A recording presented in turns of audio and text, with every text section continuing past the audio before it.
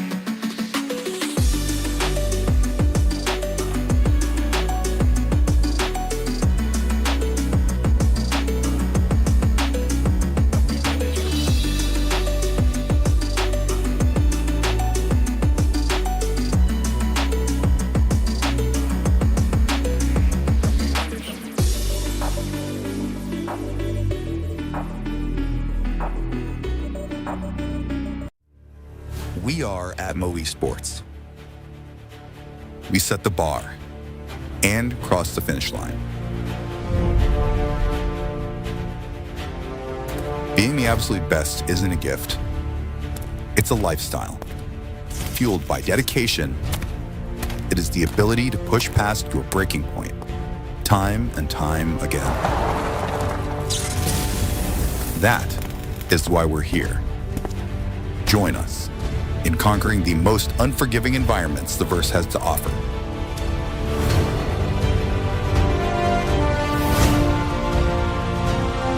Unite under our banner to become what you were meant to be. Against all odds, stand victorious amongst the legends.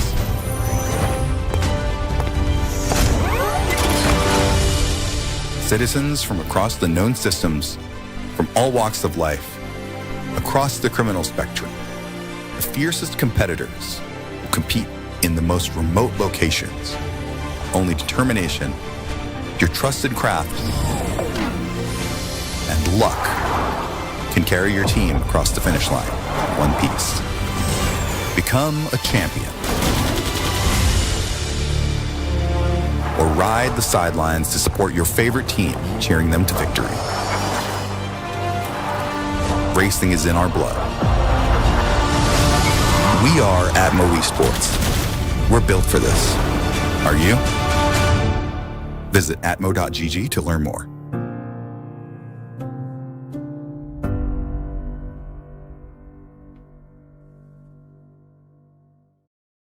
All right, ladies and gentlemen, welcome to Fight or Flight 2955. 3v3 action is happening today. I got some incredible folks here today.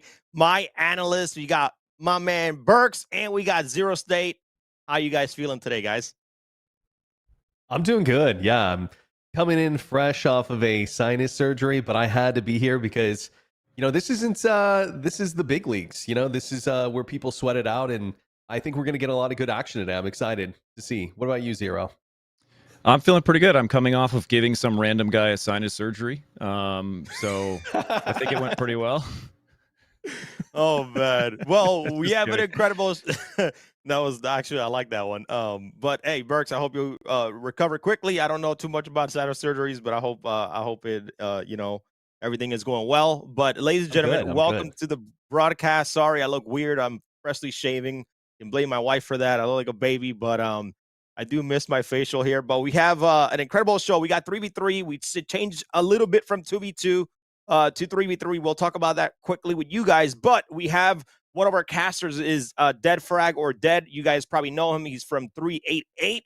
So I want to give a big welcome and thank you to not only the analysts here, but Dead as well. Dead, welcome, man. How you feeling today about Fight or Flight? Pretty excited. Mostly looking forward to seeing how things are going to shake up with the new flight tunings on live fighters and see how that might affect, group fights especially.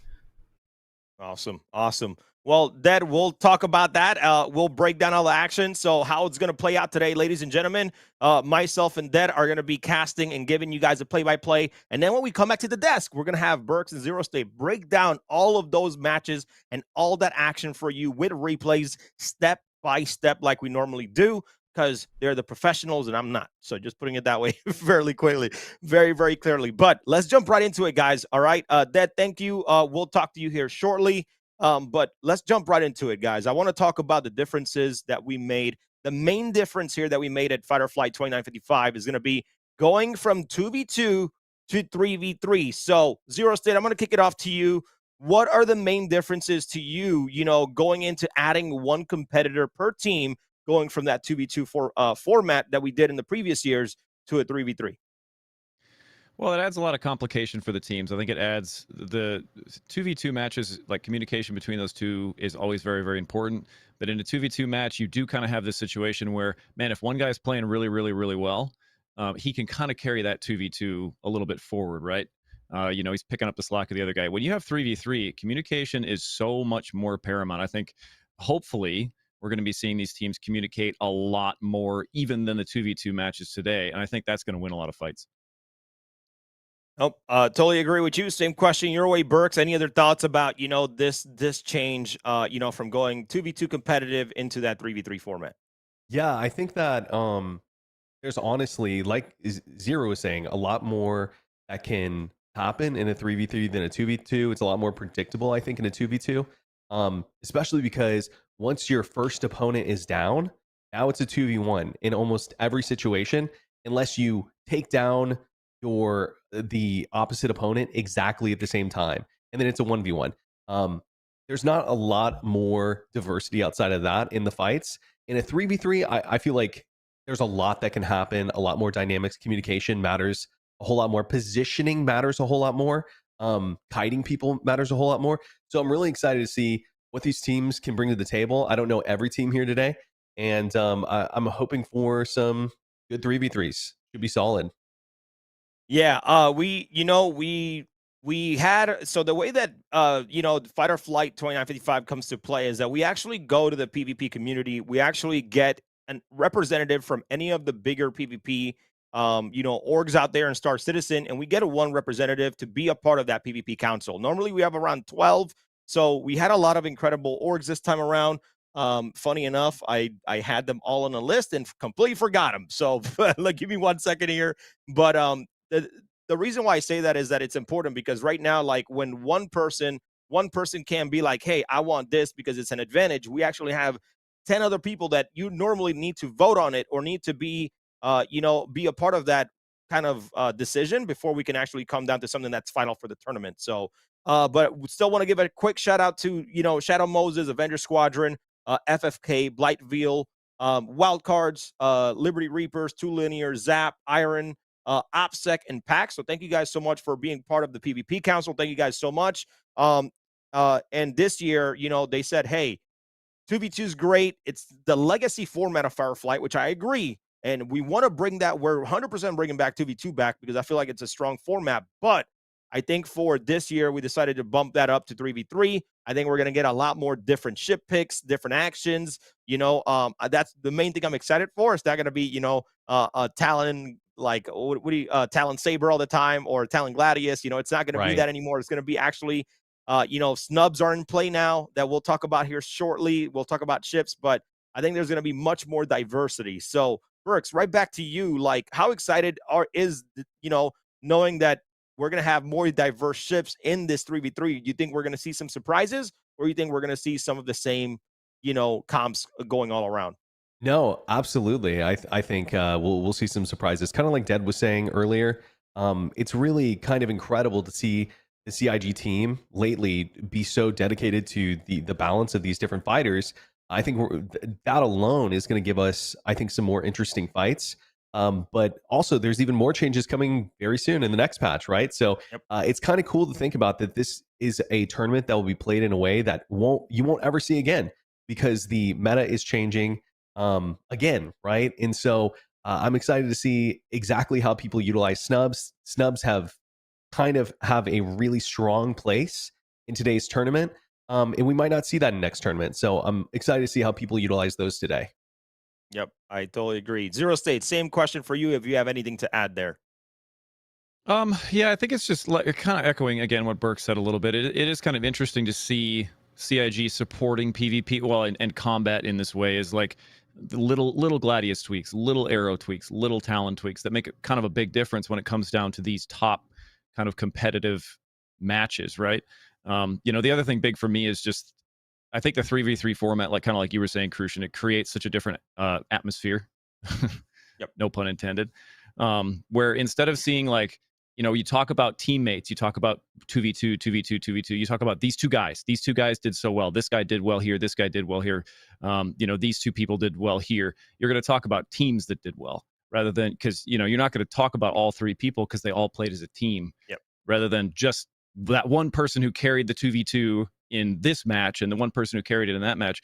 It's kind of impossible. Well, it's more difficult, I should say, to come away with that, oh, this guy carried that 3v3 and oh, the team did that, you know. And I think that's kind of a cool dynamic for this. Nope. Very well said to you both. And so let's jump right into it, guys. 2955 Fight or Flight 2955 is going to be a 3v3 dogfighting tournament this year. There are rules that we kind of, you know, kind of had to step up a little bit again. So each team is only going to be able to have one snub ship. So that's kind of a new rule that we brought in. Teams will be able to change, you know, strategize and change ships per round as well.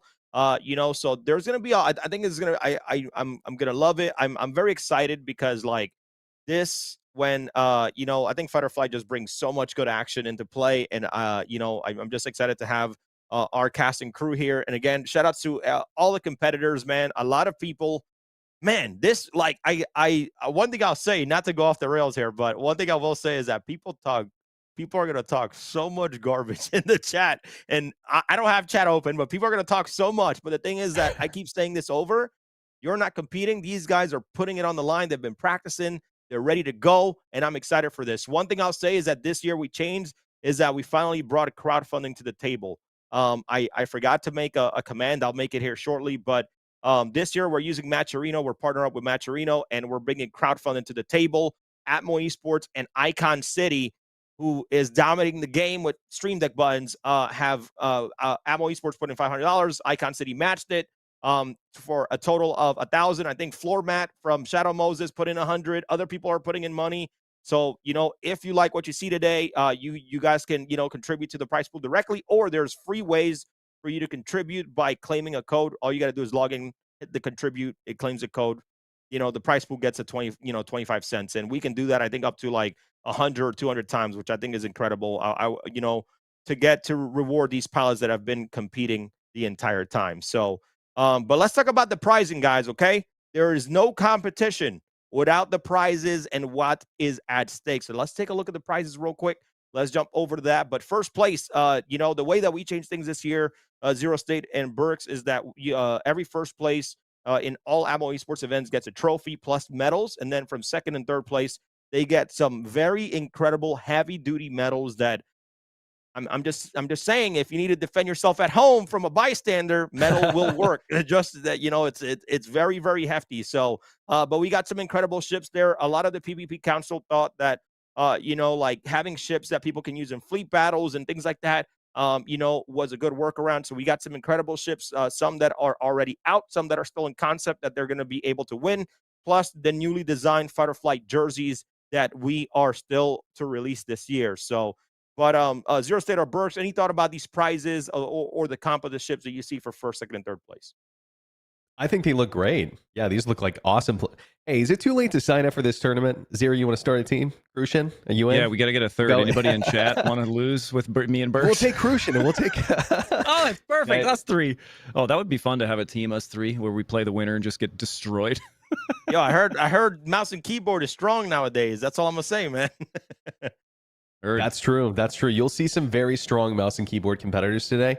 I bet you'll see some dual stick competitors too. It's a good patch for both.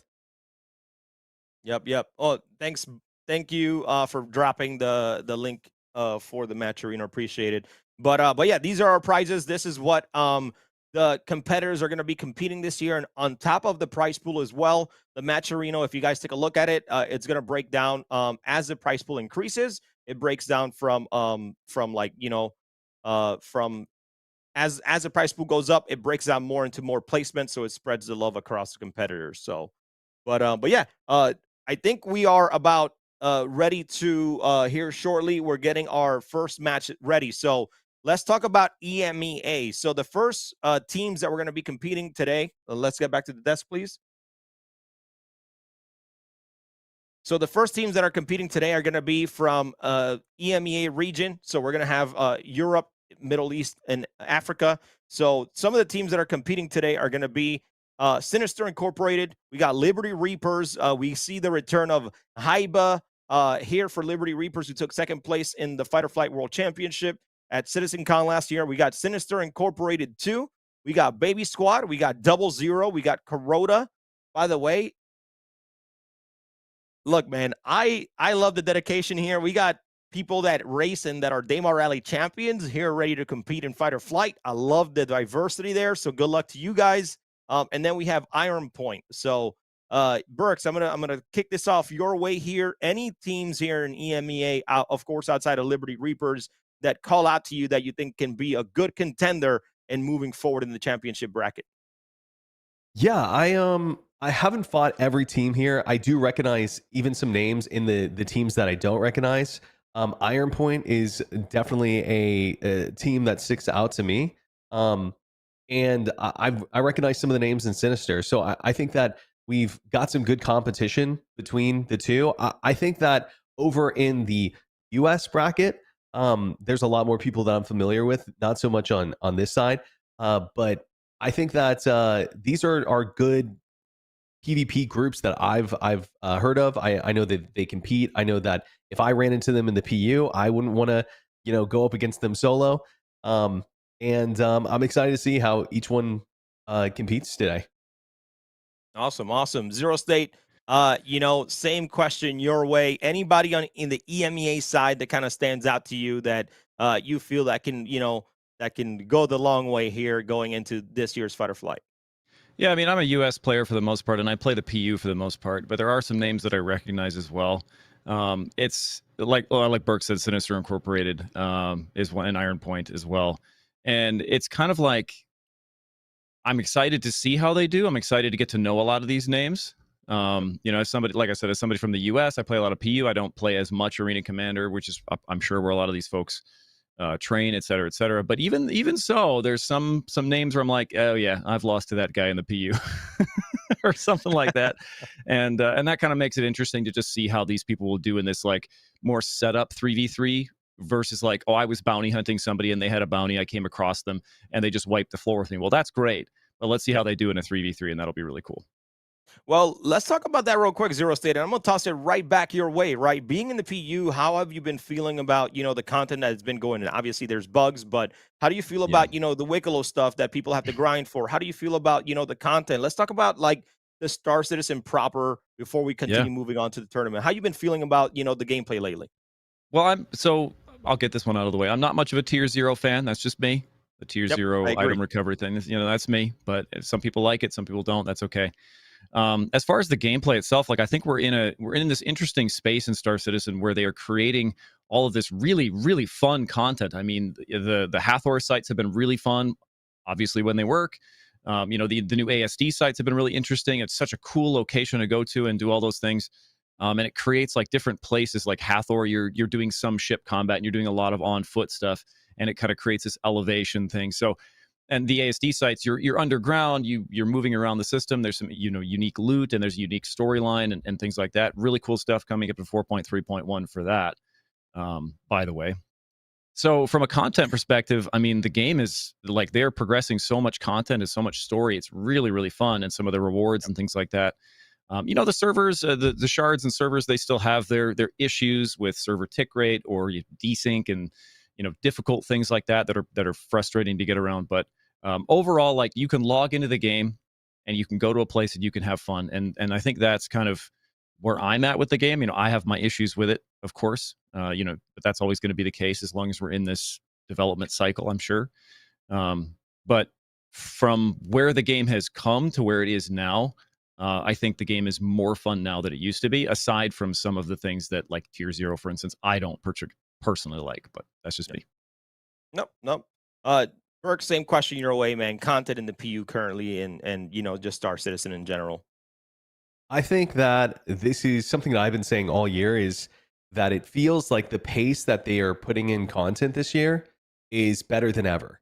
It feels like it does not necessarily feel like the year of stability for me.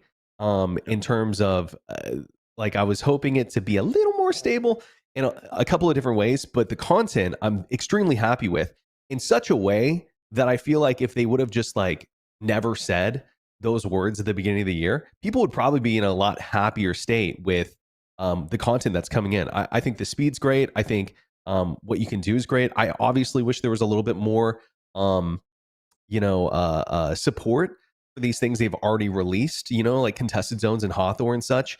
And people felt like they could continue to go back to those places and like reutilize the content there. And there are small ways, definitely, but even more so. And aside from that, I feel like the game definitely is in a good spot, but better than it was at the beginning of the year for sure in terms of stability and stuff.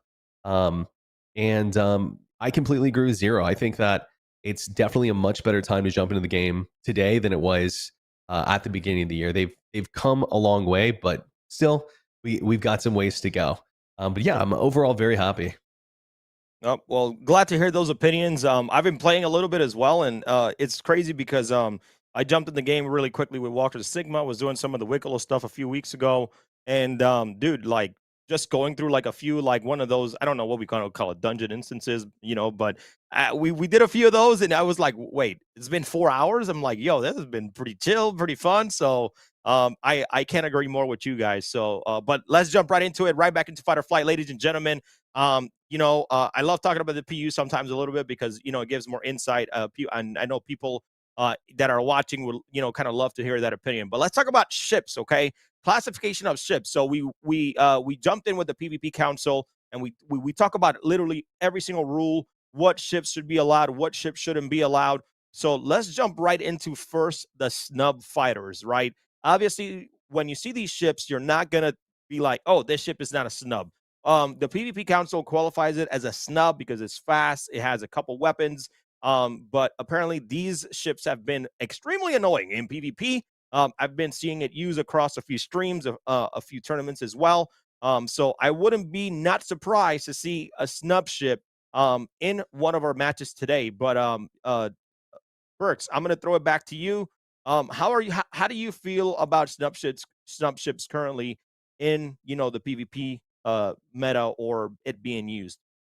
Well, obviously, I think the Pisces is going to come away today with the number one kills. I think it's Oh, the wow. absolute. No, I'm just kidding.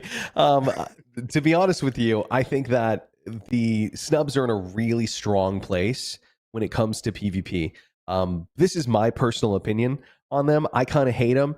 But it's because that I feel like they're really strong because they're really strong at running away, disengaging. And so if you're a good pilot and you know how to utilize that speed, you're not necessarily doing a lot of damage, especially with CF repeaters.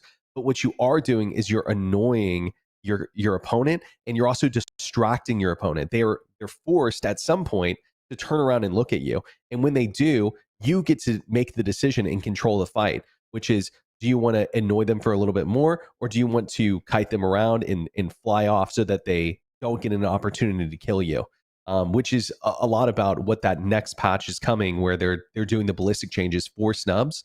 But here in this tournament, these M50s, these razors, I'm expecting to see a lot of those. I think are going to be really strong and potentially are going to win some of these fights. All right. I mean, I love that, and I can't wait to see. We're already seeing some ship picks. We'll talk about that in a little bit. But Zero State, your thoughts on the snub ships, going into the fight or flight tournament today.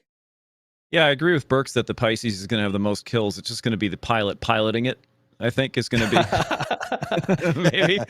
No, the thing about snub ships, and again, I'm more of a PU pilot, but the biggest thing about snub ships for me is that they are just annoying. You can't ignore them. And it's interesting when you run across somebody who's in like an M50 or a Razor. You go to Grim Hacks, you're looking in my play style, like I'll go to Grim Hacks, I'm looking for a bounty. He comes out and he's in a Razor. Okay, is this just a guy who has a Razor who wants to run away fast, or is he going to turn on me and he's a very good PvP pilot and he's going to use that Razor and carve me up? You know what I mean? So it kind of creates this duality of piloting style where, is this person like a runner, or is this person somebody who really knows how to use this ship and is going to annoy you to death with it? And that's going to be interesting to see in this tournament when people pick things like the Razor or the M50. Yep. How do they use that? Are they going to use that to buzz by people and try to distract? Are they going to use it in a way like a surgeon's scalpel, to get in there and just hug somebody's tail, forcing a team member to say, hey, I'm under attack, I got the M50s right on me, and then that has to peel another person. How are they going to use that to peel? How are they going to use that for strategy? That'll be really fun to watch. Yeah, I'm very excited to see the snubs in action. If teams are using them as well, obviously, there's probably other light fighters or other ships, but I want to see strategies being used in order to kind of move on to that forward into that bracket. There's a lot to play for here for this tournament, so I'm looking forward to it. We don't have the same movements as previous flight models. That when we had 6 Degree of Freedom, we don't have tricording anymore. So I'm very excited to see how these pilots are going to use some of these ships in some instances. I talk about this when we did the Burks, when we did the Solar Showdown, right? I love that while I would rather have 6 Degree of Freedom, but like ships being used in certain situations, interceptors and snubs being used in certain situations, I think it's such a cool way to kind of like make sure these ships are utilized throughout combat. So let's talk a little bit about light. Yep. Let's talk a little bit about light fighters here. Going into it, we have a lot of light fighters, guys. Zero State, I'm going to toss it to you real quick to kick things off here. Light fighters, man. I'm guessing this is probably going to be that area where it's going to be heavily used across the tournament. But give us your thoughts. Anything you would like to see or anything that is currently dominating?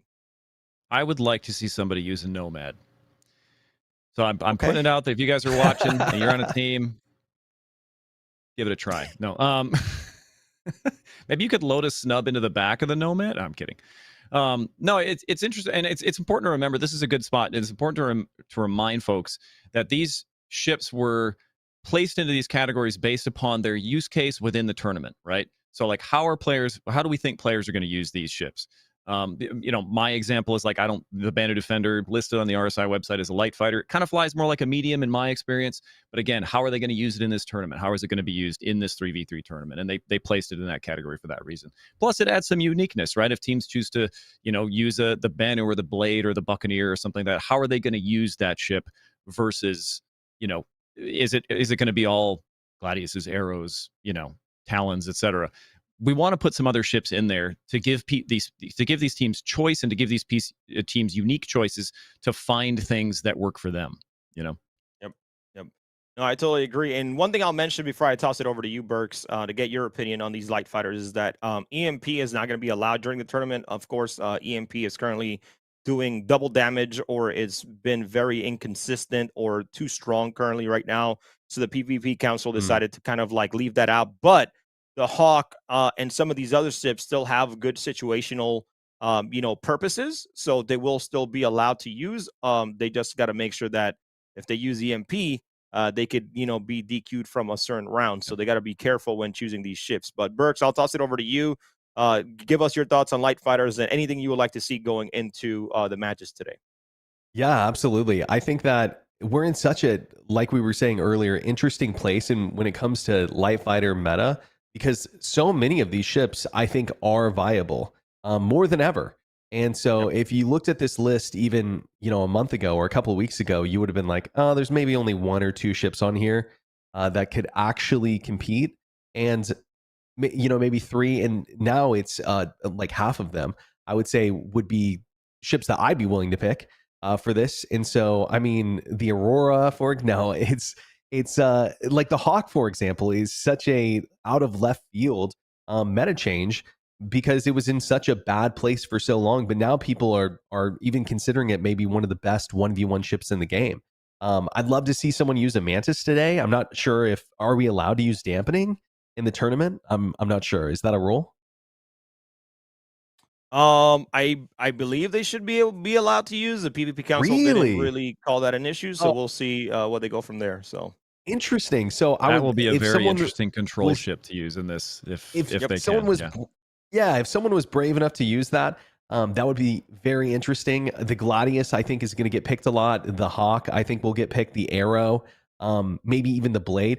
Buccaneer, if someone's looking for maybe a interceptor sort of feeling yep. with more firepower, we'll have to see. I mean, the Buccaneer goes down a lot easier just because it's a bigger target. Um, so we'll see what people utilize. I'm very interested to start seeing the first couple matches and seeing what's in people's minds of these are the ships that are going to win me the tournament and what people decide on. Yep.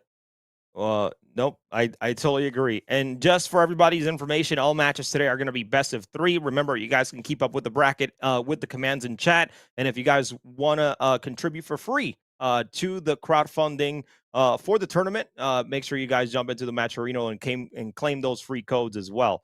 But lastly, before we jump into, we're about to get started here, guys. We're about to start our first matches. But before we do that, let's take a look at the last category of ships. Is going to be our heavy fighters here today, where we only have a few. So the rules of fight or flight is, 2955 is that if because there's a lot of ships that are not unfortunately available in Arena Commander, ships have to be available in Arena Commander in order to be a viable ship. I just want to make that very, very clear. So we have these are the only heavy fighters that are currently rentable in Arena Commander that teams will be able to use. Now, Burks, right back to you. Do we any feels that we're going to see any heavy fighters going into today's tournament? Absolutely. I mean, I want to shake the hand of anyone who flies a Vanguard, by the way. But aside from that, I think you'll see some serious competitors pick the Scorpius specifically. Now, could someone pick an Antares? I guess maybe, but I don't see the benefit of picking an Antares over the Scorpius unless there's Yeah. an unforeseen reason I don't see. I think that you won't see anyone in a Vanguard today. I'd be very, very surprised. It could happen. I think that I would be even more surprised to see that person win. So I guess we'll see. But Scorpius has interceptor tuning, and this obviously is a situation you can't have a gunner. But a Scorpius with a gunner with interceptor tuning can be really scary. And I fought quite a few in the PU, and it's a strong combo. So I'm excited to see if anyone picks it. Yeah, and to add to what you just said, Burks, is that this time around we are not letting turret gunners or any secondary fighters in ships. It's all going to be 3 ships in the future as we continue, hopefully getting spectator mode, so we can be able to get the proper feeds and angles. Then probably at that point, then we'll go ahead and maybe allow that in the future if it's a viable option for 4 teams, and if the PvP councils at the time decide, then we can move forward with that. But Zero State, your thoughts on heavy fighters? You think we're going to see any of these today? Yeah, I mean, like kind of Burke said, it's kind of a shame where the Vanguards are at the moment. They had such a strong past, as strong ships in the game, and there's a lot of tuning that CIG has to do to figure those out. So I doubt that we'll see any Vanguards today. I think in a 3v3 format, you have a higher chance of seeing something like a Vanguard, just as, with the forward-facing firepower of 4 size 2s and, a size 5, could be a third partier in some scenarios. But again, why use that when you can use the Scorpius and have, similar HP and similar survivability and better maneuverability with similar damage output? You're probably, if we see any of those heavy fighters, we're probably going to see Scorpiuses, I would guess. All right. We are going to skip medium fighters here. Our matches are about ready to go. But before we do that, guys, I just want to talk about one big thing that we recently announced this week. We have Enter Atmosphere 2956. If you were there at CitizenCon last year, Enter Atmosphere is coming back. It was in Manchester, and now we're going all the way somewhere we never thought we were going to go. We're going to be in Sydney, Australia, where we're going to have Chris and Sandy Roberts along with the community director Tyler Whitkin in person at the event. It's going to be a massive spectacle. You're going to have ship and grappler racing. You're going to have dogfighting exhibition. It's pretty much a celebration of the entire StarCitizen community in the APAC region. So we're going to play a quick trailer. When we come back, we're going to get our matches started. So thank you guys so much for hanging tight and enjoying the pre-show. Thanks so much to Burks at Zero State for giving us their thoughts and opinions about everything, about the ships, about the breakdown, and what's currently going on in StarCitizen. So, guys, please, if you are in the Australian region, make sure, or not region, but in the APAC region, make sure if you guys are able to, make sure you guys come and be a part of the celebration. So let's kick that trailer. We'll be right back. Get ready, Australia! For the first time ever, the ultimate StarCitizen event comes down under. Experience Enter Atmosphere 2956 live from Fortress Sydney. Join fellow citizens, share drinks, stories, and celebrate the universe at the Bar Citizen. Witness pilots go head-to-head in ship races and intense dogfights. Feel the energy of a live crowd as they compete for amazing prizes. The countdown has begun. Secure your tickets for the Southern Hemisphere's biggest StarCitizen event. Visit atmo.sc/EA56 to learn more. All right, Dad, welcome, man. We're gonna get started here with match number 1. We didn't get to do predictions with Zero State and Burks, but we'll get back to that later. But we have Sinister Incorporated 2 versus 00. Dad, any familiarity with these teams? So the only team that I'm actually familiar with here between these two is Sinister, and I've only seen the FPS side, so I'm kind of curious to see what the flight side is going to be like for that. 00, I don't think I've heard of them yet, but I'm interested as well to just kind of see what they're capable of. So awesome. A Yeah, lot of fresh faces. Yeah, I love seeing fresh faces, to be honest, man. I love seeing new competitors in fight or flight, and we're about to get this match down number 1. But Dad, we're looking at the matchup here already. So Sinister Incorporated 2 will have Banu Defender Gladius and Anvil Arrow all in CF repeaters, and then we have 00. We're gonna have Anvil Hawk, Anvil Arrow, and Gladius. We're gonna see a combo of CF repeaters and NDB lasers. What are your thoughts on this comp here for these two teams? So just based on I'm looking at the loadouts primarily. 00 having the NDBs on the arrow kind of makes me think that they're going to be using that to, engage more in knife fighting and closing the distance, because otherwise the enemy could easily, get away and they could kite out, extend from the fight.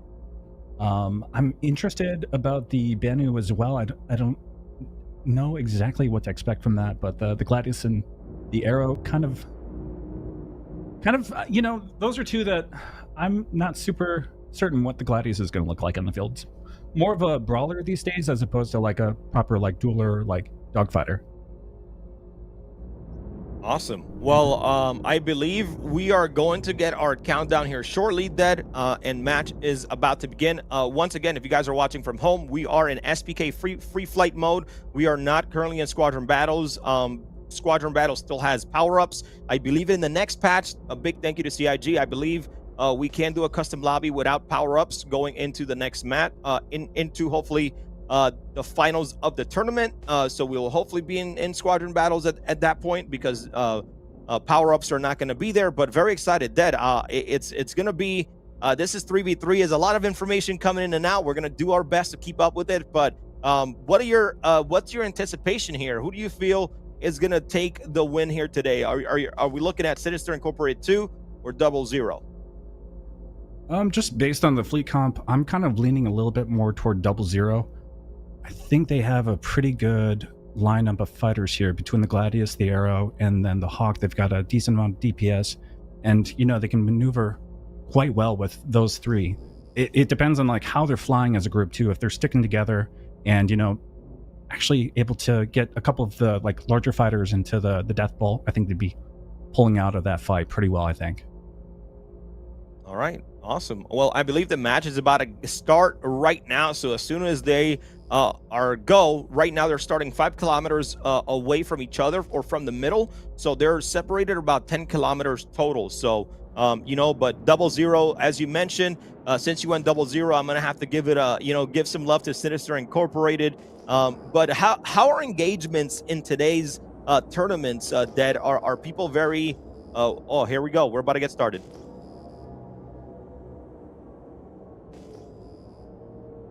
Feel free to take it away, Dead.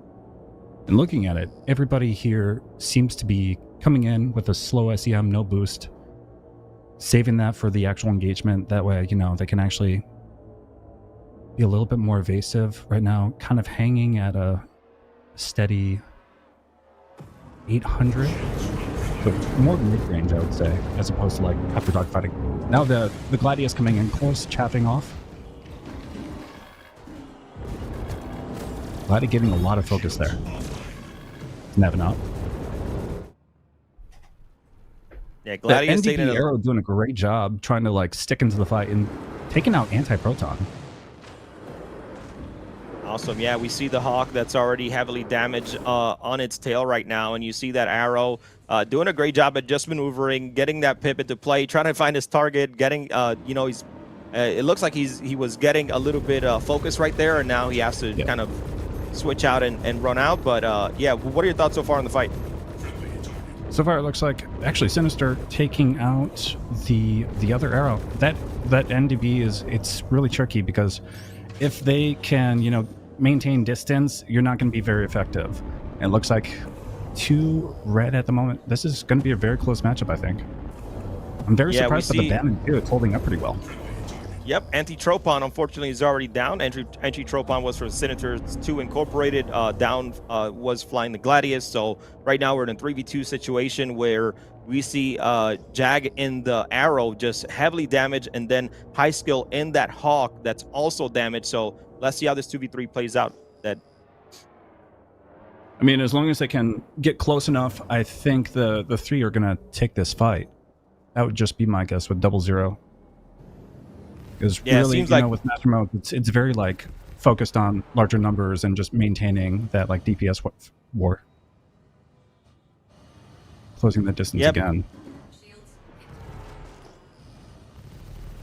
Yep, here they go, trying to take advantage and going after the Hawk since it's damage, and hopefully trying to get that down, so that way they can hopefully have that 2v2 advantage. But I mean, if like the Hawk did go down, and boom goes the ship, the Boundless Defender taking it out. Now it's a 2v1. It does seem like the Banu is being used primarily to just tank a lot of the damage, whereas, the other wingmen can take over, close in the distance, and, try to catch a pancake or catch the fighter in a better position on those merges. Yeah, how do we feel that? How do we deal with, obviously ships are changing, nav mode is allowed in this tournament. How do we feel other than missiles, of course, once they change the nav mode? Do you feel like missiles in today's environment are in a viable status right now? And boom goes the Boundless Defender. Yep. And that first round going over to 00 there. I do think that missiles are actually in a real good spot right now, just because you can consistently flare them off, I feel. And cross section now being, instead of having to use like the flares, you have to use a chaff to, you know, get your body off the entire like radar, right?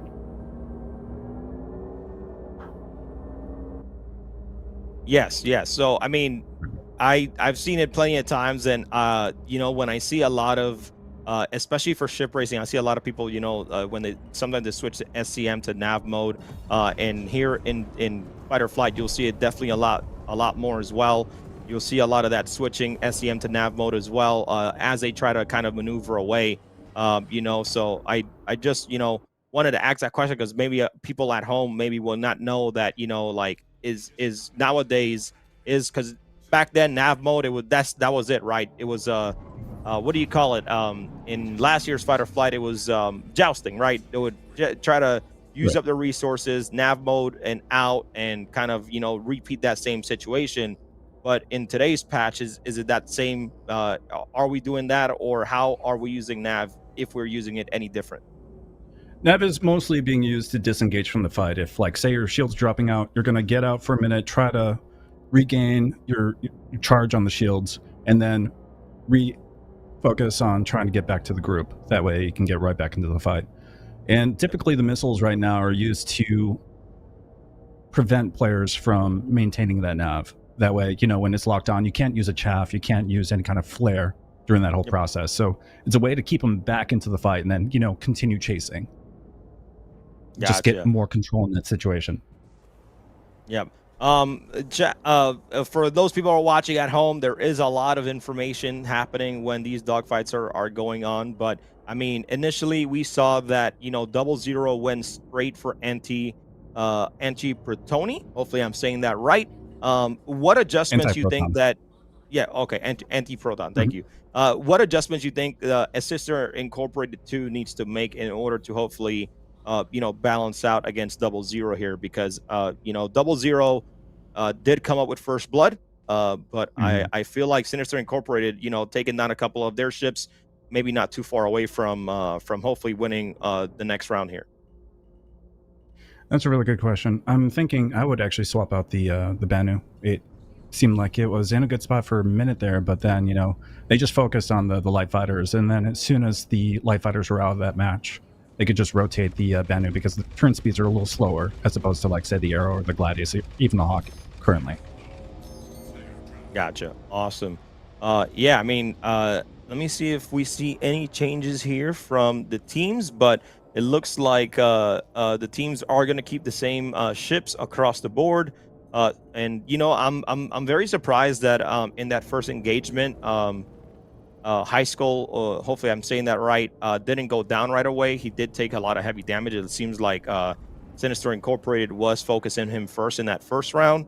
So Mhm. let's see how Sinister Incorporated 2, how they, you know, strategically, you know, how they strategize going into round 2, and see if they can either balance it out and go 1-1, or if they're gonna, you know, go 2-0, and then 00 will take this matchup here. So I mean, personally, I would say their Arrow and the Gladius need to be the focus if Sinister wants to take this match, because yeah. right now they're just dominating with this. It's a really good comp with the Hawk. Even though you can't use the MP, the hull HP is in a really good spot at the moment, so it can actually like maintain. It can still stay in the fight longer than it used to. It used to be in a horrible spot. Turning speeds have been like adjusted as well, so it feels like it's a lot more viable on the field.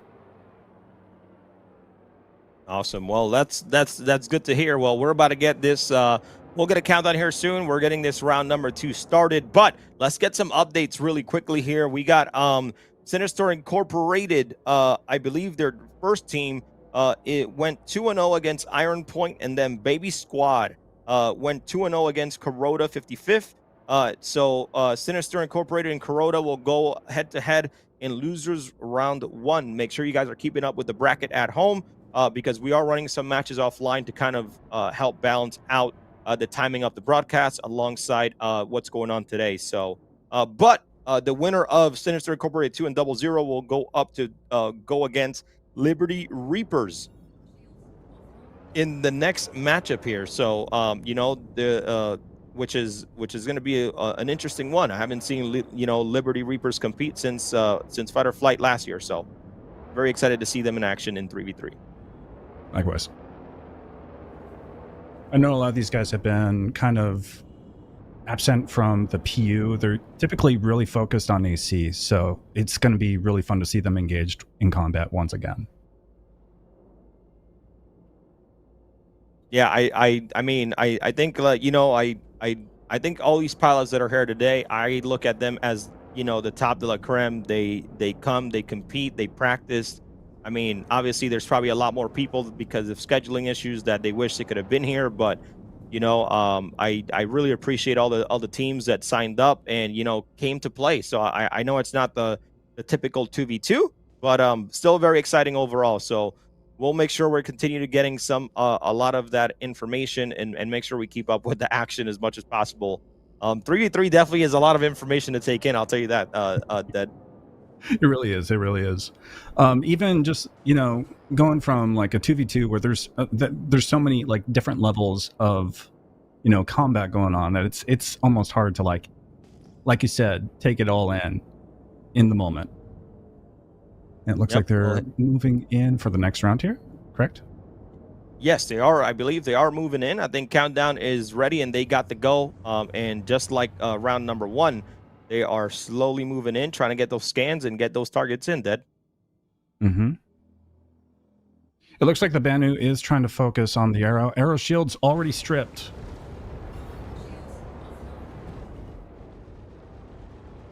A little bit more of an aggressive push this match as well. Look at this. SKS taking out Gauges. Hope I'm saying that right. Very effective with those shots. We have the other Gladius trying to kite out from the match. Yeah, I think right here, 00 is getting a little bit comfortable and already know how to play the second round and kind of trying to throw them off, trying to go in a little bit more aggressive, like you mentioned. And boom, goes the Gladius. That gets taken down. Anti-Proton out of the way. 3v1 situation. I think this is a wrap here, Dead. I think so as well. They're really using that arrow to, you know, the best advantage with those NDVs and making every shot count because of that high DPS, as opposed to like CF repeaters where, you know, it has like high velocity shots, but less. It's more of a balanced laser repeater as opposed to the NDV itself. And that's match. 00 taking second. Yep, 00 goes up 2-0 in our match number 1 here. Man, any thoughts seeing that second round compared to the first one? It just seems like 00 got a little bit more comfortable there. What are your thoughts before? So I think that it seemed like they really anticipated the movement a lot better. They merged right into that, and then just, you know, man, they really hard focused that arrow right at the beginning, and then focused on the Gladius, and then, you know, you had your tank, but it was only just the tank left with the Banu defender. And as soon as he was, you know, like by himself, he was just in the, you know, in the death ball. He just couldn't get out. Yep. All right, Dad. Well, I appreciate it. We're going to take it back to the desk, to the analyst desk. So we got Zero State and Burks who's going to be breaking down all this information overload for us here shortly. So let's head back to the desk. Oh, man, that was our I love Zero State. I love his impression already. But, guys, I know that's a lot of information going on at the same time, but that felt like 00 did an incredible job, especially in that round 2, got a little bit more comfortable after kind of like understanding their opponent a little bit more. So, but, you know, I think Zero State, you probably got something to say first. So let's toss it over to you, man. How do you feel about that match number 1, Sinister Incorporated 2 versus 00? He just says that because I like the Banu Defender. Okay, I was excited.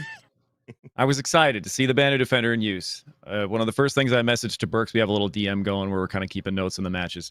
And I said, these guys got to use the Defender as a tank. They got to get in there and sacrifice the Banu. That's all they got to do. Full power to shields, noise when you can, try to get focus, and then try to pancake one of the other fighters. In the first match, they started that way. They were really close to kind of pulling off, I think, what they wanted to do with the Banu.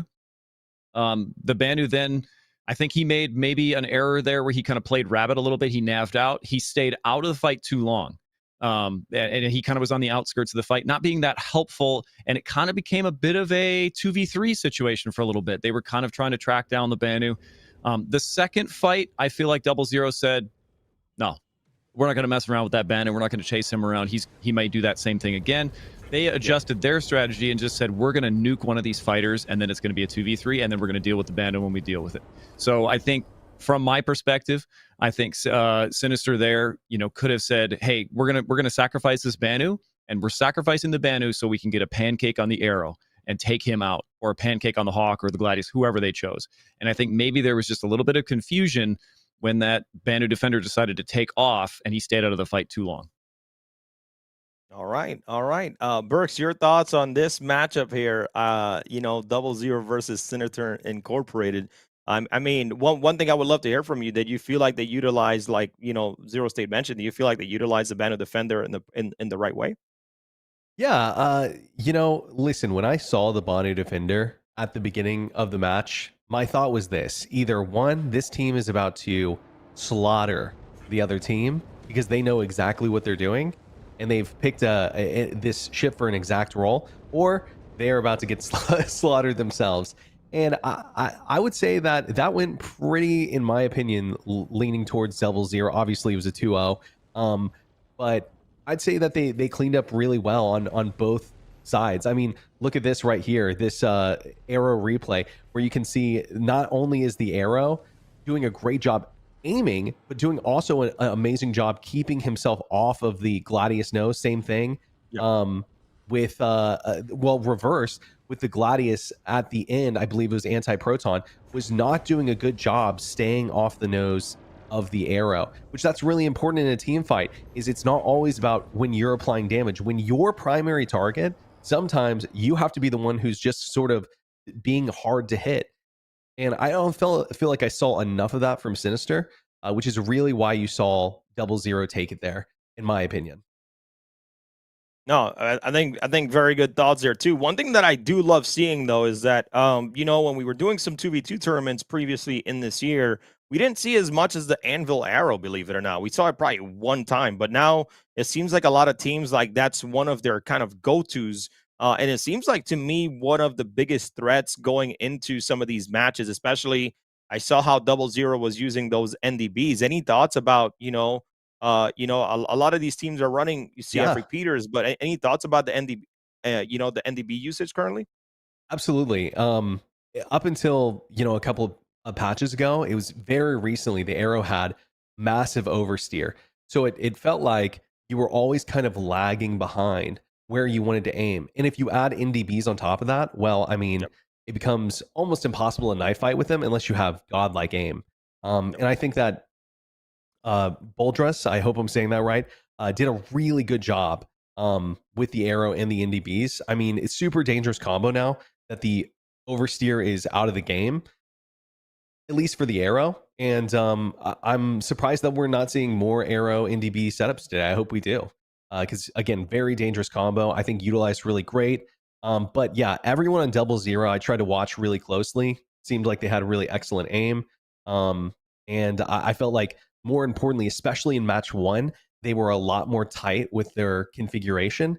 You saw a lot of the Sinister spreading out during match 1, especially after they lost their first fighter. They had a lot of time that it took them to catch back up together and unite. And I feel like those were kind of the flaws that lost them the rounds. Yep. Any other thoughts from you from this battle here, Zero State? Yeah, I mean, well, it's kind of like I said, I've been chatting in the chat here and there, but I am a little bit surprised that we didn't see a couple, maybe 1 or 2 more ships switch to NDBs in the second match. I kind of chatted with Burks a little. I said, hey, NDBs are kind of inconsistent. Sometimes they work really well, sometimes they don't work as well, and they really worked well in the first match, I thought. And then in the second match, you saw them work well again for that arrow. So I think maybe in the rest of the tournament, maybe we'll see some more people try that out a little bit. I personally, I could have seen the Banu defender try NDBs, because 4 size 3s is a lot of damage, right? Especially when you're using NDBs, you just boost in, get close, and try to nuke somebody, right? I think that might have been a good play there, or something to try, because the first match, the Banu wasn't working great for him. If you're going to stick with the Banu, maybe try a different loadout, I would have liked to see maybe from Sinister, maybe a little bit more noise use as well. It kind of felt like the Banu, like I said earlier, he took off, but if he would have stayed tanked and noised a little bit, tried to, mitigate a little bit of that damage rather than running from it, I think maybe they would have stuck together a little bit closer. So it'll be interesting to see kind of how teams use NDBs going forward, as well as maybe a little bit more noise.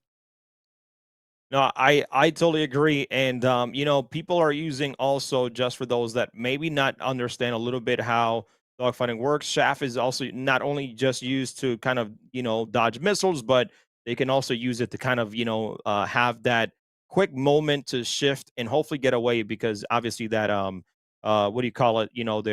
Their target, they're gonna be scrambled for that little while. So, or the pip is gonna get scrambled during that point. But guys, let's take a quick look at the other matches here, because I want to talk about that real quick before our next matches begins, while the team are getting ready. But we had match number 2.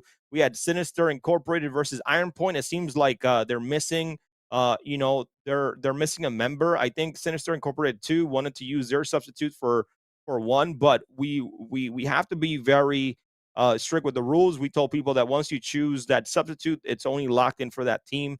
So, Sinister Incorporated, though, I do appreciate you guys, regardless of, understanding the rules and still going with the battle on a 2v3. But we see the Anvil Arrow and the Asperia Talon, but we also see Iron Point running Anvil Arrow, Drake Buccaneer, and Gladius for this battle. Any thoughts there? Because even in the second match, they ran M50, Drake Buccaneer, and Anvil Arrow as well. So any thoughts about, I know we didn't get to see any footage of that matchup, but any thoughts there about these different comps? Yeah, it's hard to gauge any 2v3 battle, it's that kind of makes it just a challenge to say, like, well, why did they win? Probably numbers. But at the same time, like if you're choosing a Buccaneer, if you're, and Iron Point could have saw this as an opportunity to say, hey, let's try some different tactics. Let's try some different things here. Let's see what works, see what doesn't. And, obviously still try to get the win, because you're fighting somebody who's a top PvP group, right? So anything can happen. But, when the odds are in your favor, that's a good time to take some risks and see what works. Yeah, and we'll be able to see Iron Point here coming up in the next few matches. I believe right now we will know. I believe we're gonna get match number 5 ready. So that's gonna be Liberty Reapers versus 00 coming up shortly, and then right after that we're gonna see Iron Point and Baby Squad. So we're getting that matchup ready and getting their feeds. But we also saw Baby Squad versus Kuroda 55 Kisaki Squadron. Kisaki Squadron ran the Asperia Glaive, the Anvil Arrow, and the Asperia Talon, which how do you guys are feeling about the Glaive? Is it a viable option in today's PvP environment? Personally, I wouldn't fly it, but this is all comes down to the pilot and all comes down to style. I also wouldn't, if I was in this tournament, you wouldn't see me flying the M50 either. But I think that there will be people who are super dangerous with it today. Yeah. I think that the Glaive is all about opportunism, the same as the NDBs, right? We were talking about this earlier, how NDBs are in a much better place. You have to remember, it's not 2v2. So you're going to get a lot more situations where you're looking at someone's top, you're looking at someone's back, you're looking at someone in an angle that they're not expecting you. And if you can hit someone with a Glaive from those angles, well, I mean, they're going to go down really fast. It only takes a couple of shots with the Glaive, the size 5, right? Yeah. Well, on the other side of it too is when you're in like a 3v3 situation, or when there's more than 2 of you, especially, it's a lot easier to say, okay, I'm going to put pilot 1 is going to get in the pocket. You're going to get right behind somebody, and then another person's going to layer on behind you. So if you can get somebody with NDBs on an arrow, for instance, in that pocket right behind somebody or up close to somebody, you can have somebody else, another 750 meters or kilometer behind that person, taking shots with something like Panthers or whatever to try to make use of their ranged capabilities, because they have faster projectile velocity. So like we've talked about all day, kind of between the 2v2 and the 3v3, you get a lot different strategies that come out in the 3v3. And that'll be interesting to see how these teams do that with the range differences of some of these weapons. Yeah. Honestly, until you guys mentioned it, I didn't know how, like if you don't, with NDBs, if you don't have to hit and you have to be close, which makes a lot of sense for the arrow, because of, but even back then, the arrow was probably one of the best, night fighters, period, when we had, 6 degrees of freedom, and it's still doing pretty well. So glad to see that combination kind of coming out to play. So We also have I believe match number 4 that is currently underway. But again, Sinister Incorporated seems like they're a little bit what do you call it? Have only 2 people. So we'll see how that last match turns out. But one thing I do want to mention is that the brackets and how you're going to see it is that Group B is EMEA, Group A is going to be North America. So each group is broken down per region. The top 4 teams that move on into the championship bracket, it will into the top 12 will be a mix of 4 people from each group or region. And then what happens here is that in Group A, you're going to have 2 people from the on the winner side. I'm sorry, 3 teams on the winner side, and then 1 team on the losers. You're in Group B, which is EMEA. They're going to have 3 teams on the winner side, and then 1 on the loser side. And then the region that had the least competitors sign up will get 2 people on the winner side and then 2 people on the loser side to kind of make up that top 12 bracket that when you go to see the bracket, you'll see finals. You'll be able to go see it there, and you'll be able to kind of see all that. So that's how the bracket is broken down. So that means that for the championship bracket, we're going to have teams from different regions, and time will be there'll be a time that we're going to choose that all regions are going to have to play out. And we're going to try to run as much matches up to top 6. And then the next day after, we're going to do the final bracket. So that's how we're going to determine your champion this year. Again, thanks to the PvP Council for helping make the decisions and put everything together this year. So, but yeah, I believe we're still waiting for, so we're going to go up to Liberty Reapers versus 00. Now, for Liberty Reapers, we got Hypa, Red Rum, and Sego. And then 00, of course, we got Asko, Boldras, and Skitsito. Hopefully I say that right. But I know we haven't seen comps yet, but Zero, I'll throw it to you. Any thoughts here? Do you feel like Liberty Reapers, coming from 2v2 to 3v3, that, they're still going to be as strong as a team, going into this, into their first match of the day? Yeah, I don't see any reason why not, really. I mean, the Liberty Reapers is a group that they fly together all the time. So 3v3, 3v4, 4v3, 2v4, whatever. These comps are all things that they have experience in. In the PU, in AC, they fly all these all these kind of matches, right? One thing I will note is that 00 is fresh off a match, right? So they're warm. And Liberty Reapers is coming to this a little bit cold. Even though you're experienced in PvP and you're experienced in setup, combat and these kind of matches and things like that, and even though you're practicing together and you're practicing against people and with people, etc., there's something else. And I've been in a few of these Atmo Esports events. There's something else about you've already played a match and you get that out of the way and you're more comfortable for the second match. So that'll be interesting to see what 00 does with that. A very good point. Being warmed up, So, and by the way, when teams are waiting and for different matches, they can jump into AC real quick and warm up themselves if they want to. But Burks, any thoughts here on Liberty Reapers and 00 match coming up next? Yeah, I recognize all the names from Liberty Reapers. I think that they're all good pilots. I don't really know how to gauge them against 00, but I really liked the performance I saw in the last match. So is this going to be a really tight-knit match, or is it going to be a sweep? I think we're about to find out, right? I'd love to know is the comp that they're flying ready yet? I'm not seeing it in the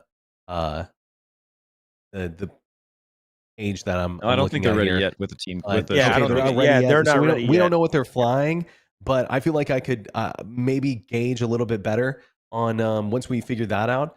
The thing is that Liberty Reapers established PvP org. They've been around for a long time.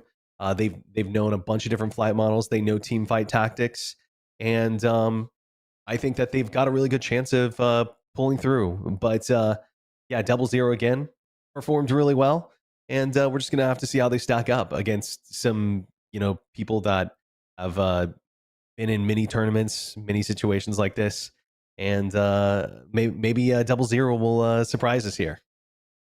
All right. Well, I believe teams are getting scanned, so we'll get that information. While we're getting that information, let's jump over to back to some of our ships, and let's take a look at our medium fighters here for today. So these are the legal medium fighters for the tournament today. And once again, I want to thank all the competitors for joining us and competing in this year's Fighter Flight 2955. I know that as hopefully things improve, and there's still a lot of weapon balancing is still hard apparently, but we'll get that hopefully in the future. I know it's not like a big concentration, but these are your medium fighters. Guys, I'm gonna say it right here, man. I haven't seen a Sangtok Yai yet. I want to see a Sangtok damn Yai up in here. So you know, so I'm what are your thoughts, guys? I mean, so far we haven't seen any medium fighters. Do you think we're gonna see any today? No Other than the Hornets. Glaive, of course. Surprising to me. I mean, I think that the general disposition of the PvP community is that the Hornet isn't super good anymore after the most recent changes. And I feel like I would probably put it in the same, like I would probably put it above the Banu, but I don't fly the Banu much. So I'm interested to see if anyone does pull it out and can utilize the Hornet. I mean, because the Mark IIA it's still not bad. It's just it's not a dogfighter. You're not going to see it win a lot of 1v1s, especially if someone is really good at getting close in and rate fighting you. But it still can put out a massive amount of DPS. I don't think the DPS got nerfed at all. And so 2.5 times almost what the Gladius has, especially if you are rocking the CF repeaters versus the NDBs. You don't get that much of a boost from just doing the NDBs, especially because you have to downsize because there's no size 4 NDBs. And so having that 1800 meters a second velocity and also having that amount of DPS is can be really strong. Are we going to see anyone with it? I mean, I guess we'll see. I mean, we're getting a Glaive, so that will probably be the first medium fighter we'll see today. That is true. Zero State. Any thoughts here on the medium fighter? Is there anything you'd like to see going into the competition today? Well, I'll tell you what. After seeing, go ahead. Yeah, go ahead. No, you good. You got it. I was going to say, after seeing all the ships, we have a chance here. We could have an all-alien battle. I'm just saying, you guys can make it happen. If you guys are listening, you can make it happen. Yeah, I mean, I wouldn't be surprised if we see, at least one Hornet of some kind today. I could see a team trying it. I feel like, if I'm like, for instance, Sinister, the Banu didn't work for you, but you still want a ship that's, you don't need as much speed, but you want that damage output. You want a little bit more tankiness, maybe. I could see them saying, for me, I might have said, switch to the Hornet, load that thing up with, whatever NDBs or whatever you want to do and try to get in close and try to just nuke somebody as much as you can. So we'll see if somebody uses that as a tactic. I see the Hornet in this is a bit of a nuker, rather than a dogfighter. Spend all your noise, try to become the target, try to do as much damage as you can. And we'll see where they go with that. I'm hoping to see a couple of those. I'm also kind of hoping to see a couple of sabers. I remember at our CitizenCon Atmo Esports event this last year, we were surprised to see a few ships. I think the Saber was one of those ships that we were a little bit surprised to see, and then it ended up doing very well. So we'll just have to see how these teams use them. All right. Well, I believe we're about ready for our next matchup. So, guys, thank you so much for breaking that all for us and giving us more insight on the tournament today, Firefly 2955. Guys, we're going to head right back over to Dead, and we're going to break down the next match for you guys. The Liberty Reapers versus 00 coming up next. All righty. Dead, how you doing, man? Had some great discussions there with Zero State and Burks, man. But how do you feel after that match number 1? After match number 1, I'm very excited to see how 00 contends against LR, because again, this is a group that I'm not super familiar with, and I know LR's they've been around for a long time, seasoned pilots that have previously done a lot of these competitions. They know what they're doing, especially in group fights. So I think personally, I'm a fan of LR. I think they'll do really well this match. Awesome. Well, I still didn't get to do it with Zero State and Burks, but no, man. One thing I will say is that at last year's CitizenCon during Manchester and Enter Atmosphere 2954, I'm gonna say something here that might be controversial and that people may not want to know, but I'm gonna say it anyways. Look, it doesn't matter what org you're from. I know a lot of people don't like each other around here, but man, when people came together at Enter Atmosphere 2954, the vibes were at an all-time high, man. Everybody was talking about combat and PvP and just the game and just enjoying themselves. And it was such a fantastic time, but Haiba is, I got to learn about Haiba a lot. He's such a great person, especially, in person, man. Got to know him. Just great personality overall, man. And I, love seeing them back here, ready for action again versus 00. So. Yeah, do you have any predictions on who is going to win this next match? Because I'm seeing like a really solid fleet comp on both teams. I love that we finally get to see the Talon in action, especially one of my favorite ships. Yeah, so Liberty Reapers, we see Haiba in the Talon, Red Rum, Anvil Arrow, Sego in the Gladius. We see High Skull and Anvil Hawk, Boldress in the Arrow again, and then SK Cedo in the Gladius. So I mean, I'm gonna stay strong here. Liberty Reapers Haiba and his team came in second place in the Fight or Flight World Championship. So I'm gonna keep it here. I'm gonna keep it with the veterans. I think Liberty Reapers got this on lock. Yeah, I think so as well. They're slow boating over to the. Oh man, look at this! Look at this. They're really doing a great job, 00, with sticking together. Same with even LR. I mean, this is going to be a very close match, I feel. 6 out. Yeah, not too far out, getting those pings going here, and I believe the engage is about to begin here, not being so far away. But I totally agree. Sticking together like this is where the team's communication is going to fail, and I've seen that too many times. Casting a lot of these tournaments. That. It's especially different than say like the PU when you have those party markers. When someone like chaps in the middle of the fight like this, it's very disorienting for a moment. You have to like situate like where the enemy actually is on the field, and then even more important is making sure that you're sticking with the team. Haiba already out of the match there. That was very fast. They really hard focused on him. Oh no, he's back. He just blacked out. Just blacked out. Never mind. Disregard what I said. Yeah, he just blacked out to disengage. But man, Sego, I'm not gonna lie there to you, Dad, but he was on point, on pip. Didn't miss one missile, implementing so much damage on SK Cedo, bring him down there, man. But man, that was a pretty strong engage and start there.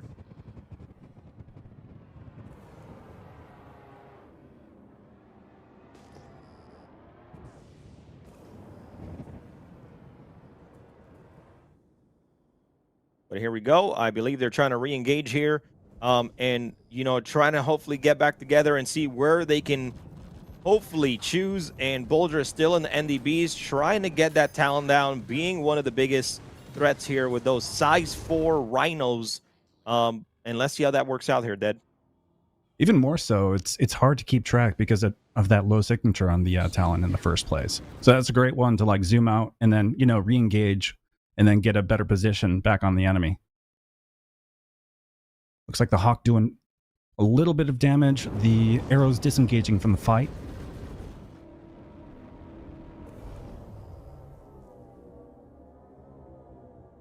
Yeah, I love seeing things here. Here we go. I believe they're disengaging right now, kind of hopefully coming back together. And then Sego is just Sego and team. Hopefully they're it's still a 3v2 situation. So I think 00 is trying to play it, very, very safe. But again, SK Cedo being down, here comes the engagement and right back on it. I believe that they're trying to either get that Hawk or that Talon down, as seeing from from the damage there. But man, that right now you see Boldress. Yep, Boldress is just heavily damaged, man. One more pass and that should be GG's right there. Yes, Sego getting a really good magazine on the Hawk there, but still a little too far. It looks like, really effective on that arrow there. Arrow's like very red. It's very close to, just popping there. Re-engaging with the Hawk. Once that Hawk loses, one of those wings, it's game over. And a splash on the Hawk. Yep, there it goes. One thing. Yep, one thing I love to see, and this was very good. One thing I love to see is the communication, right? Because when you're seeing somebody switch, like if you see when we were seeing Red Room or Sego was on the Hawk is on the arrow. It's already going away. Don't chase. Switch to the target. Right. Now he's on the switch from the Hawk to the arrow. getting that damage where it counts instead of trying to chase away. I think very good decisions from Liberty Reapers, and I think good communication overall. Yeah, just spitting out the the competition there. It's man, it was a really fun fight to watch there. Looks like they're getting ready for the next match here. Let's go. Yeah, this fight kind of slowed it down a little bit. So a little bit, yeah. but but I think overall that was definitely a lot of fun to watch. And but I always love to mention, right? I always love to mention that I never want to count 0-0 out. They made adjustments last match. They can make adjustments here. I feel like they're very good at reading their opponent, but I mean, this opponent is definitely a lot tougher, but I feel like they can make the adjustments and hopefully bring this to a tie game 1-1. Right. I just feel like LR has like a really, really well coordinated team. They were sticking together the entire match. Like you said, as soon as one of the opponents disengaged, they'd be right on the closest target after that. And just, making sure that they're making those megs count every time that they're nose on.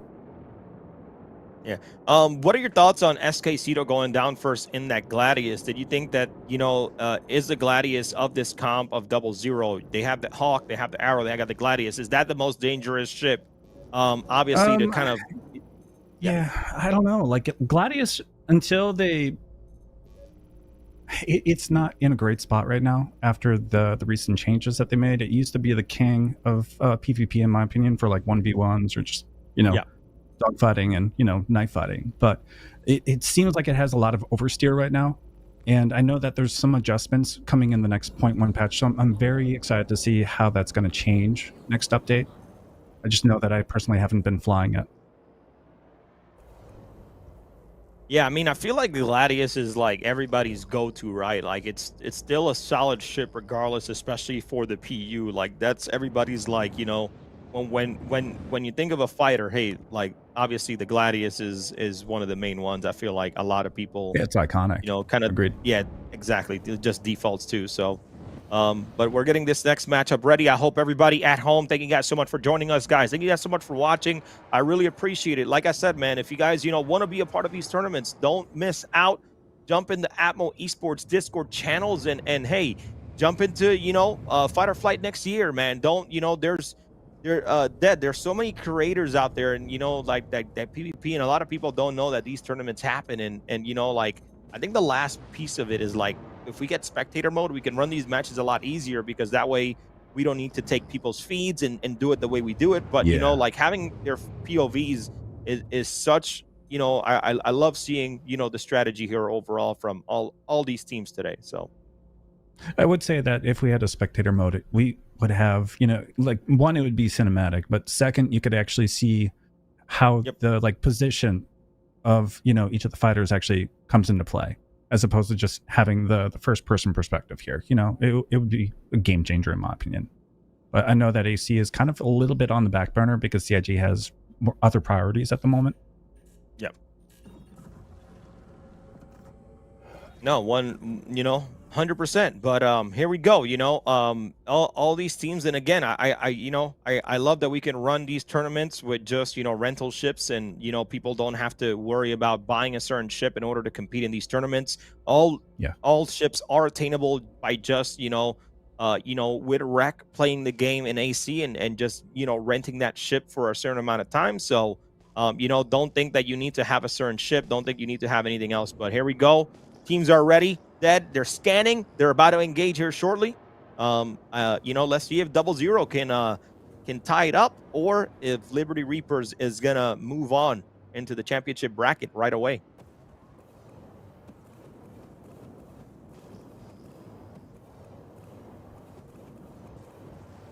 One thing I will mention before this engagement is that all teams, this is a double elimination bracket. So if 0-0 do lose, they they drop down to the to losers round, and they still have a chance to get to that top 12 bracket and hopefully, compete again and hopefully come back and re-strategize in the championship bracket and maybe get some revenge on Liberty Reapers. You never know. So that's why I love this year's breakdown of our bracket.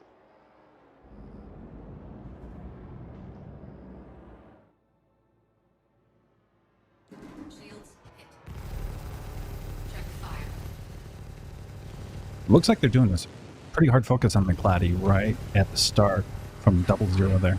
Taking a lot of hits. Very effective mag. Oh, wow. SK Cito brought down in the speed of light. We didn't even get to see that, but he is gone, unfortunately, already. You know, not even when, you know, H-Skill spending that mag still didn't do enough damage there, unfortunately. They were able to maneuver away. And that Gladius went down once again. Same strategy. I don't think Liberty Reapers even changed it. They went straight after that Gladius, no matter what.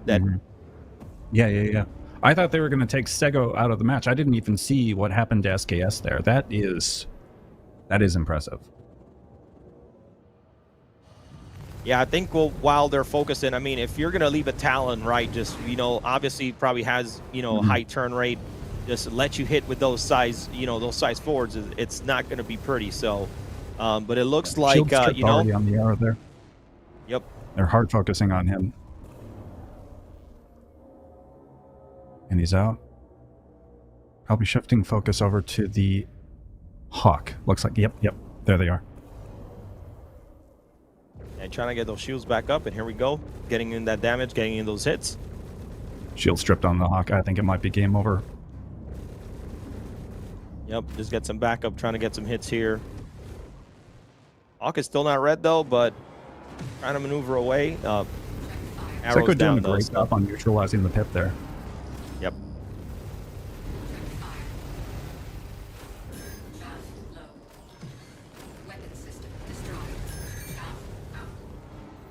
And his skill, like, really maneuvering to survive. I ain't gonna lie, that was pretty impressive from my point of view here. So, yeah. Trying to stay alive there. But, man, seeing, you know, SK Cito go down in that Gladius Boldrus right after that in the Arrow, man, I mean, Liberty Reapers communication still as strong as ever. You know, so, you know, Liberty Reapers take it 2-0 and move on into the championship bracket already, Dead. Yeah, that was super impressive. They maintained like really good positionals that entire fight and did a good job of stringing out the target. When one went into nap mode, they'd hard focus on the next and then just isolating those fights a little bit more. Yeah, I think like you mentioned, communication there was super strong. Any last thoughts of this matchup before we send it to the desk, Dead? No, sir. All right, well, guys, let's take it over to the desk and let's check out Zero State and Burks. You know, let's see them break down this next matchup here for us. All right, guys, welcome back, man. Dang, that was well played. That's all I'm going to say right here. You know, Zero State, we started off with you earlier. So, Burks, we're going to kick it straight off to you, man. This was a matchup. You know, Liberty Reapers, Talon, Anvil, Arrow, Gladius versus 00, Hawk, Arrow, Gladius. Man, that was, that was some incredible comms from what I saw. But give us your thoughts, man. Break it down for us. Yeah, I think really great matchup. Liberty Reapers, obviously very experienced team. And I think the thing that stood out to me the most is positioning in these fights is so important. And people stop thinking about these fights as 1v1s and more of group fights. I think they'd see a lot more success. Like right here, I believe this is Sego firing right here. Amazing aim, right? Like absolutely, just from everyone actually on the Liberty Reapers team, great aim. But more than that, you'll see, and I don't know if this is going to be in the replay, but even whenever they are disengaged from each other, the teams aren't fighting each other, they'll do things like target each other to make sure that they're close to each other. They're not rushing in. They're not, think of it almost like a dodgeball game. If you're swinging over to the opponent's side of the court, you're going to be a lot easier to hit instead of staying with your teammates. And you need to be thinking about that while you're applying damage. And that's honestly, in my opinion, the thing that 00 failed on the most here. Not that they are a bad team at all, but just Liberty Reapers obviously executing here a lot better and closing the gap, switching targets, and having excellent aim through the entire encounter. I think that is really what made them stand out here. And correct me if I'm wrong, but I don't think they lost a fighter in either of the fights. They did not. They went straight after that Gladius initially. But Zero State, go for it, man. Give us your thoughts, brother. I know we're itching. Yeah, here. I mean, Let's get So first off, I was excited to see a Talon. I'm always excited to see something that I haven't seen Of yet. course. Call. And Don't do yeah. that. I think so. One thing I noticed is that it felt like Seago was their killer, at least in the first fight, and in the second fight he helped out too. But I felt like in the first fight, I just saw Seago so many times it would cut to him and he would be just pouncing on a pancake. He was just hunting pancakes that entire first fight, and it worked really, really well. I think in the second fight, 00 saw understood that they figured it out and they said, "We got to kill it. We got to get that guy out of this fight, right? We got to get that guy." So they focused him really hard. One of the issues is they tried to kill Seago early, but they sacrificed their own Gladius for it. Didn't quite get Seago's Gladius. He had red hull, so he was, a breath away, but they didn't quite get that. They lost that trade, and then the fight was downhill from there. Liberty Reaper's strat didn't change a whole lot between the two fights. You could just see, like kind of what Burke said, even when they got disengaged, even when Haiba was kiting, and he did a really good job of that with that Talon, even when he got disengaged a little bit, you may see that he's targeting his own teammates. He's looking at his own teammates. He's pointing at his own teammates. And one of them, maybe Haiba, I don't know who, is directing the team to say, hey, this is what we're going to do. This is where we're going to meet up. This is how we're going to meet up. And this is who we're going to focus. And you can almost just see that in the footage. It seemed like they were calm, cool, collected. When 00 was getting into trouble, you could see their guys kind of panic rolling a little bit, which obviously you have to be evasive. But it seemed like they were just a little bit more disjointed. Whereas Liberty Reapers, even when one of their guys got in trouble, even when Seago had red hull, they stayed together, they backed off a little bit, they made a plan, and they stuck with it. No, I mean, even very going as good. far, I'd say. Oh, sorry to interrupt there. I'd say even going as far as to use Seago as like the bait because he's red. They know they're going to want to go after him, and they use that to their advantage and apply damage while they're trying to go for Seago or Seago. I apologize.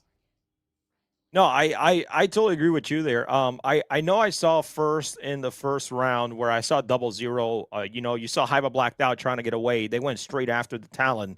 Obviously the Talon, very low stealth signature. Do you guys think that was a valid strategy? Jumping into that, and anybody here can pick that up if you guys have an answer.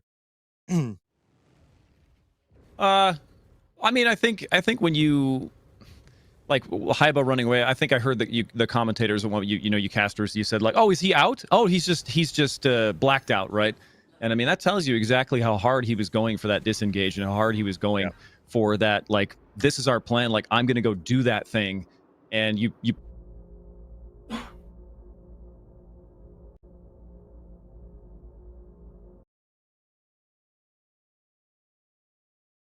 Production, I'm gonna get you after this. I'm just kidding. Go for it, Zero. Go finish. No, that's all for me. Okay, gotcha. I was like, wait, what's going on here? Yeah, I can add a little bit to that. Is that disengaging is one of the most important parts of a team fight, but it's disengaging in a way that doesn't make it useless to your teammates, right? Like if you're just going out to Kingdom Come and you're out in the middle of nowhere while your team you've just put your team now in a 2v3, right? It's no longer a 3v3, and if it takes you 10, 15, 20 seconds to get back, you have failed your teammates, right?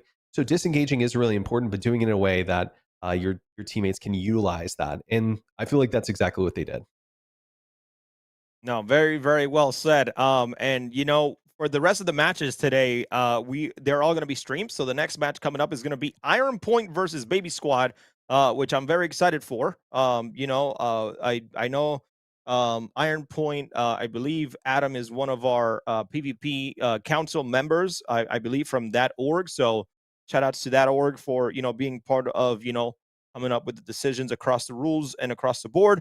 But we already got some chips chosen, so let's jump right into breaking down match number 6 and finally get some predictions from you guys. Because sorry, we kind of had to rush into the matches, but yeah, we got Iron Point, we got Kozuka, Genel, Husky Pie, we have the Anvil Arrow, the Drake Buccaneer, the Gladius. I get to see the Bucky. I'm excited. And then we got Baby Squad, DZ, Malgamus, and the Anvil Hawk, Tayama in the Gladius, and then Sidman in the Arrow. We're seeing that Hawk, Gladius, Arrow comp nowadays a lot more. All in CF repeaters. Zero State, we'll throw it to you here. But what are your thoughts going into this matchup? Give us your prediction. What do you think is going to go down? You got Iron Point or you got Baby Squad here? Man, it's going to be tough. I want to choose Iron Point, but that Buccaneer is a hinge point. That's going to be a tough one. If they can find a way to use that Buccaneer to be effective, I don't know if they're going to try to use it as a decoy, if they're going to try to use it as a runner, if they're going to try to use it as a boom and zoomer. It'll be really interesting if they're going to try to use it as a nuker. I'm not sure what they're going to do with it, but to me, it kind of hinges on what does Iron Point do with the Buccaneer. So I'm going to tentatively say Iron Point's got something up their sleeve with the Buccaneer. Let's go with them, but it'll be tough to see. All right. Erks, your thoughts on match number 6 coming up?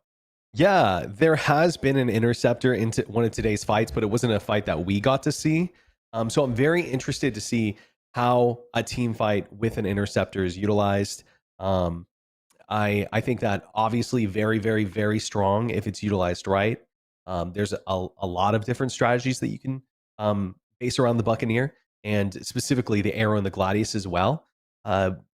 I am gonna root for Iron Point on this one just because I've fought them before. I think that they're a great group, good PvPers and good guys. And so I don't know, Baby Squad, maybe they'll surprise us here. I mean, the Anvil, Hawk, the Arrow, and the Gladius are probably one of the strongest combos that we're going to see today. And I'm actually really interested to see what kind of compositions we'll see closer towards the finals and the finale, of course. But yeah, is the Buccaneer going to pull through for Iron Point? Let's hope so. Yeah. It's funny because one thing I want to mention is that the PvP council is like, man, are you guys gonna let the Tana in? And obviously the Tana has like 16, 18 missiles, but still not being used at this point, right? I would love to see some out of the blue comp, but the thing is, like, I know these teams want to be at a high level of competition, so they're gonna kind of stay with what they know. So we haven't seen a snub yet. We saw it in one match, but that was I believe it was 3v2, so I'm not gonna say that that one counted, but True. would love can't wait till we get that first, like, oh, we got a snub finally. So definitely looking forward to it. But if you're watching from home, make sure you type !bracket in the channel. Make sure you guys are keeping up to date. Group B is gonna be your EMEA region, and then coming up after this is gonna be Group A, with your Americas region, which covers both North and South America, which we're going to see some other amazing teams. We're going to see your reigning champions. You're going to see Shadow Moses back in the saddle here, in the 3v3. So excited to see them later on today, guys. So stick around. We got a lot more action happening here for Fight or Flight 2955. So, and of course, last thing, hey, keep that crowdfunding. I see a lot of you redeeming those codes in Matcherino. So continue, helping these guys out, putting that price pool and contributing those free codes. That's going to help immensely. So shout out to Matcherino for partnering up with us with some crowdfunding for this tournament. That's going to be a lot of fun. So very, very much looking forward to it. So, but up next, we have Sinister Incorporated, who defeated Kuroda Racing. This is a double elimination tournament, guys. So unfortunately, that means that not Kuroda Racing, sorry. I know them from racing, but they're dogfighting. So Kuroda 55th Kasaki Squadron, they're out of the tournament, unfortunately, but Spirit Glaive, Buccaneer, and Arrow. But you know what, man? I can't give props enough to Sanji Sama, Polar Duck, and Downfall for just coming up and trying PvP against the type of level fighters. I think that a lot of people are always scared to like initiate PvP, but I want to talk about that very quickly. Works right back to you, right? You're new in StarCitizen. Obviously, I've been playing WoW. I played WoW for like 18 years, believe it or not. And playing with people, being in a guild rating was probably one of the best experiences I've ever had, right? So playing the same thing with StarCitizen, being a sandbox MMO, playing with people, it's some of the best experiences you're going to ever have. So how do how can people engage with some of these fighter orgs and get involved in the PvP community? Oh man, that's a great question. There's actually a StarCitizen PvP Discord that I don't have a link to, but I didn't prepare anything. I'm being put on the spot. It's all good. It's all good. And that's probably the best way. There's actually even recommendations in there for orgs. It's not just like, hey, this is the best org, you have to sign in for this one. They're very much of the opinion of like, these are all the orgs. They all have their different spots in different places. A lot of competition and good people in there. So maybe check that out if you're interested. Other than that, just get in the PU and just try. That I sucked for a long time. I still, sometimes I still kind of suck, but it's all about getting practice and having fun. I think is some of the best organic and interesting content you can start Citizen. Just leave it in the game, and you can have a lot of good fun. Take it out of the game, and not so much. It's a good community when you find the right people. Good call out. I will make sure that for our next matchup, our next stream, our next big stream, we're gonna have that link in there for people to go in if they want, if they're brand new, they don't know, because a lot of people just jump at the game, play it by themselves, and I'm telling you, man, it's a game changer when you have a good group of people you can play with. But Zero State, any other thoughts about jumping into Star Citizen if you want to learn the PvP, etc. as a beginner? Yeah, I mean, people tell me a lot of times, I do bounty hunting and I get into a lot of PvP and stuff, and I'm not the best by any means, but it's fun to have people come into the stream or come into the the community, the Discords, whatever, and say like, hey, how do I get into it? And I just said, just don't be afraid to die. That's pretty much it. I mean, try to learn when you can, try to fight people that are your skill level as much as possible, try to fight people sometimes that are above your skill level, and you'll get better and better and better. The other thing I wanted to say is to Kuroda, big 07s. That's exactly what the PvP community needs, is people getting interested in it and people trying it out. And some people are going to say, yeah, it's not really for me. It's too competitive. I don't really like the feeling it gives me. But then you're going to get those people that go like, this is what I wanted. Or like, this is what I love. And getting into that is really cool. So, and shout out to Atmo Esports too for putting on things like this for years now, where the PvP community can get excited about an event that feels like it's for them. You know what I mean? And that's really, really cool. No, 100%. And I'm excited because, going back to Enter Atmosphere 2956 in Australia, I'm excited because they have such a big PvP community down there, man. Zap, we had a lot of the Asian community, so we're going to be showing off their skills, locally there in front of CIG, man, and getting the hype action going. So I'm very excited to see all this come into play. But again, guys, I'll get somebody DM me on Discord. I'll get it later. With the PvP Discord, and I'll make sure that we make a command for it, because I definitely, during these segments, it's not only for people to learn PvP, it's not only for people to have some entertainment of dogfighting and Star Citizen, but also where they can find a place where they can also practice, where they can also, if they want to, if they're interested, go to and kind of have a place to start, which is absolutely incredible. So thank you guys for your thoughts there. I believe we are almost ready to go for our next matchup, but before we do that, I'm gonna, I got to do it one more time, guys. Okay, but Enter Atmosphere 2956, man, we're super excited for it. It's gonna be a big thing here. A big thing in the APAC region. Not having CIG there for over 12 years, it's gonna be about 12 years once February comes around. So we're gonna play that trailer one more time. If you guys are from the APAC region, make sure you guys spread the word to everybody there. I want this to be a massive community event. We're going to have so much things going on, man. We're going to have flight stations, racing stations, sim pits. We're going to have a lot of stuff for everybody to do and celebrate Star Citizen as a community. So we're going to play the trailer one more time. And when we come back, we're going to jump into the next matches.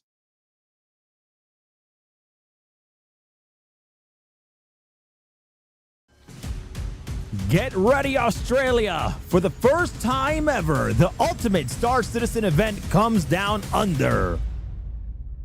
Experience Enter Atmosphere 2956 live from Fortress Sydney. Join fellow citizens, share drinks, stories, and celebrate the universe at the Bar Citizen. Witness pilots go head-to-head in ship races and intense dogfights. Feel the energy of a live crowd as they compete for amazing prizes. The countdown has begun. Secure your tickets for the Southern Hemisphere's biggest Star Citizen event. Visit atmo.sc/EA56 to learn more.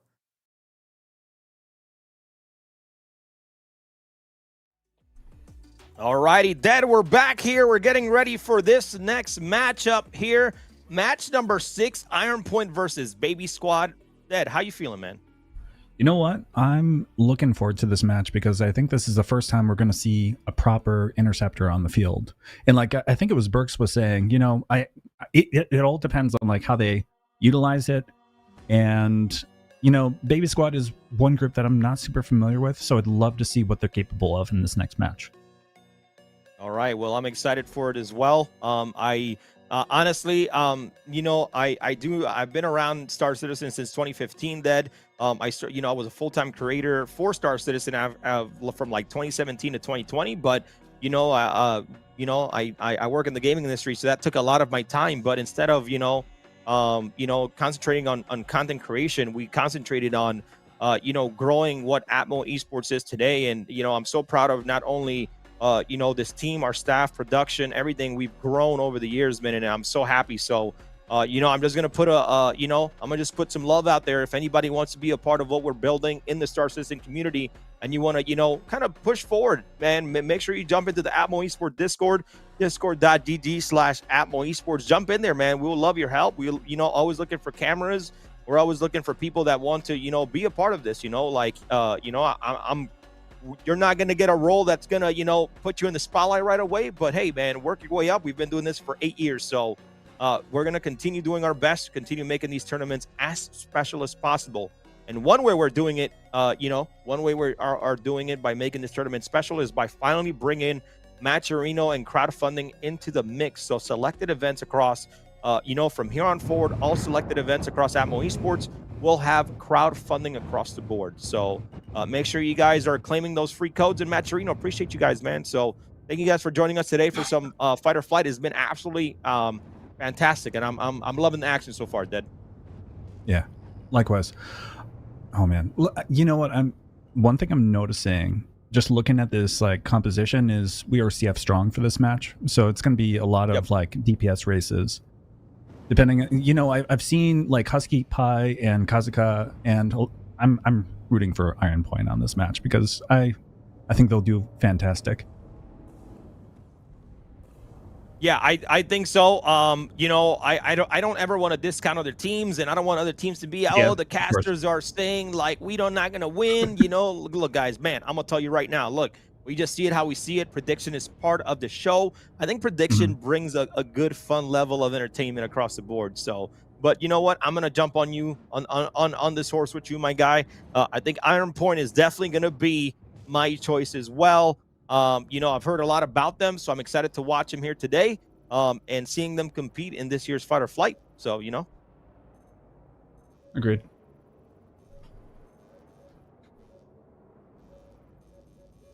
So what do you think about the comp here today? Dead, we have, again, Arrow, Buccaneer, Gladius in for Iron Point, and then Baby Squad, Hawk, Gladius. Wait, did the match start already? It looks like, hang on.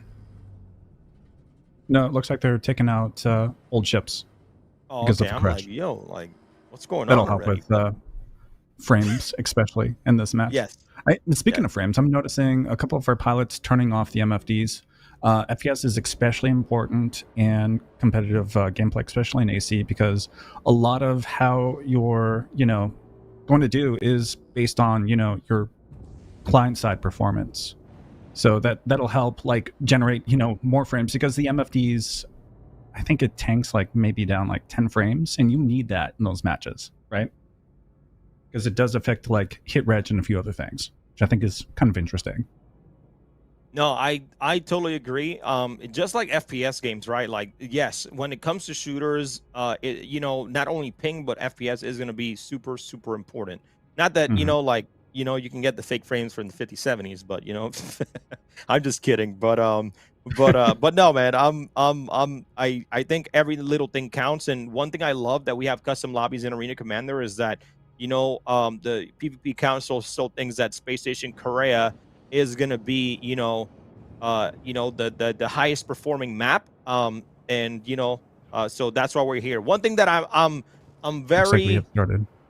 Oh yeah, no. Go ahead, Dad. You take it away, man. I was going to say, it looks like Iron Point's staying in like a really tight formation here, as we have the other team, Baby Squad, slowly approaching it again. Slow like SEM speeds, but you got to save that boost for when you actually need it in the fight, right? So they're being very conservative with that. They're being smart. So I'm really excited to see how they both perform in this match. Oh, I'm looking definitely forward to it.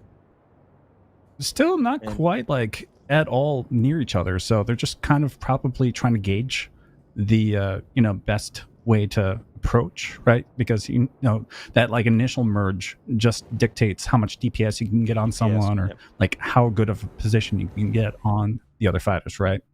Looks like they're focusing a little bit on the Hawk, switching targets. I feel in this position here for Baby Squad, I feel like, you know, maybe this is just my thinking. Tell me if I'm wrong, but I would probably, you know, maybe they're trying to go after the easy target, the Buccaneer. Probably try to get down that first, or the Gladius.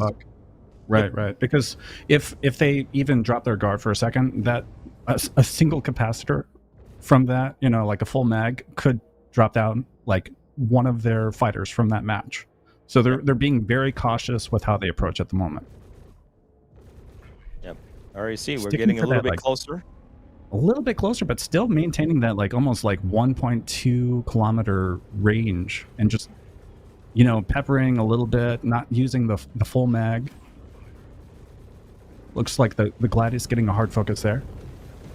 Yeah, getting a very hard focus. I think he might have been the bait in that position. Shields are still not down here, but Timat getting that damage and getting hit on that nose very, very hard. He needs to be able to disengage. If not, that's going to be night for Baby Squad. It does look like Iron Point a little bit separated here, so they gotta group back up and kind of re-coordinate. Otherwise, they're gonna get picked off, because you know it's a little bit of a trickle in. Be very, very careful there. Yeah, a lot of teams tend to chase. Sometimes they're dead, and you know, sometimes chasing is not the best. That's why I always commend Liberty Reapers. Instead of chasing, I'm going to switch targets and try to get that target that's trying to get my, you know, because honestly, when they're in that nav mode, they're pretty much useless at that point.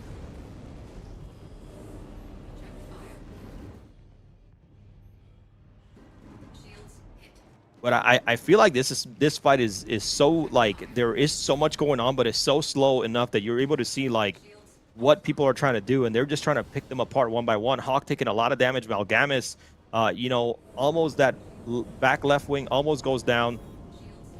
Man, they are a lot of extension in this fight. Not anybody really like knife fighting or trying to take risk, because unfortunately with master modes, pushing is kind of punished unless you do like, say, like a slow, like, you know, corkscrew in, or you could like side strafe just slightly as you're pushing forward, just to make sure that you're not like, you know, in a DPS race with any of the fighters, especially in like 1v1s. Yeah, Kozuka doing a great job too. Like, he is not even you know, the worry here again. The Buck has 0 damage still. You're seeing Timet and Malgamus with the red hulls. So that means that, you know, Iron Point at this point are winning those trades when they're happening with the engagement currently right now. So yeah, let's see if they can keep that up. But it seems like Husky Pie was Baby Squad's, you know, main focal point after that first pass. But let's see how they can strategize moving here forward. It does look like Baby Squad is trying to be very careful, because again, like you said, this is going to be like a war of attrition who can last the longest, right? Because there goes the first arrow out in nav. Kind of panicking with that roll there instead of doing like a slow corkscrew to, you know, maintain. There we go, getting that damage in on that. There goes the Buck. Yep, using that interceptor very, very well. Making those shots count, and then, you know, just running, gunning. But sticking to the fight impressively. Dude. Man, seeing the Buck not even take an ounce of damage is pretty impressive from my point of view. The usage of ships here, and kind of, you know, just how Iron Point is outlaying their strategy is pretty freaking impressive for this round number 1. And you know, Baby Squad is gonna have to, you know, come up with a plan and come up and strategize after seeing how Iron Point is currently playing. You know, that this is what competition is all about. This competition is all about adjusting to what, you know, adjusting to the competition, and hopefully when those adjustments come into play, you come back out on top. So I'm hoping that Baby Squad can adjust and bring it to 1-1 here coming up in this next round. Agreed. Yeah, I was especially impressed with the Buccaneer.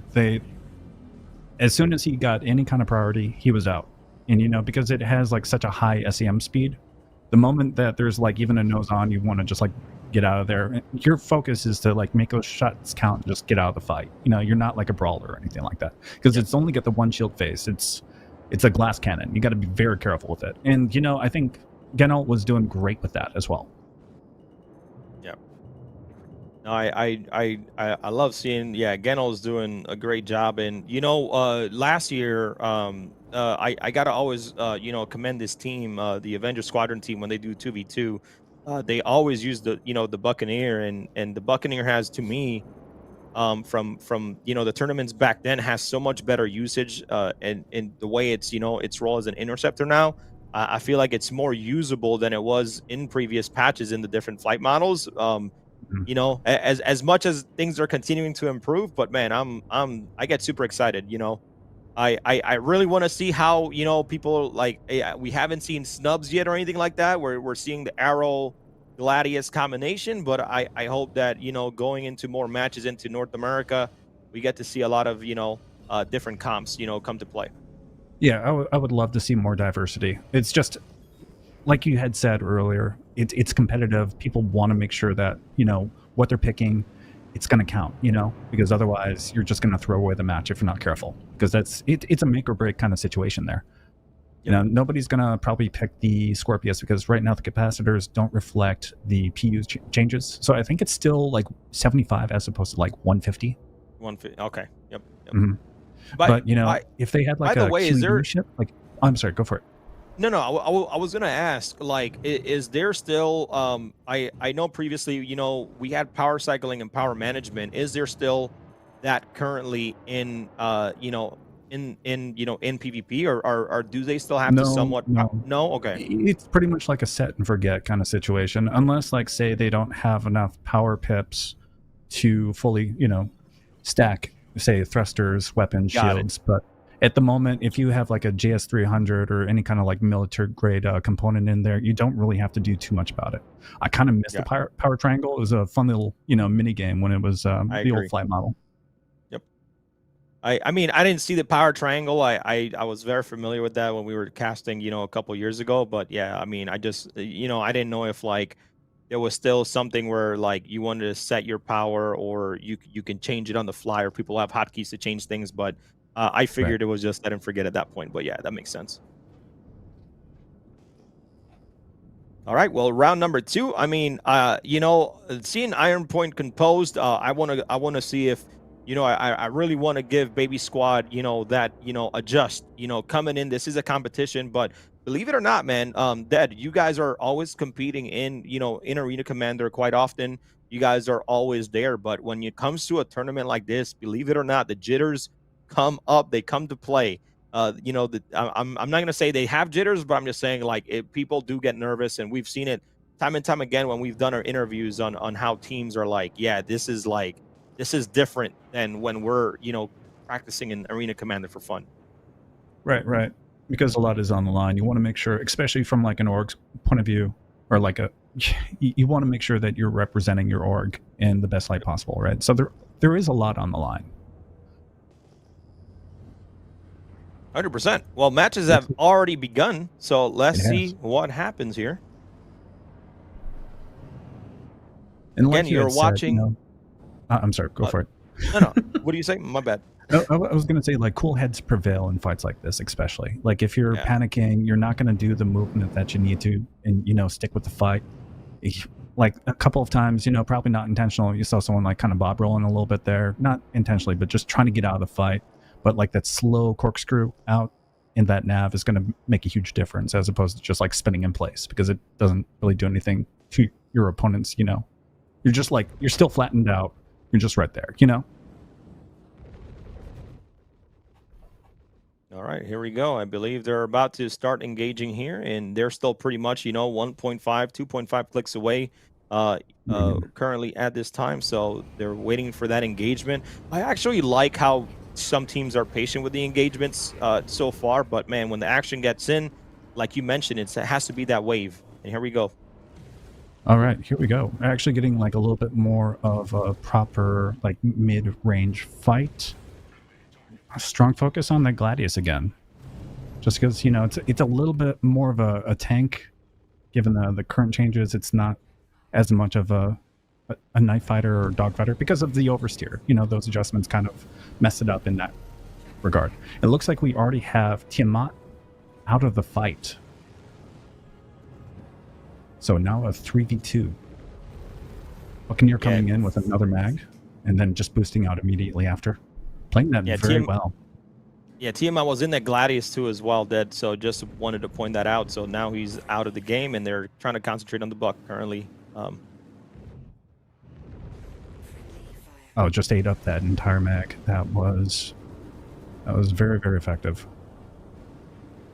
And now it's just a 3v1 with the Hawk. Already red in the back, so he's got to be very careful. But I think this might be match.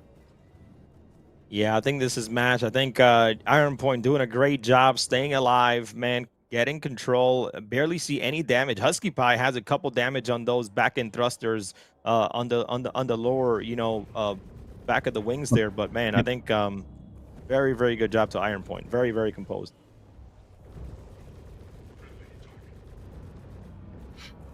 And it's a splash.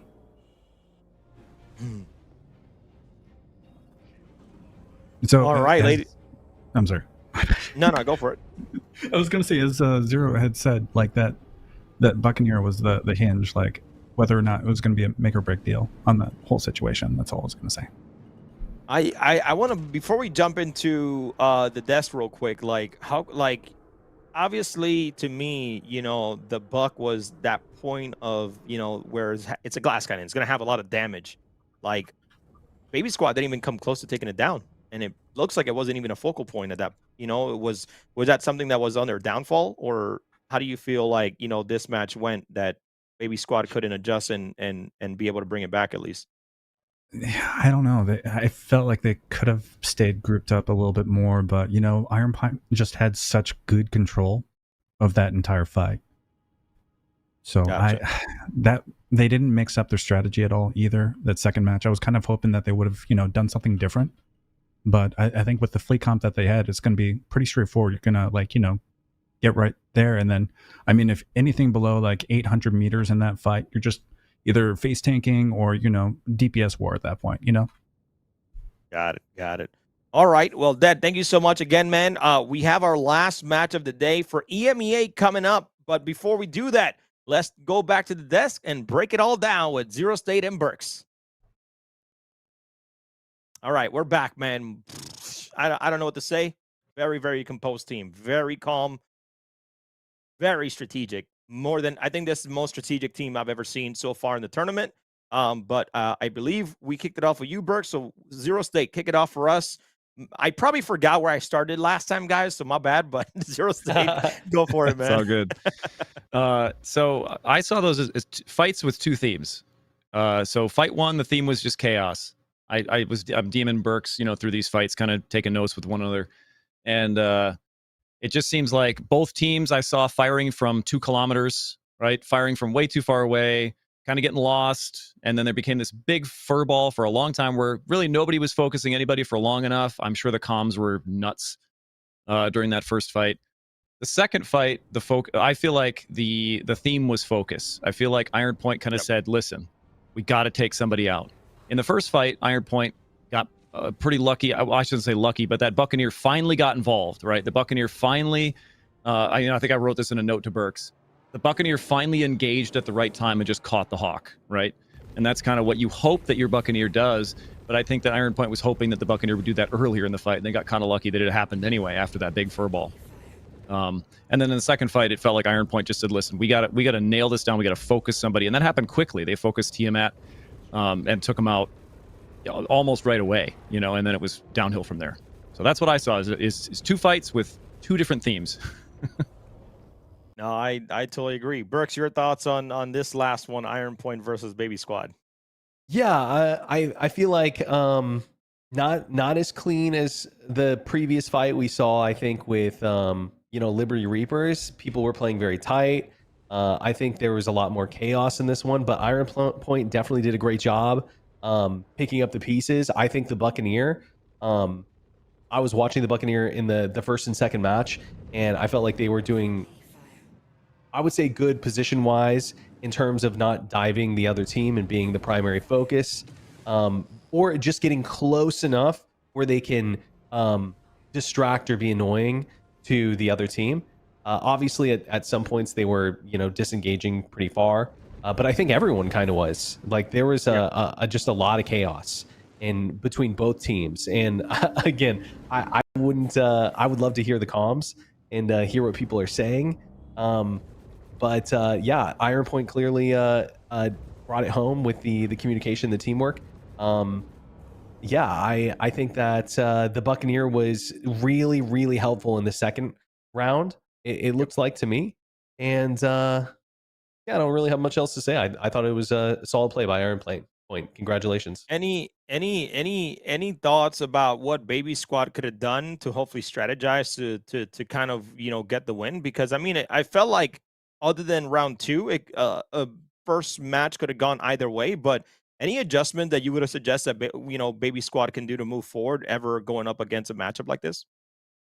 Yeah, personally, I mean, I think they gotta go. Listen, we were chaotic in the first fight. We got to focus in this one. We got to take our hawk. Yep. We got to get that hawk on the Buccaneer. Something, right? We got to get that Buccaneer out of the equation, because if you don't get the Buccaneer out of the equation, damage it, maim it, kill it, whatever, it's going to third party you at some point, like they saw in the first match. The first match went on and on and on. Eventually, the Buccaneer was 400 meters away from the hawk with all of its guns loaded, and that's the end, right?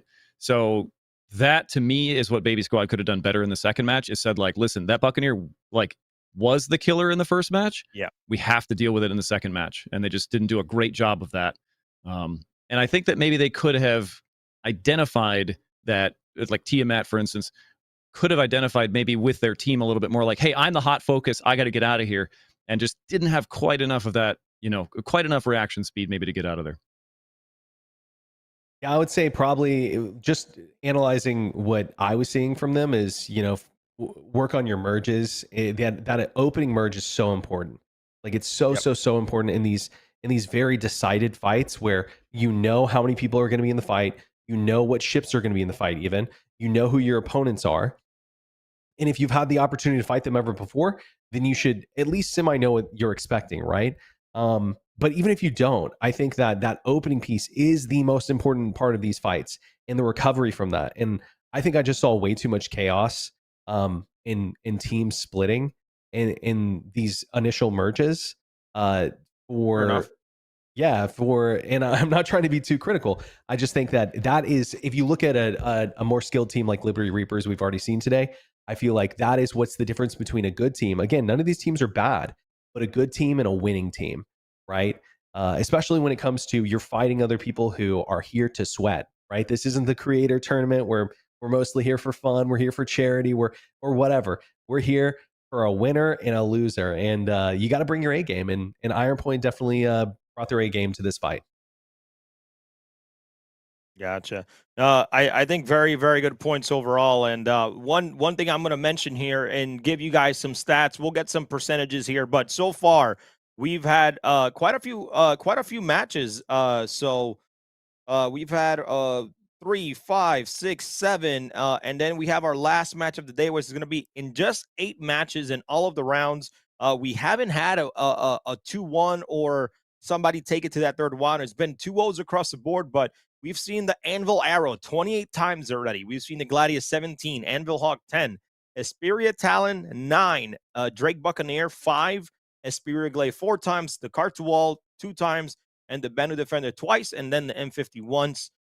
So, we're going to continue breaking down those percentages. And then by the time you guys see us in the championship rounds, we'll have kind of like a stat sheet across the board that you guys will be able to, a visual that you guys will be able to see at home to kind of see what was been going on in the group round. But once again, thank you guys so much for hanging out with us today, guys. We're live on Twitter, on X. Sorry, I don't call it Twitter anymore, but YouTube and on Twitch. Want to give a big shout out to all of our staff volunteers, our officials, our production team. Thank you guys all for helping put this all together. And a big shout out to our talent here. We got Burks, Zero State. Honestly, man, when I do this stuff and you guys are breaking down, I learn so much that it helps me also continue to understand and build this every time there's a new patch, because my time is always limited, and I can't always jump in game as much as you guys. You know, you guys are the StarCitizen, giving that knowledge, and then of course, Dead Frag, on the casting desk. So shout out to you guys, man. Thank you guys for taking time out of your day and helping us out. So,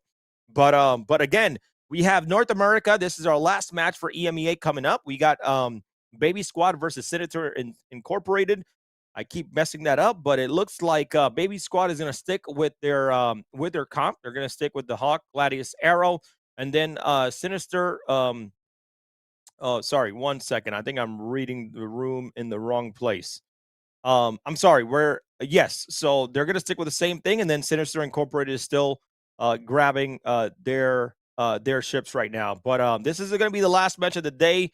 I know we saw Sinister Incorporated 2. We didn't see 1. But once we get those ships up there, we'll do our quick predictions. But yeah, coming up after this is going to be North America, guys. All right, America's region. Let's talk about that a little bit. Anybody from the Americas region, obviously, everybody's probably going to be like, can't wait to see Shadow Moses in a 3v3. But anybody that you guys are excited for in these next matches coming up for Americas here after the Europe or the EMEA region? Kick it off to you, Burks. Oh, sorry. I obviously am excited to see Shadow Moses, shout out. But obviously there's some good contenders in the in the North America. I'm hoping for some good matches. Even though I love Shadow Moses, I'm really hoping that it's not just a sweep. I hope we get to see some really exciting matches. We haven't seen, like you said, a single match today where it's been a back and forth, where one team wins and then another team wins. I kind of want to see that. I think that makes more interesting fights when it's close. So, hopefully, Blightville, Avengers Squadron, Cinderborn even maybe can pull out some interesting tactics that's going to put them in a podium position. So we'll see. I'm excited. Zero? Yeah, I mean, for me, I'm going to give a little shout out to 388. What I call them is the meanest nice guys on the planet. It's going to be. It's going to be cool to see Shadow Moses in the 3v3, like other people have said, but it's going to be cool to see a lot of these groups in 3v3s. I was just chatting with somebody last night who said Cinderborn has really been recruiting lately. They have a lot of new faces. Who knows who's going to come out of that, going forward into these PvP tournaments going forward. But, I don't know. I have some inner teams that I'm rooting for of people that I know. And there's going to be a lot more names where I look on the stream or look on the, our bracket and I go, yeah, that person's killed me a bunch. So I don't know if I'm going to root for them or against them, but we'll see. And I'm going to challenge somebody to use the Bandit Defender again, because it was fun to watch. One thing I will say, teams will use the Buck. Hey, I agree. I agree. But Iron Point doing a great job using it. So, but one thing I want to say is that Sinister Incorporated, I want to give you guys a shout out, because you guys are the only, people that said, yo, I don't care. I'm going to bring multiple teams to the table. I appreciate you guys. A lot of orgs don't like bringing multiple teams because they're like, oh, what if we take our own team out? Look, man, this is competition. It doesn't matter what you are, what you do, what it is, man. Bring those teams. If you want to compete and you're serious about it, compete no matter what, man. So that's what I always tell people. Normally with the 2v2 tradition, I'm starting to see the difference, and I feel like it's a lot more action, believe it or not, in 3v3. A lot more, strategic plays that are happening. People are waiting to engage. But I can't wait. I'm hoping that as the matches go on, we see a little bit more of that ship diversity that I keep talking about. But so far, it looks like there's just some strong strategy to use on these ships, especially with like the Anvil Arrow being used quite often. So hopefully we see one of those snubs. Hopefully, I'm not going to say we're going to see some heavies, but I'm surprised we haven't seen the Comet or a Hornet out there, to be honest, man. I'm very, very surprised, to be honest. Yeah, I'm kind of excited to see a Saber at some point, but we'll see.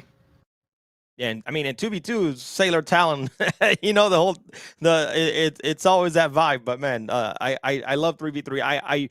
Funny enough, guys, I know that a lot of the teams were like, hey man, we should do 4v4. That's like that's right there is insane. But as I told a lot of the PvP Council guys, like doing 4v4 in a stream like this, like the resources, the information that it's going to be so crazy at that point. I think that it might be easier to break down, but as fights are going, 4v4 in a stream where until we get spectator mode is gonna be a little bit too crazy. So that's why we kept it down to 3v3, because I know a lot of people are like, hey, why don't you guys do 4v4 or this and that, if that makes sense. But I mean, have Burks or Zero State, have you guys done 4v4 yet? 4v4, and like I heard is probably like right now the best matchup for PvP currently. Yeah, I personally, team fights are my favorite. I like team fights even more than dogfighting, personally. okay. And 4v4s are probably some of my favorite, just because the dynamics that you can get into in a 4v4 are really fun, really interesting, especially when you're going up against a team that's like challenging. And I think that, like you said, a lot of information on the screen. Even I am like looking at all 6 of these screens, going like, okay, what's going on? And I think spectator mode, like you said, is going to be a massive game changer for that. Can't wait till you can like go third person, see colors, maybe like different color bullets, whatever, so you can like really break it down. Because watching from third person, if you have that information, would be really, really incredible. Because 4v4s are, in my opinion, great balance for team fights, and really show off, I think, the like peak team skills. All right. Well, our match is about ready to go. Zero Still, we'll get your opinion when we get back, man. I appreciate it. All right, let's head it over to our last match for the EMEA region here. We're going to see Baby Squad versus Sinister Incorporated 2. We'll be right back, guys. All right, Dead, we are back, man. Dead, how you feeling? Last match of EMEA here ready for you. We got Baby Squad. We got the Anvil, Hawk, Gladius, and the Arrow. And then we got for Sinister Incorporated 2, we got the Banu Defender. It's back in action. I can just feel the energy of Zero State, out there right now. He's loving it. So we got the Defender, Gladius, and Arrow, man. How you feeling about these teams and who you got? So, I mean, it doesn't look like there's any change in the fleet composition. I'm a little concerned about that Banu. I know that it has like a good amount of DPS, but if Baby Squad's going to do anything, I would expect they probably take out the Gladius, Arrow, and then, it'll be a 3v1. I don't know though, because Baby Squad was a little disconnected, or like, yeah, quite a bit during that like fight. It's almost like the comms about halfway through the match, there was a little bit of panic and they got separated. I'm hoping that they can keep it together, because again, new faces for me, so I'd like to see what they're capable of. Yep, I totally agree. I think Baby Squad still has a chance here. So for those that you guys that are watching, it is double elimination. So Baby Squad, Iron Point, they won their first 2 matches, so that puts them already in that top 12 bracket. I mean, don't get me wrong, I'm happy with the amount of teams that sign up for the 3v3, but I always wish we had more. I always wish we had more action across the board, because that just makes it all more interesting. It makes, what do you call it, like the stakes a lot higher. So and teams are going, but guys, don't be scared to sign up, whether you're new or not. Fight or flight, it's a couple days of dedication, and that's about it, man. But it's how much you can train on your off time. But Dead, I believe the teams are ready, and that Banu Defender is in front, so let's see what happens. Yeah, right now it looks like he is going to be just kind of, I'm trying to figure out this formation, why they're putting the tank in the front, probably just to tank that DPS while they focus on the fighters that are on him. But it looks like a little bit of separation on Baby Squad's side there. Like, one is slightly isolated from the rest of the group again. They got to tighten up that formation, otherwise this match might go over to Sinister. Still not quite any engagement either. Just first shots fired there, over to the left. Looks like the Hawk is trying to get a couple shots there, but again, engaging like way too soon. That effective range for those CFs, anything like 800 meters or less is kind of ideal to get, like effective shots on the target. So if you're doing anything, it would make more sense to pepper, a couple shots, small bursts at best. Save that mag for when you're up close. Really make it, count.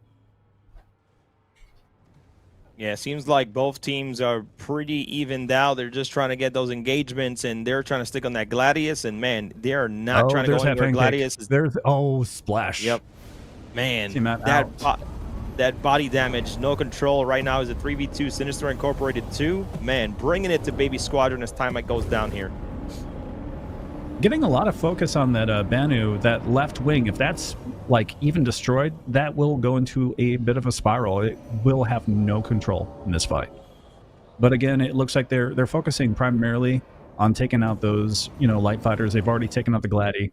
My guess is probably going for the Arrow next, and then finally for the Hawk. But we'll see how it kind of plays out. Yeah, I mean, I love seeing, what Sinister Incorporated 2 did. They put that Banner Defender up front, like you mentioned, let it take that damage and still didn't go down. I mean, the Banner Defender does have those size, those 2x shields compared to the other light fighters, where they only have 1. So, I mean, good usage there on making that Banner Defender be that upfront fighter. I mean, they took the bait at that point.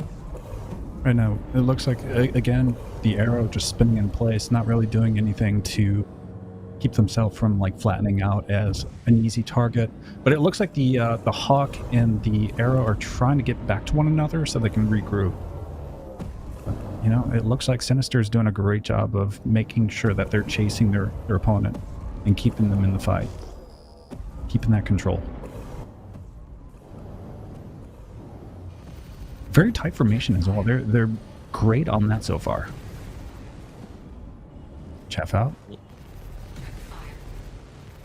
I love seeing Sinister too. They're doing a great job at trying to get Baby Squad out of the play. The Arrow taking a lot of damage from that Gladius and from the rest of the team. And boom, there he goes.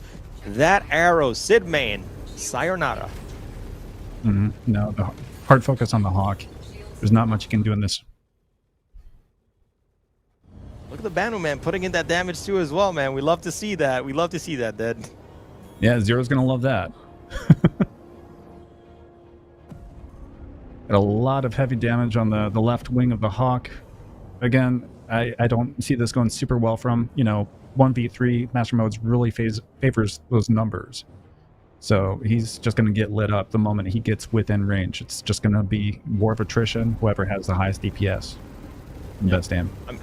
I mean, I love seeing the Hawk, a lot in these comps, honestly. I haven't seen the Hawk being used this much, but, the maneuverability and how some pilots are using the Hawk today has been, honestly, pretty impressive from my standpoint here, Dead.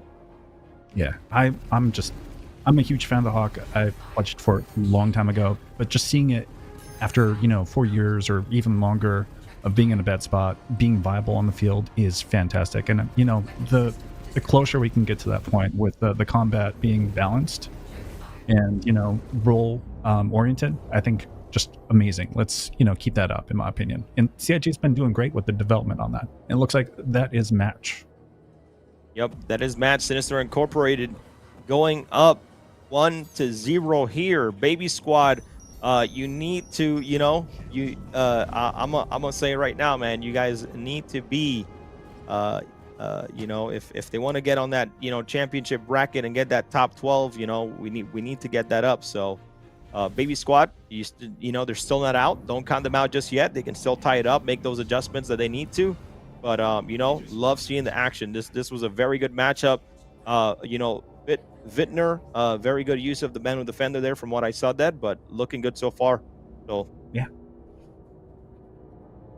So what are your thoughts for this next round number 2? What does Baby Squad kind of need to do in order to hopefully adjust their play in order to hopefully tie this up? Well, right now it seems like they're pretty disconnected. They need to tighten up their formation first of all, and then they just need, I don't know what the comms look like, but it seems like there's not a lot of coordination on that end. So they need to step up in that regard in order to be effective as a team. Because right now we're seeing a lot of split offs, a lot of isolation, and when that happens, it's an easy target for the group to just come in, death ball, and then they're out of the match at that point. Very good points overall. Well, I'm excited for this next one. Again, by the way, everybody that's watching, thank you guys so much, man. Really appreciate you guys joining us, whether on YouTube,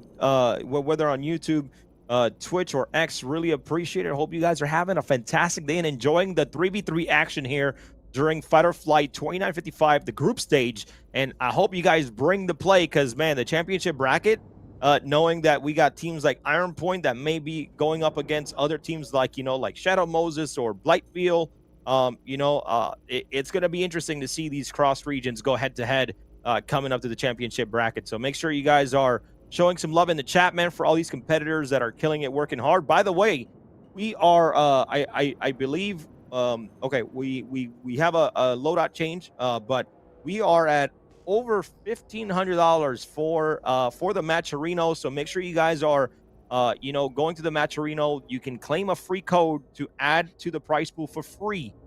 Just hit the contribution on the top right, claim that code, and you guys can give a free, stack those 25 cents, man. They make a difference to me. So once we actually use all the codes, we'll actually have more codes that we'll get for the finals as well for the next stream. But shout out to everybody who's contributed so far.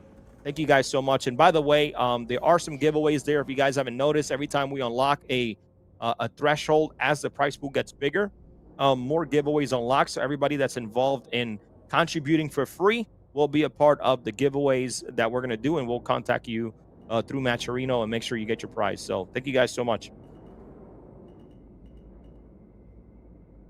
So it does look like we had a little bit of a swap out there. You had mentioned the Saber. Sid swapping out from, what was it, the Arrow before? No, not the Arrow. What did he have? The Hawk, right? No.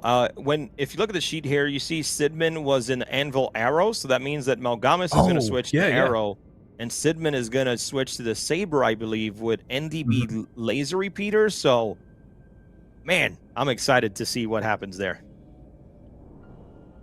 I love this change, but Dead, what do you think? Is this something that, if they play it well, is going to work for them? I don't know. That's a tough one because the Saber it's a great ship, but I mean, if it gets like priority, it's easy to pancake. I would have stuck with the Hawk and then just tightened up formation a little bit more. That's what I would have done personally. Saber's in a great spot overall, but if it's not being stealthy like the Talon and how LR was utilizing that 1.5, 1.7 kilometer detection range, it's not going to be that great or effective on the field. So it depends on how he's utilizing the stealth mechanics of the Saber itself, I would say. Well, let's see. I'm excited to see it, man. I'm excited that the Saber's out to play. I remember talking to Zero State about the Bound Defender. It's like, why it should be a medium fighter, So, but I'm very highly. This is the first medium fighter we're seeing today with within the Saber, believe it or not. So, let's see how this all plays out.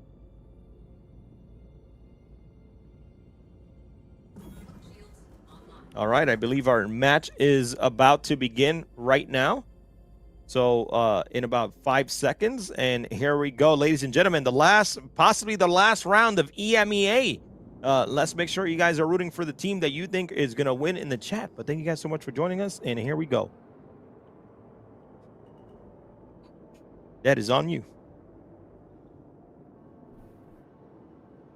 Again, coming in with a really tight formation from Sinister. They're doing great with that, maintaining a good distance from one another. So if something happens where one of them is being focused, the other two can help out in that situation. They can burn out if needed.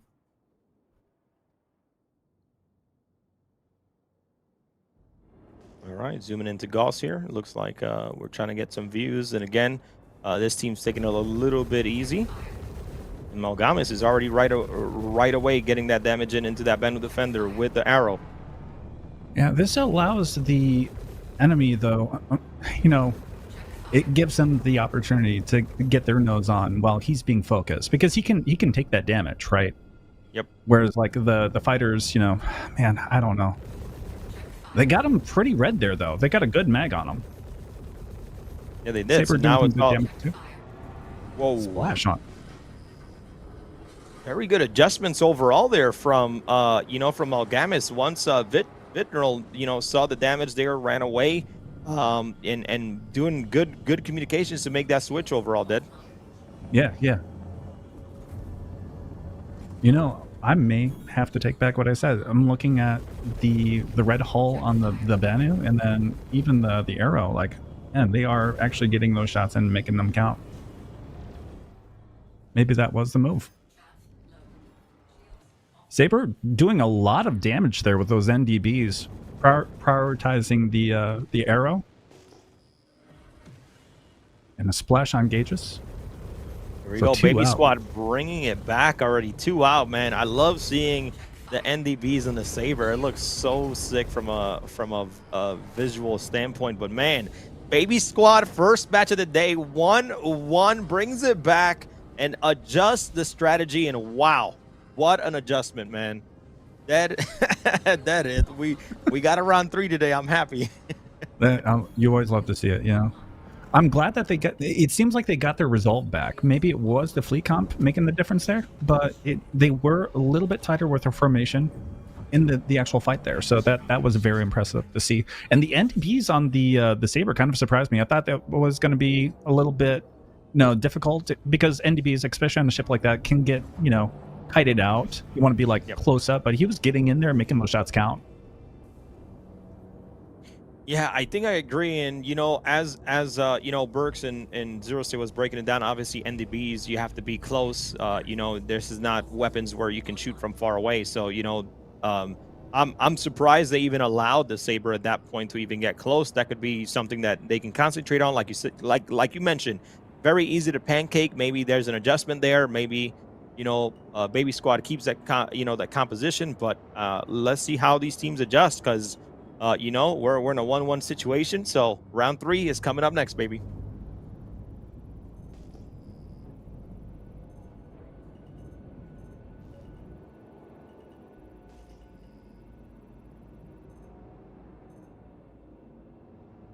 All right, now you saw the 1-1. What are your thoughts here, Dead? Do we feel like Baby Squad has it down and they're going to hopefully take it to move on?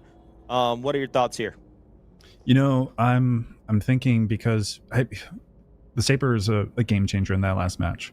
It has decent, rate of fire and everything. It looks like also his capacitors aren't all at 75, so he might be reduced in power. Don't have a power pip in vision there, but he might be utilizing stealth a little bit more. And, that's great, because then he can close in, make those shots count, get out. The Banu, again, I don't know. Like, the strategy worked the first round, but that last round, it just got prioed right at the start.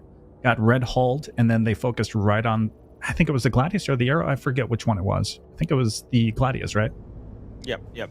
Yeah, I mean, I see Amalgamus puts that much damage on the Banu Defender, so that way it runs away, and it like as soon as he disengaged, he literally, I saw Amalgamus just switch instantly, into the Gladius, just putting in that damage. So that was pretty good. But again, this is a matchup for to kind of move on to that top 12, to that championship bracket here. So let's see which team is gonna provide their best adjustments here, and see if the that Saber continues to make a difference.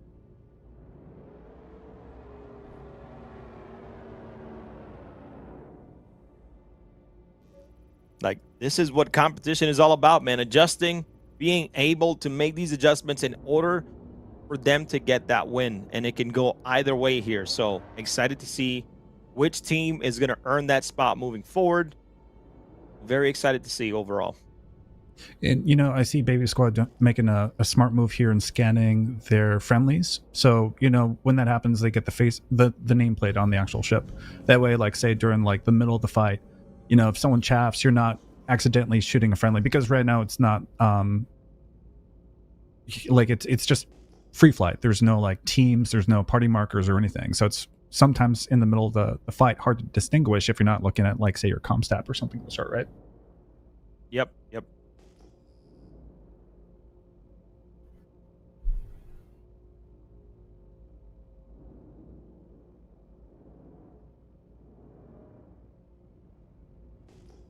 All right, I believe the match has begun here, and we are starting to get those pings. I think this one is going to be a little bit of more of a slowdown play.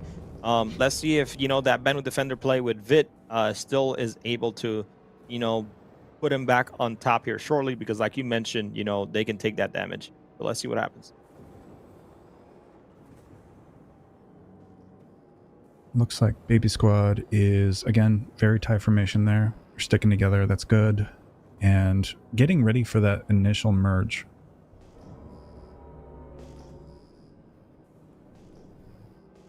Algama's a little further behind than I was expecting, kind of like 4 kilometers behind, maybe tighten up a little bit there.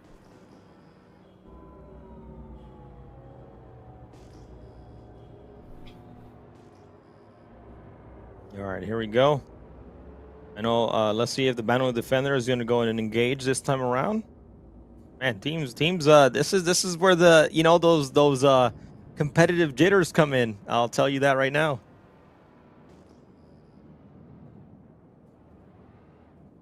Both teams being very cautious. Again, Master Mode's not like very favorable for aggressive tactics unless you know what you're doing.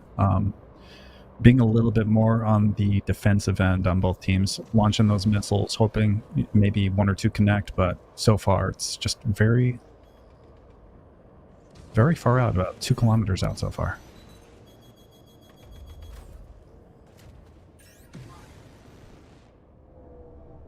Lots of missile spam there. Yeah, I saw that. And right now, missiles are, to make sure to get those people out of nav mode. But here we go, first engagement. There it Proton. is. They're focusing on the Saber this time. Ooh. And he's getting that Gladius very is taking focused. so much damage. He lost a wing. He's spinning. That is very unfortunate for anti-proton. Yeah. Because once that wing's off, he's out of the fight. And it looks like the Saber wing took is a still. lot of damage. The wing looks like it's still there, if I'm not mistaken. No, if it's red, it means that it's actually like broken off Okay, entirely. okay. It's a little difficult to tell with the UI in the current state. They made some changes to it this last patch, if I remember correctly. There goes the Battle Defender disengaging. That Battle Defender is red in that crab hole that it has right now. It's taking so much damage, but it's gone out of the way. Disengaging, going back, looking for that arrow, it looks like. Yeah, it's gonna be tough for anti-proton in order to, like you mentioned, even get something going. So I'll be surprised if they don't go straight after him, get his shields down and break that hull. But that Saber, man, they put in some work into trying to get that out of the game. So I'm surprised that Baby Squad Malgamus or Timat didn't take anybody out while they were trying to focus on that Saber at that time. But man, what a dogfight so far.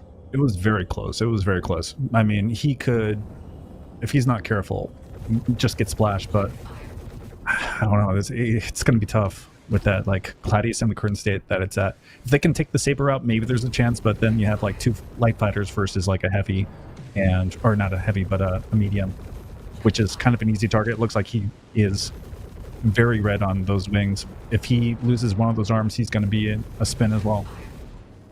There's another splash. He took out the Saber. Yep.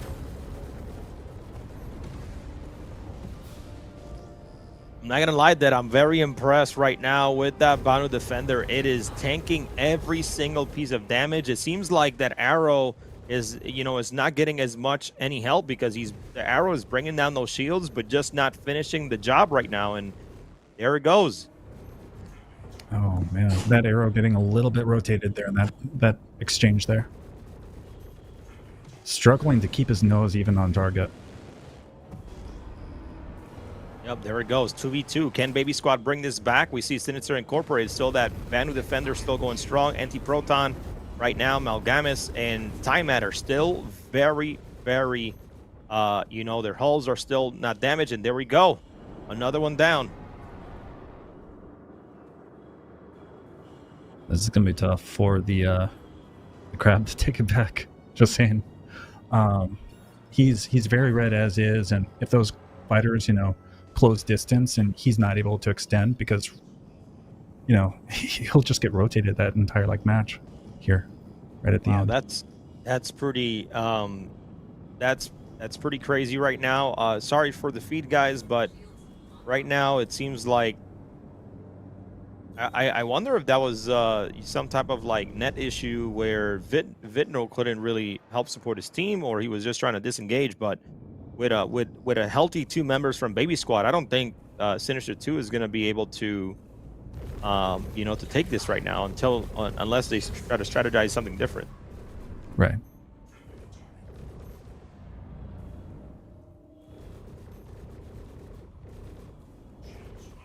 Getting on the back end of the crab there. And very Yeah, shields are effective down. shots. Yep. There's the splash. Wow, very great comeback there by Baby Squad. This was honestly some of the closest matches we've seen so far today, and our last match for EMEA. But man, Dad, what do you thought there of this overall matchup? I think that shows how important it is to be able to like swap out the fleet comp. Like if it didn't work the first time, not being stuck with like the ship that you're in the entire match actually makes a huge difference. That was a game changer. Swapping over to the Saber just completely shifted the tides of that entire fight. Gotcha. All right, well, shout outs to Baby Squad. Congratulations on moving on to the top 12 championship bracket. That's going to happen on September 27, guys. So make sure you guys are joining us for that as well, because there's going to be some wild teams. But that's going to conclude EMEA, and we're going to go back to the desk to break it all down with Zero State and Perks. Wow, guys, what a matchup, man. The first match to go the distance, guys. All right, so let's kick it right off, because I was actually pretty excited. You saw the Bando Defender Zero State. Burks, we'll start off with you, man. That was a lot of fun to watch. Yeah, great job by Baby Squad bringing it back. I mean, to be honest, I was a little nervous for them going into that. We already saw Sinister today. We saw Baby Squad today. And so, to be honest, I thought Sinister kind of had it there. But I would say that the communication, the team play, especially in round number 2, was excellent. I mean, I think this is actually the clip I'm thinking of right here, where, yeah, I believe so, where they form up on one of the Gladiuses from Sinister, and he's just not expecting them to put that much pressure on him, and he gets instantly popped. And that was the snowball they needed to win round 2, which ultimately gave them the win for round 3, right? Because no round 2, there's no round 3, right? So round 3, they did obviously a great job swinging. I was nervous because I saw the arrow hanging back. You know, I wasn't really sure what they were doing. They were spamming missiles. I'm not sure how effective that really was, but right after that, they tightened up. They got the DPS they needed off, and they ended up bringing out the win. So congrats. Awesome. Zero State, your thoughts on that one, man? That was good. Yeah, it was really interesting. It's always fun to see a match go the full distance. It was cool to see the team comp changes. It was really cool to see the loadout changes and see the success of the second fight and how that Saber did pretty well. It kind of threw him for a loop, right? I'm happy to see the Banu. What seems to me is that so it looks like Vitnir is comfortable in the Banu, right? And in my experience, I used to fly the Banu Defender a lot. Still do fly it sometimes. The Banu Defender is a ship where you become very comfortable with it, right? And it becomes better the more comfortable you get with it. You understand the offset cockpit, and you kind of understand, like, you're a shield tank more than you are a hull tank. And you kind of understand, okay, if I slide sideways, they're going to hit the right wing, and if I slide the other direction, they're going to hit the left wing. You can spread out that damage pretty well. Knowing your weaknesses, knowing your strengths, that's a big part of flying the Banu Defender. And I feel like he's probably just in that mindset where that's what he's comfortable with. I think the story of the first fight for me, like, it was composure, situational decision making, like, understand, like, we got to do this, we got to do that. Some turning points in some of the fights. I feel like in fight 3 especially, they really wanted to get that Banu out of the fight, and they tried to. And at one point, I typed to Brooks and said, "How is this Banu still alive?" I know.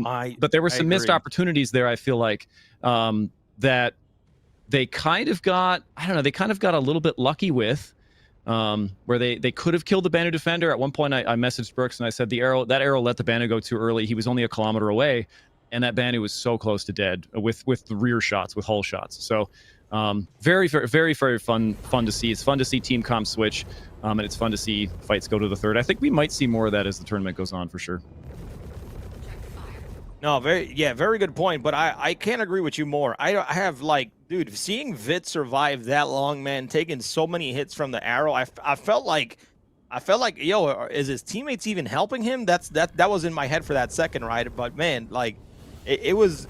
I think Sinister Incorporated 2 did a very good job at utilizing it. They just needed to capitalize on some more damage, and, like, I don't know, man. Like, I feel like if they're concentrating on that Banu, that the other 2 teammates need to really pick it up and try to get somebody out as fast as possible, whether it's that Gladius or whether it's that Arrow. Probably the Gladius at that point, but Yeah, man, I that feel was like in the first fight, Vitnir did a pretty good job of using the Banu as a tank, as a distraction, as a come get me and let my buddies get you, and that worked out really well. I think Tiamat was lost pretty early in the Gladius. And I think that's because they saw the Banu defender and they said, big target, easy to hit. He's right there. Let's go for him. And they played that really well. In the third match, I think they tried something kind of similar. But Baby Squad kind of realized that a little bit sooner and was able to, pivot away from that and take out. I think they took out. Was it Proton first? Anti-Proton first? Yeah, I think so. Yep. And Round 2, yes, with a big pancake. Yeah. Yep. One thing I do want to mention too is that for the Fight or Flight tournament this year, all components are viable. Ones are rentable, so they can use whatever they want. But Zero State, I'm gonna throw it right back to you. Like how important are components in today's PvP environment? Is it something that's important or not really? Because I know some components are better for certain situations rather than others at this point. They have changed a bit this year. Competition were very important for a little while. Stealth was very important for a little while. Military's been important. Even industrial in some cases. It depends a bit upon how you want the fight to go, right? So if you're in a Gladius, you've got 2 shields. Do you run Palisades shields to get as much tank as you can right away? If you're not expecting to get your shields to come back, right? But if you want to go, military for that recharge, you think you're going to reset the fight, or you think that's how the fight's going to go, or that's your style, you might want to go that way for the recharge rate. So some components are very important, others less so. Maybe coolers, some would consider maybe less important, that kind of thing. But it's good that they have the freedom to be able to choose what they want in these fights. And I know it's probably impossible to show that stuff on screen, but these competitors are using, some are using military grade components and shields, et cetera, et cetera. Some are using, industrial. Some might even be using some stealth components. So I'd say that's relatively important when you get to that level of one little thing makes a big difference in some of these fights. Totally agree. Anything you want to add there, Burks?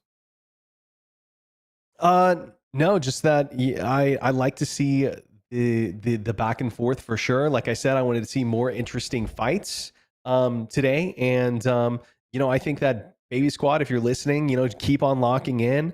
Make sure you focus on that target, and maybe you'll get a podium position. We'll see. Hey, love that. Well, congratulations to the 4 EMEA teams that are going to be moving forward here. We got Liberty Reapers, Iron Point.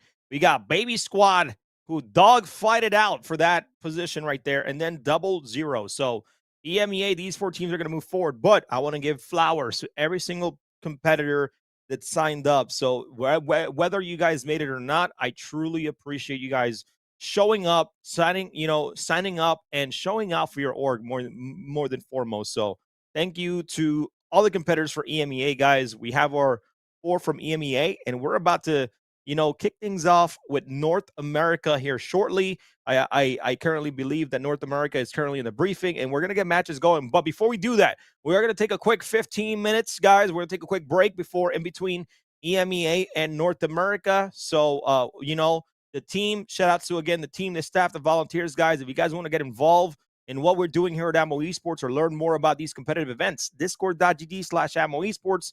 Come join the Discord, making sure you pick that role of fight or flight or whatever events you want to partake of. But thank you guys so much for joining us today, whether you're watching from X, Twitch, or YouTube. We appreciate it. We appreciate the support. It means a lot for us. Last thing I'll say is that the Matcherino is still live, guys. You can contribute for free. All you got to do is claim that code. All right, jump into that Matcherino. You don't have to, you don't have to contribute out of pocket. You can contribute completely for free by claiming the code on our page. And thank you guys so much for the support. I think we're over 1,500, like I mentioned, in the Matcherino, which is absolutely incredible. So shout outs to the community watching today, guys. So, but quick 15. We'll be right back. Don't go anywhere. North America Fight or Flight 2955 group stage continues. We'll be right back.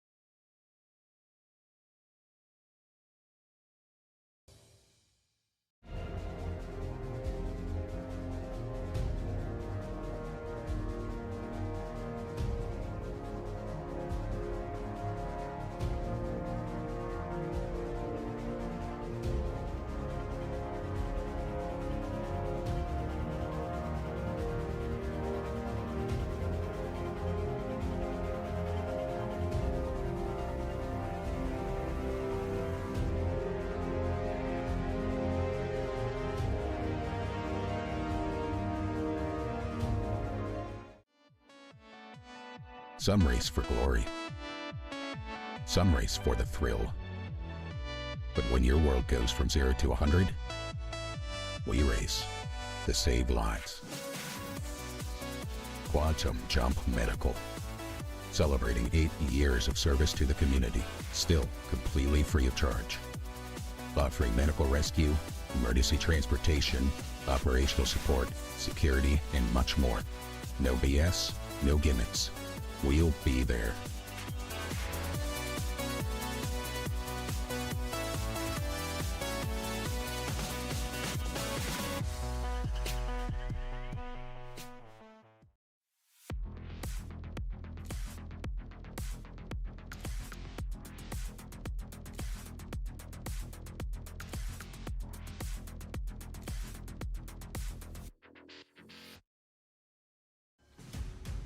Get ready, Australia! For the first time ever, the ultimate StarCitizen event comes down under. Experience Enter Atmosphere 2956 live from Fortress Sydney. Join fellow citizens, share drinks, stories, and celebrate the universe at the Bar Citizen. Witness pilots go head-to-head in ship races and intense dogfights. Feel the energy of a live crowd as they compete for amazing prizes. The countdown has begun. Secure your tickets for the Southern Hemisphere's biggest StarCitizen event. Visit atmo.sc/EA56 to learn more. Fighter Flight 2955 has been brought to you in part by Tobii Gaming. Unlock the next level of immersion in StarCitizen with the Tobii Eye Tracker 5.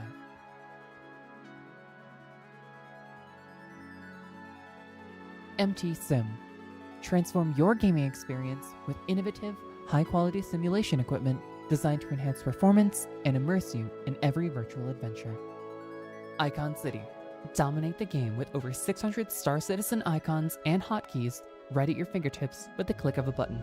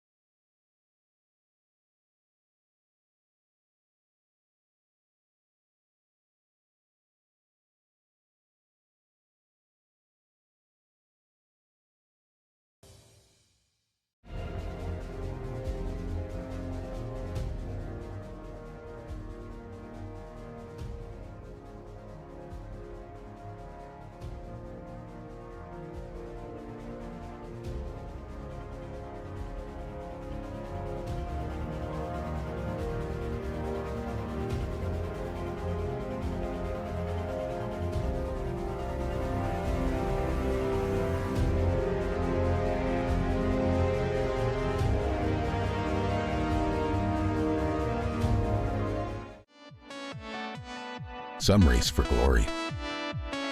Some race for the thrill. But when your world goes from 0 to 100, we race to save lives. Quantum Jump Medical. Celebrating 8 years of service to the community, still completely free of charge. Offering medical rescue, emergency transportation, operational support, security, and much more. No BS, no gimmicks. We'll be there.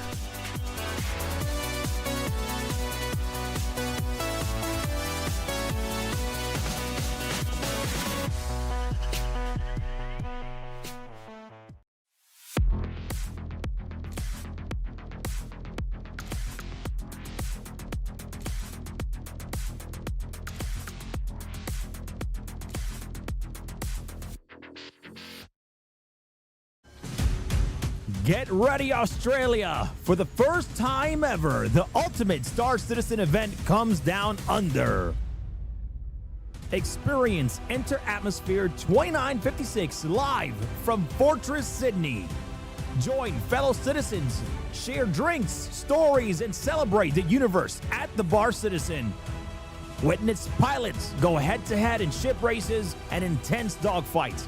Feel the energy of a live crowd as they compete for amazing prizes. The countdown has begun. Secure your tickets for the Southern Hemisphere's biggest StarCitizen event.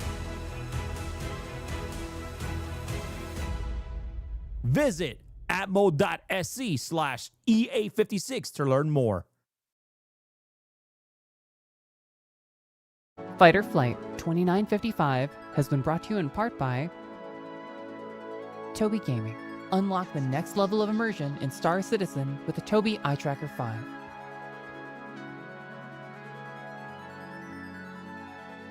MT Sim. Transform your gaming experience with innovative, high-quality simulation equipment designed to enhance performance and immerse you in every virtual adventure. Icon City. Dominate the game with over 600 Star Citizen icons and hotkeys right at your fingertips with the click of a button.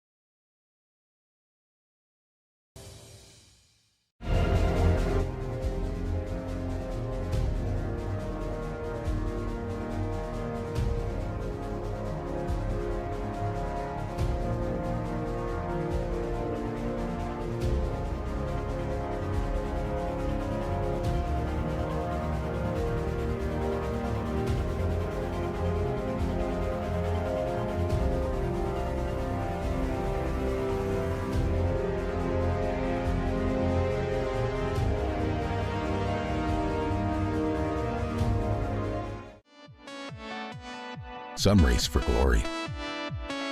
Some race for the thrill.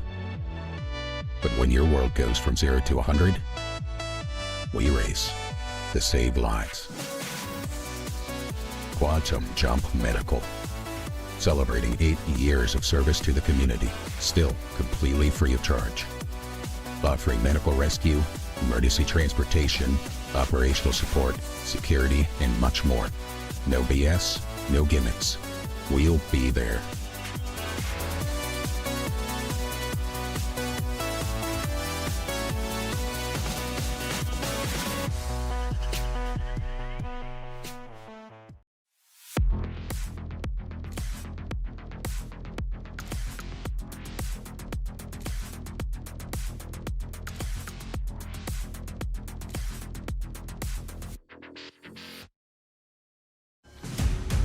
Get ready, Australia! For the first time ever, the ultimate StarCitizen event comes down under. Experience Enter Atmosphere 2956 live from Fortress Sydney. Join fellow citizens, share drinks, stories, and celebrate the universe at the Bar Citizen. Witness pilots go head-to-head in ship races and intense dogfights.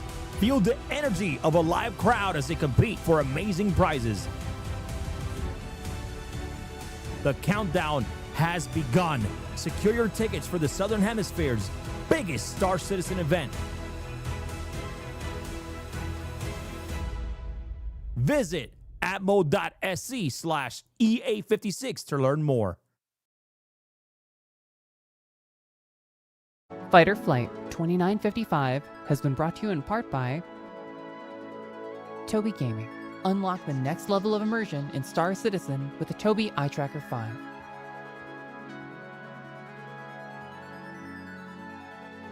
MT Sim. Transform your gaming experience with innovative, high-quality simulation equipment designed to enhance performance and immerse you in every virtual adventure. Icon City. Dominate the game with over 600 StarCitizen icons and hotkeys right at your fingertips with the click of a button.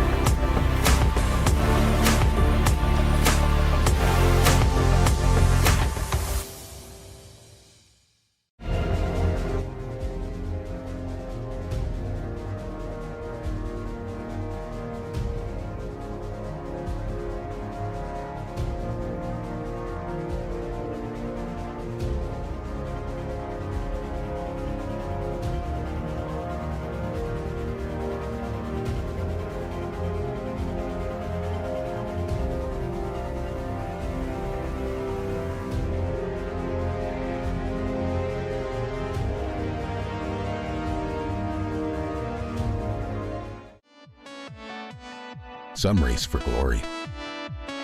Some race for the thrill. But when your world goes from 0 to 100, And welcome back to Fight or Flight 2955 group stage. We're coming up next with the Americas region, which is both North and South America. Anybody from those regions that want to, sign up and dogfight, this is your region. And we got some, this is the most teams that we've had for this region. We had 9 teams that sign up, so it's going to be a definite dogfight. But how was your break, Berks and Zero State? How you guys feeling? Good, feeling refreshed. Glad to be back. Zero State? Yeah, I mean, I actually went to the moon and back, believe it or not. It was great. Okay. Yep. Well, welcome back, guys. We're about to get things running here, but we're going to go into our first matchup, which is going to be Outreach 135 versus Breaker Squadron. Just something I want to let everybody that is watching to know is that we're not streaming all the matches. We're streaming mainly a couple first rounders, semifinals, and then some of the finals in that group stage. But so far, to recap EMEA, we got Liberty Reapers, Iron Point, Baby Squad, and 00 moving on into our championship top 12 bracket for the EMEA region. And then right now, you're going to be watching some NA action, which I think a lot of people are excited about. So, sorry to kind of recap one more time, but, any underdog you guys are excited for in the NA region that you feel like might be, someone to look for? I know we had you guys say 388 earlier, but anybody else that you guys can think of? Yeah, I'm just looking through the list right now. I mean, to be honest, most of these teams are at least people that I recognize who do PvP. So underdog, maybe not. Surprise winners, maybe. I'm really interested to see how today turns out, and I'm thinking, there's AVS is going to go far. To be honest, I think SM's going to go far. I don't know how hard 388 and Cinderborn have been practicing, so potentially could see some interesting plays from them, interesting strategies and setups. Really excited to see. All right. I vibe with that. Yeah, I vibe with that. There's definitely a lot of names that I recognize. That's like you have been killed by on this list for sure. Had some great fights against a lot of these folks, so it's going to be fun to watch. I think so. I do have to do a little shout out. A good buddy of mine, Sin, is on Blightville. Oh, I love that guy. Yep, he's a lot of fun. So there's a little part of me that's going to be rooting for Blightville, and hopefully Blightville wins and Sin still dies. That would be That would be great. So we'll see what happens. Look, man, I believe Sin, and I forgot his partner name when we did LA, Citizen Con in LA, but man, they were so fun to have around at all times. And Sin is very, very passionate about PvP, and this is his, honestly, I think his third year competing. So I ain't gonna lie, man. I'll probably be rooting for him too. He's such a good dude. So let's see how this is gonna be an interesting bracket, man. I feel like this is probably our most stacked bracket, especially for Americas. So this is gonna be interesting, and I'm very, very, I want to see it play out, to be honest. So I would really, really want to see it play out. I know that, like I can't tell if I feel like Shadow Moses is gonna end up in that, finals top 12, but I don't I can't really, it could be anybody's game right now, 3v3. And I think that's what the exciting part is. If it was like 2v2, I would always say these teams are going far. These teams are going in, right? And now that's not gonna happen right now. So yeah. But I think our match 1 is ready, guys. So let's get some predictions in. Okay. Awesome. We got match number 1, Outreach 135 versus Breaker Squadron. So we got GCAT 152, 1425. I don't know my number. Sorry. And the 85X, guys. All right. We got AV6 and the Gladius. We got the Arjack and the Anvil Arrow. And then we got Breaker Squadron. We got Nightfoe and the Anvil Hawk. Queenor in the Esperia Talent, and Cam's Quarters in the Gladius. Whoever wants to go first, take it away, guys. But man, this is going to be interesting comp. Zero? Yeah, I mean, I was just excited to see the 85X. I want to see what they do with it. I want to see if it becomes the mosquito that we kind of hoped it would be. Or, maybe they get caught by the Hawk for 0.5 seconds and they blow up. We'll see what happens. It should be fun to watch either way.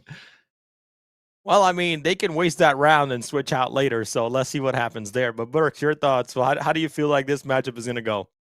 Yeah, the 85X definitely wasn't the first snub that I thought we were going to see today. I'm not a big 85X flyer. Typically you'll see me in something more like the Arrow, Gladius. Arrow's basically a snub. Let's not lie to ourselves. But it's going to be interesting, especially with the NDB setup, to see what it can do, if it's going to be annoying enough to kind of give Outreach the edge to win. I think that we should maybe see a pretty interesting fight here. All righty. So I believe our match is ready to go, guys. So we'll be right back here to get your breakdown from this matchup coming up. So enjoy it, and we'll be right back. So let's head on over to Dead. All right, Dead, welcome back. I know how was the break, man? You feeling good? Feeling a lot better, yeah. All right, let's get it here, man. We got Outreach versus Breaker Squadron. I didn't give my thoughts, but Zero and Burks, they're very keen to see how that 85X is going to play out. But what about your thoughts here? Who do you think is going to take the win for this first matchup? Both of these teams I'm very familiar with. One being mostly harmless, the other being AVS. I know that AVS favors the snubs in certain situations. I think they'll know how to utilize it probably to its fullest potentials. I'm interested, especially with the NDB loadout, how they're going to use it. And then I love seeing the Talon back in the fight. That is going to be a fun one to see. I just hope again that they're using stealth and getting those shots where they need it and being effective, right? But man, this is it's fun because these are names that I've either run with or have run into in fights with in the PU. Yep. So it'll be a lot of fun. Looking forward to this one. Yeah, I'm looking forward to it too. I look, the Esperia Talent is one of my favorite ships just because of how it looks, and I know a lot of people have to fly it. They have their wings tucked in or whatever it is, but it's definitely one of my favorite ships when it first came out.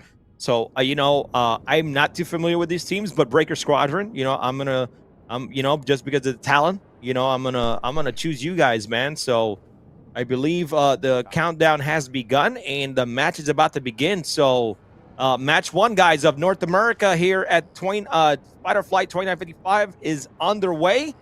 Let it begin, man. I'm excited. So Dead, take it away. So it looks like they are closing in very fast. AVS coming in like very aggressively too. Just kind of feeling out those shots, seeing how, you know, evasive Breaker Squadron is at the moment. Oh no, Yeah, I'm sorry. Let me mix that. that was actually Breaker Squadron's point of view. So they're just kind of, you know, approaching cautiously, just kind of reading the situation at the moment is what it seems like. No engagement quite yet though. No, no worries, no worries. I can easily understand how how that could have been mixed up. But yeah, here comes this somewhat of a quick engagement. Here we go. First pass. Shots already being exchanged. That Hawk is getting lit up. Serving lots of pancakes for lunch there. And a splash really quick. And then Cam's Quarters coming in with a splash on EV6. Was not expecting that so fast. Wow. I did not see that, but that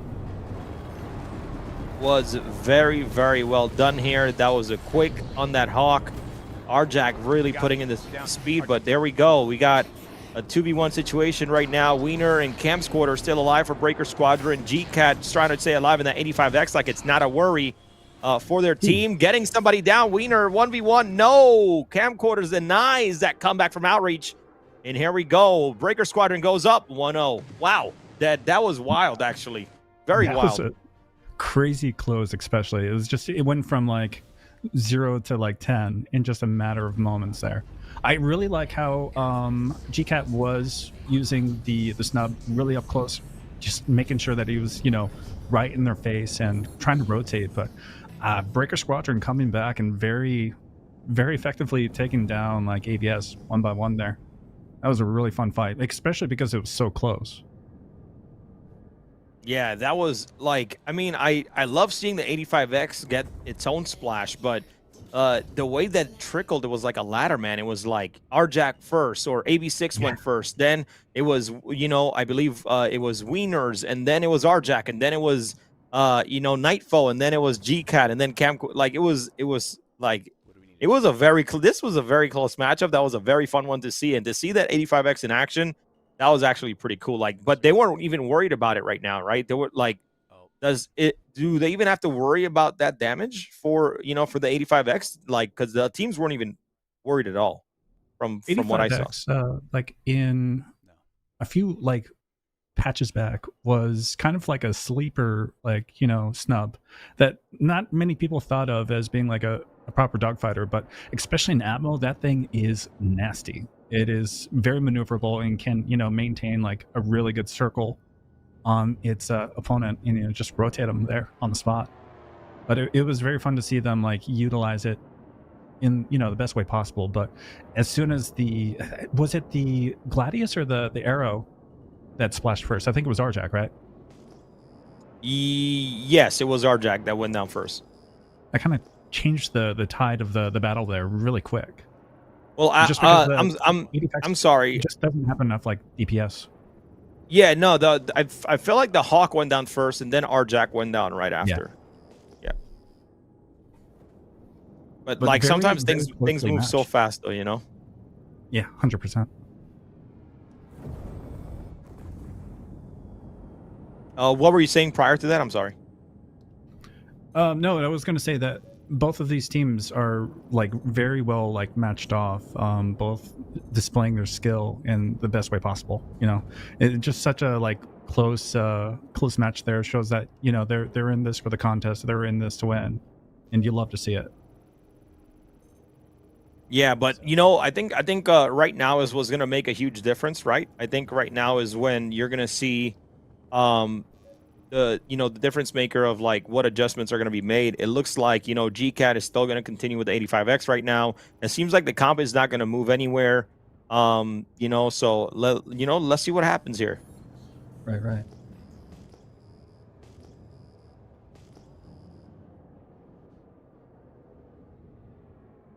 The problem with the 85X is I forget if it's like size 1s or size 2s. I just don't know if it's enough DPS. Yes, he's using like NDBs, but it's just going to be, you know, like I think Zero was saying, you know, I think more of a mosquito where it's annoying. It's going to keep helping with like shield, suppression and just trying to take it down as much as possible. But I just don't know if it's going to be enough.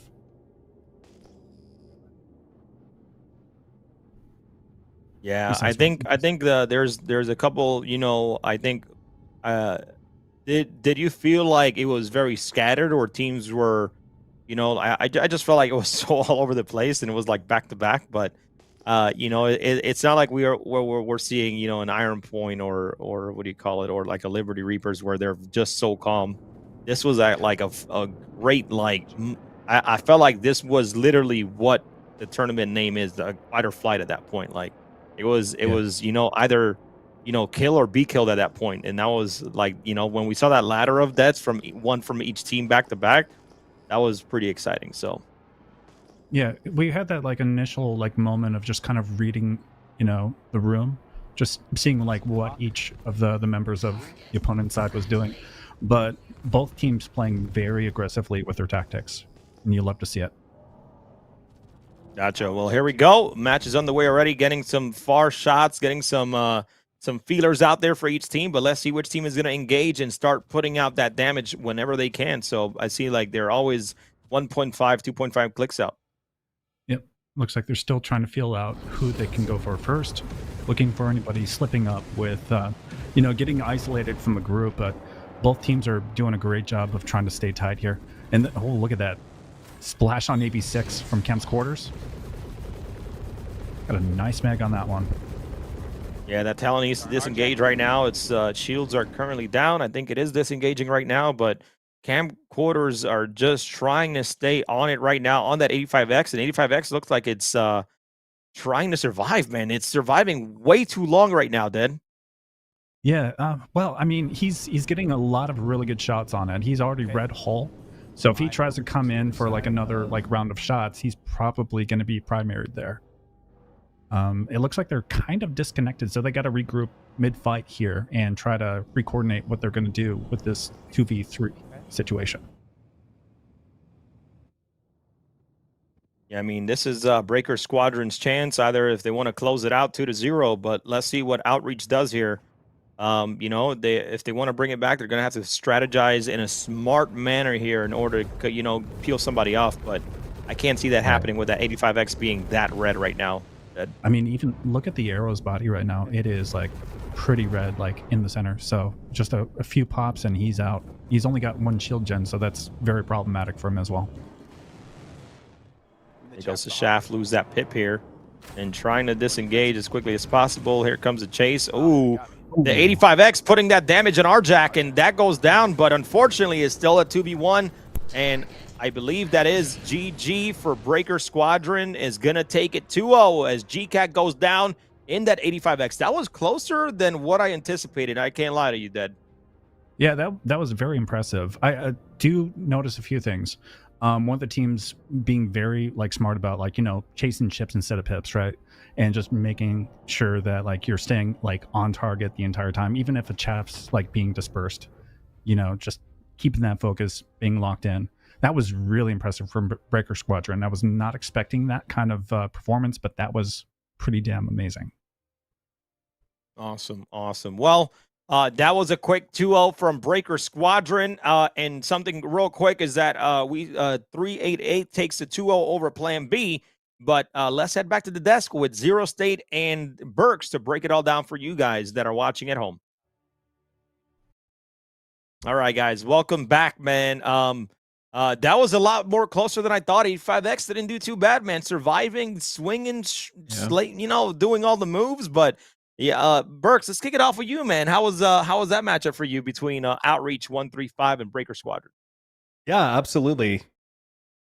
I think that camcorders was pulling a lot of weight there. Not to say his teammates were doing bad, but man, it was like every time he merged on someone, it was a lot of, and I hope we get to see it in the replay here, a lot of just good time on target. In switching, I saw a lot of really precise switching. Didn't waste time chasing people. Probably some of the best of that we've seen today, to be honest. And man, I'm very impressed with this team coming out. ABS is a great PvP org.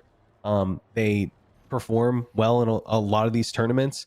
And so to see, someone who I don't think has performed in one of these tournaments before come in and not just own, but own with lag pip, that's not something you see a lot, is really impressive. Goes to show that these guys have been practicing, and they're here to play. It's Breaker Squadron, by the way. It's not AVS, just to make sure. But Oh no, yeah. no. Oh, Sorry, okay, okay. the first group is I believe they are 3 members of AVS, I believe. Yeah, outreach. Oh, okay. I didn't. Yeah. Yes. Yes. Come on, guys. Put at least in the team name AVS on, in bracket or something, guys. But yeah, I wasn't familiar, so thanks for that. Zero State, your thoughts on this one? That was a lot of fun, man. I wanted that 85X to come out on top, but yeah, it just the other team was definitely played a lot smarter. But yeah, your thoughts on this last match? Yeah, I think Outreach didn't quite use the 85X in the first match, maybe the way they wanted to. Either they didn't get an opportunity to, or they just didn't position right to be able to do it. One thing about flying a snub ship, especially in a group fight, is when you're doing damage, like the idea is that you're going to stay close to somebody. You're always going to be doing damage to somebody. You really have to be consistent. You have to be consistent through the whole match. You have to be able to call it, hey, I got somebody on me. Hey, I'm taking damage. I got to disengage, get back as quick as you can. And I feel like in the first fight, they just weren't able to do that. That might have been something from Breaker Squadron where they were pushing really hard to make that not happen. Or it might have just been a misplay by Outreach in that case. The second match, I feel like they did a much better job. The 85X definitely survived a little bit longer. It was just a matter of who's going to hit their shots and who's going to hit them more consistently. Breaker Squadron was able to do that. So fun fight to watch. Really fun fight to watch. I really like the comp changes. I would have liked to maybe see Outreach say, hey, that 85X, for whatever reason, against their team comp, against their players, against whatever skills they're utilizing, the 85X just didn't do it for us. Let's move to something else. Let's move to a backup ship that either has a little bit more DPS or a little bit more survivability, or is just better for the team comp that we want to have. And they stuck with the 85X, and to their credit, they did better in the second match. It just wasn't quite enough. So I would have liked to see them maybe think about switching that. No, very, very good point. And something I want to point out that obviously we haven't talked about is weapons, right? The only weapons that we currently have that are banned are S3 Singes and I believe mass drivers. S3 Singes are not rentable. Mass drivers, just we're not trying to do that. But one thing I'm very surprised that we haven't seen any, gallons, any ballistics, but I heard in the next patch that ballistics are in a better position. But how do you guys feel about, seeing a lot of CF repeaters and NDBs? Do you guys feel like attritions have a play here in the future, or do you think we're just going to continue seeing NDBs and CF repeaters currently at this time? And Zero State, we'll throw it right back to you there. Yeah, I mean, attritions are in a tough spot because they're such low projectile velocity. So when you're talking about trying to hit light fighters, especially at any range, they're just not going to do well for you. Let's say that there was some rule where every team had to use one heavy fighter, I could see there being a place for some attritions in some cases where like you're going to be firing at the other heavy fighter, right? So you're going to be hitting your shots and you want to do as much damage as possible. But I think it's just kind of logical that we're going to be seeing a lot of CFs and a lot of NDBs. NDBs are probably the biggest as far as alpha damage and slower projectile velocity that we might see today. I'm still hoping that we see some ballistics come out. Somebody try something unique, maybe a Buccaneer full of ballistics or something goofy like that would be kind of fun to watch. But yeah, we'll have to see what teams decide to do. All right, Birch, your thoughts on that? Yeah, I mean, no surprise to me that we're seeing a lot of heavy CF use because it is the fastest projectile, and therefore it's going to be the most consistent on the pip, right? And again, very surprised to see lag pip in one of these matches. Yeah. Not that it's not that it can't be. It calculates technically the same way, but you just have to fly a little bit differently, and it breaks my brain a little bit to use it. Lead pip a lot more straightforward, and I think that using something like lag pip and NDBs to tie the point together can sometimes feel very challenging. CF repeaters are the most consistent. I always tell people that if you're firing at something maybe Hornet and above, that's when you'd maybe start to work your way into something like an NDB or an attrition. But really, if you're going in light fighter or even snub combat, you're going to have the best time using CF repeaters. Yeah, gotcha. Well, we got some updates on the bracket for you guys. We got, like I mentioned earlier, Plan B versus 388. 388 took it 2-0. So Plan B went Anvil, Arrow, Gladius, and Hawk, and then 388 took it 2-0 with the Drake Buccaneer, 85X and Gladius. So the Bucky back in action, baby. Put that pirate on. It's pirate time in the verse. So love seeing it, man. Any thoughts on these comps for these teams? On obviously we'll get to stream 388's match a little bit later, I think, versus the winner of match 5. But any thoughts on this last matchup with those with those ship comps? I mean, I'm still happy to see unique stuff. Buccaneer 85X. I mean, we're pulling out some sabers, right? We're pulling out the Banu Defender. Let's keep that going. This is fun to watch. I love to watch good pilots that are good in any ship be very, very good in a ship that a lot of people go, what are you flying that for? And then they win. That's my favorite thing. So let's keep that going. I agree. Any thoughts there, Burks? No, just it's probably one of the more interesting matchups that we've seen today in terms of ship loadout. So yeah, I'm interested to see in this fight. Did you say this fight's over already? Or is this one 388 is up 2-0. Yeah, these are going on offline right now. And I'm looking at the score is why I'm correcting myself here. And yeah, really interesting to see the results there. I would love to see the playback on that one, because 85X Buccaneer combo would be really interesting. Yeah, we also have some other ones. We got Blightville versus Cinderborn went up 2-0. So Blightville, Thunder Lake, Binary Ninja, and Sin. Gladius and Valero and 85X took the 2-0 win. Cinderborn was Junkies, Macron, Watt, and Dreezy. Gladius and Valero and Drake Buccaneer. Unfortunately, we're not streaming all the matches today, guys. We are trying to keep the schedule, all together while running some matches in the background, but you will see all of the group final matches. Plus, I believe the next match coming up is match 5 is going to be Shadow Moses versus Breaker Squadron. And Outreach 135, they're in the they're dropped down to the losers bracket, so they still have one life left to go in this double elimination group stage bracket. So don't count them out just yet. Don't count them out. And then we have Avengers Squadron versus MSG Screaming Eagles. Currently, an Avenger Squadron Blue, Avenger 1 4 Pigs, and Andros are 85X Gladius and Valero, and then Screaming Eagles with the P72 and Valero and Gladius. So we're seeing that snub now in the NA matches in the NA bracket now come to play. So, and then can you guys that are using these unique ships do that when you're being streamed on the channel? Come on, we want to watch it. All right, I want to see the P72 ripping stuff up. All right. Oh man, yeah, record it, send it to us. We'll put it part of the highlight reel, man. That's what we need to do. That'll be great. Don't worry though, the championship bracket for the top 12, all the matches will be streamed, guys. So don't worry, you're gonna get all that action all broken down.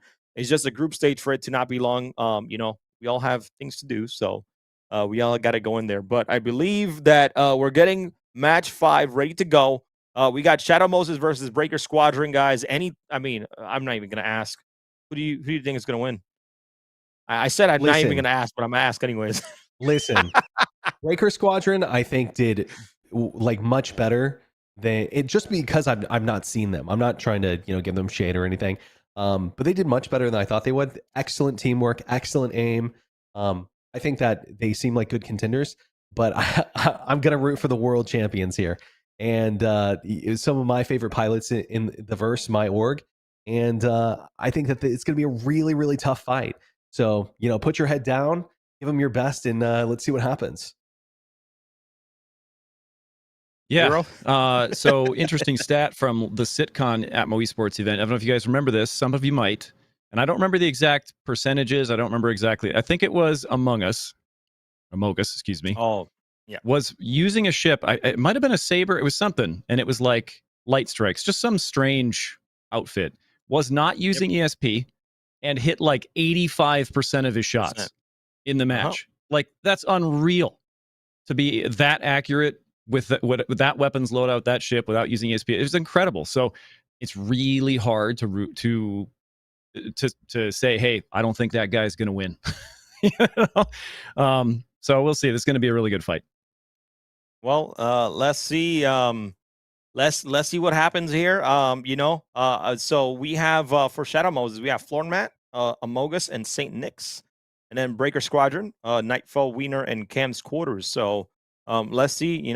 let's see what happens, man. I love seeing friendly faces come back, but I also love seeing new teams rise up to the occasion. One thing that I really want from these teams that are coming, that are brand new into these tournaments, is just gaining that experience and be like, oh man, tournament is a little bit different, you know. So hopefully everybody's having fun most of all, and competing hard. So very excited. I think our matches are almost ready. I'm not sure, but let's talk about one more time. Let's talk about Enter Atmosphere 2956, guys. Okay, we're bringing the action to Australia. So make sure, if you guys are, you have friends, you have family there, anybody, let them know, man. All right, be a part of this action, this amazing community, guys. All right, we're gonna have a bunch of stuff happening. We got ship and gravel racing. We're gonna have a panel with the CIG team. We got Chris and Sandy coming down, along with community director Tyler Whitkin. We're gonna have a fight or flight showcase as well. We're gonna have stations where you can dogfight, where you can race, where you can do all kinds of stuff. We're gonna have a sim pit station, no motion, because we're not trying to, you know, get people ejected off the seat. But we're gonna have a sim pit for you to try things out and try, you know, dual sticks and try different inputs within StarCitizen. So make sure, if you guys are in Australia, make sure you guys come join us February 21st, 2026, man. It's gonna be an incredible night, man. The venue is an entire esports arena. It's gonna look amazing. So I'm very excited for that. So without further ado, we're gonna take a quick look at the trailer, and we'll be right back here shortly. Get ready, Australia! For the first time ever, the ultimate StarCitizen event comes down under. Experience Enter Atmosphere 2956 live from Fortress Sydney. Join fellow citizens, share drinks, stories, and celebrate the universe at the Bar Citizen. Witness pilots go head-to-head in ship races and intense dogfights. Feel the energy of a live crowd as they compete for amazing prizes. The countdown has begun. Secure your tickets for the Southern Hemisphere's biggest StarCitizen event. Visit atmo.sc/EA56 to learn more. All right, welcome back, Dad. How you doing, man? We're back in action, baby, for another matchup: Shadow Moses versus Breaker Squadron, man. I'm already, in the ball here. I got to give it to Shadow Moses, but who you got, man? Man, this is a tough one. I'm friends with a lot of the guys from Mostly Harmless, but I also know what Saint Nick's, Amogus, and Floormat are capable of, and it's going to be a really good fight. I can tell you that. But these are seasoned pilots, top of the list. I would say, that's gonna be a really rough fight for Breaker Squadron. But I'm gonna root for the underdogs here as much as I can. Hey, I love that. I'm always down for rooting for the underdog. There's no wrong answers on who you root for. So all I got to say is that play smart, strategize well, and continue pushing forward. Like I said, man, I love that this bracket is stacked the way it is. But we already have, a pretty insane matchup already. We got Blightville and Avengers Squadron coming up soon. Right after, I believe, our next match, if Shadow Moses wins this one, we might have a Shadow Moses versus 388 or a Breaker Squadron versus 388. So that could be up next as well. So there's going to be a lot of stuff going on, guys. So don't go anywhere, because there's a lot of action for Fight or Flight 2955 in this group stage still to have for this America's region. So, and then APAC region will be ran offline later tonight. It's going to be, I think, their Sunday morning around 11 a.m. So we're going to be rocking some APAC offline, and you'll see all these teams match up all together in a championship bracket, a top 12 championship bracket coming up soon. So, but I believe we're already ready, Dad. I'm excited for this one, man. Right. Get the Bucky back. Get my Bucky back. I love my Bucky, man. Look at that, like, fleet comp. I know they'll utilize that Buccaneer to its full potential. So I know Breaker's going to have to really step it up, keep it tighter this time, because last time they got some really good shots on AVS, but these guys are top notch. It's going to be a very tough battle. All right. I love seeing the Hawk. I love seeing the Hawk. That's all I got to say. I mean, I love seeing the Hawk too. This is the most I've ever seen it in all of the times we've done tournaments. We've seen the Hawk a few times because of EMPs, but I really, really enjoy seeing the Hawk. You know, and by the way, just to let you know, while this match is underway right now and they're gonna start scanning, is that I believe by the time we do the finals, we're gonna have 3.41 go live, which might change the comp, might change some weapons usage and all that good stuff. So they're gonna have to strategize going into the finals, and we might see even more different things happening, which I think is freaking cool. So.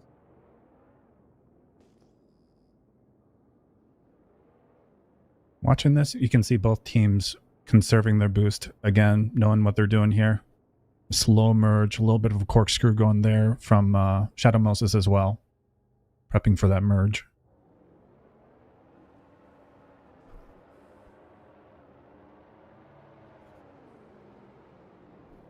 Closing in on that 2K point. Probably just reading the room at the moment, but shots are off on the Buccaneer. Looks like they're focusing on St. Nick's. There you go. A little bit of an engagement, but still pretty far, about 1 click away. By the way, when I say 1 click, chat is 1 kilometer. Hopefully, I mean, for people that are probably watching or brand new to the broadcast.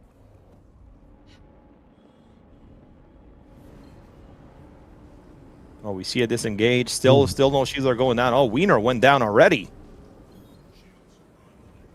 Shadow Moses flying in very tight formation. Look at this. Focusing on that Hawk. It's very, very close to like being out of the fight there. It's very red. Yeah, it's about to get splashed right here. And there it goes. That's 2 down.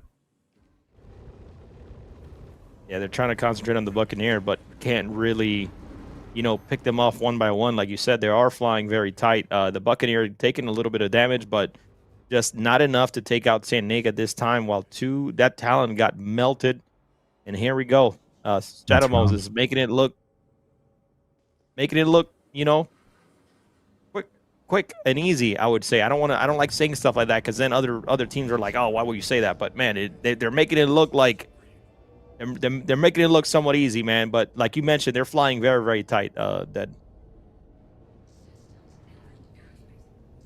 And so it did look like Breaker Squadron was focusing on that Buccaneer, but as soon as that happened, you had Floormat and Amogus focusing their fire on one of the fighters that were engaging at that time. And then that's when, you know, things kind of, you know, hit the floor, I would say.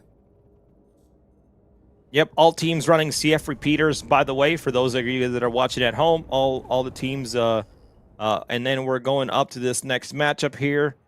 Yeah, seeing how accurate a lot of these guys are is pretty crazy, especially, you know, playing with mouse and keyboard. Obviously, you know, when we used to have 6 off, mouse and keyboard didn't have somewhat of that advantage, but it does now. But I still think like flying dual sticks is probably still the best, and using pedals. But yeah, man, it's that was, I don't even know what to say. That was smooth as hell. That was smooth, man. Since like master modes, there's been more of a shift to doing Hosam, which is hand on stick and mouse, because with the mouse you have like better accuracy. So dual sticks, I mean, are still like valid.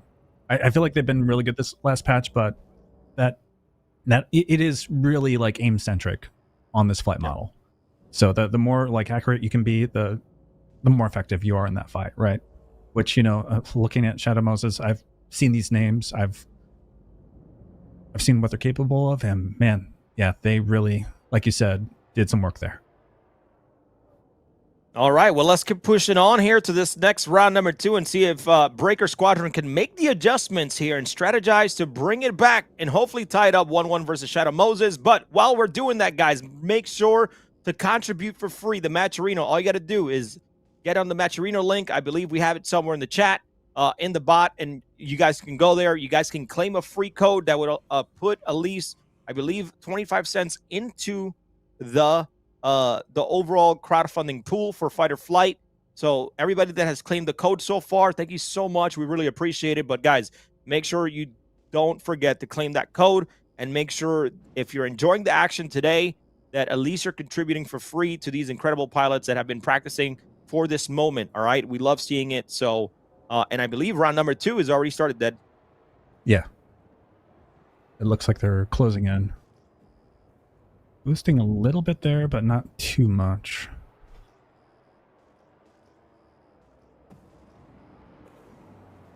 Wrecker Squadron looking a little bit spread out here, though. Not as like, oh, never mind. They're a little closer now. Yeah. But they're going to have to fly very tight formation. Maybe not focus on the Buccaneer, but maybe one of the fighters. I would say probably Gladius, personally. Yeah, I mean, if they're gonna get picked off, in that last round, you see Floor Mat. He took. Not saying that he got all the kills. Obviously, team help, but he was the last person to get those last hits. And I think all three are dangerous, man. It's gonna be hard to strategize which one you need to take out first. So you just gotta find that opportunity.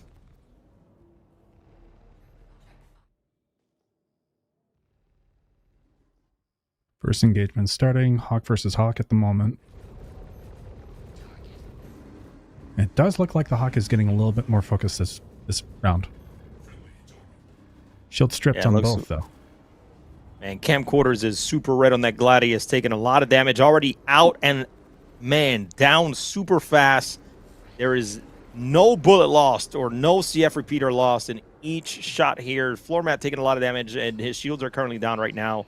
Wiener trying to put in that time, but trying to maneuver out of the way. He needs to disengage. If not, he's going to go down as well, dead. Yeah. And Floor Mat's out of the match, but I mean, whew. So is Wiener. So now it's just what is it, a 2v1? Yep, 2v1. St. Nick's Amogus versus Nightfall, and Amogus, man, always as accurate as possible, especially in that Gladius, doing a great job. But let's see if Nightfall can do something and bring it back, man. I want to, no offense, man, I would lose my mind for a 2v1 right now. Like for Nightfall to bring it back, but I know that's not gonna happen. No, it's going to be especially difficult in the Hawk. You've still got the Buccaneer zooming and booming on the field, so that's going to be the primary form of DPS. He is holding on, but barely. Yeah. Already red on that. Oh, and he's out. A very swift victory for Shadow Moses. Wow, what a play, man. I think that Breaker Squadron this time around, I think did a way better job at strategizing, but unfortunately because it's best of 3, I think if this was best of 5, they would have got hopefully more used to it as it went. But I mean, I got to give it to them, man. They adjusted very well. They took out some of their pilots, and I think if this continues on, right, I think they can always, come out on top and hopefully make a difference. But yeah, that was a tough one. Any last minute thoughts here, Dead, before we jump over to the desk? I'm actually really impressed with the fleet comp from both teams, using them to their best potential in that whole situation. Breaker, like you said, I know these are guys that grind in AC, and if they keep putting in the effort, they'll keep improving. And again, it's more against who they're fighting with. These are pros that have been doing this for years and honestly are top of the top, right? Gotcha. But just all right, well, overall fight to watch. No, it was good. It was definitely a master class, and I think again, Breaker Squadron did a good job of bringing back to adjust. Let's head back to the desk. Let's check out let's check in with our analysts, Zero State and Burks. Why I almost keep forgetting people's names, man? I'm going crazy today. I'm almost forgetting y'all's name. I'm Zero State and Burks. I'm kind of stuck there for a second. Remember, your name is Crucian. Remember that. I know. Okay. Look, man, it's been a long day. Real quick before we jump into this matchup, which was a complete masterclass from Shadow Moses, I just want to give a shout out to some contributors here in the Matcherino. Sir Mercurius donated 101, Rockhopper donated 100, Floor Mat donated 100, Alias EDC donated 50, Thunder Lake donated 50, Zero State donated 10. We had a Skittles Hunter donated $1. Look, guys, you don't have to contribute directly. We really appreciate it. And just remember, guys, in the match arena, you can actually contribute for free. All you got to do is claim that coupon code, and, the prize pool gets an extra 25 cents, which adds up at the end of the day. So thank you guys very much for believing in the tournament and these competitors and rewarding them. So anyways, let's jump into this matchup here. Shadow Moses versus Breaker Squadron. Zero State, we're going to shoot it over to you first, man. How you feeling about that one? I think when you fly together in team fights, especially as much as Shadow Moses does, and just honing your skills that much, all the intricacies of the game that you've kind of tried to master as best you can, I mean, it shows out in moments like this. They really, I mean, it's The aim is so good, you lean on that in the fight. You kind of have that freedom to go, we're picking that guy and he's going down. And if we lose somebody, we're going to take 2 with him. You know what I mean? Like if we lose one of our guys, or like the floor mat goes down, we're taking 2 of their guys for our 1 guy. You know, and if you can get to the point where you can make those decisions in fights like this, then you have control of the fight for the most part, barring some kind of disaster, right? And we've seen disasters happen for teams that are as good as Shadow Moses here. You know, anything can happen, but when you have that early control of the fight and you have the ability to make those controlling decisions like that, even when you lose somebody, you're pretty sure you're going to take 2 for that 1. And that showed in the second match, especially. They lost floor mat, but they took 2 for that, and then it became a 2v1. Yep. No, I totally agree with you there. Burks, give us that spicy juice that you got there with this match. No, yeah, I think actually Breaker, they did great. Mostly harmless. If you guys are watching out there, I'm sure a lot of you guys are. Really excellent fight. I thought they this was the hardest fight that they were going to have today. So you know, you see the merges, you see why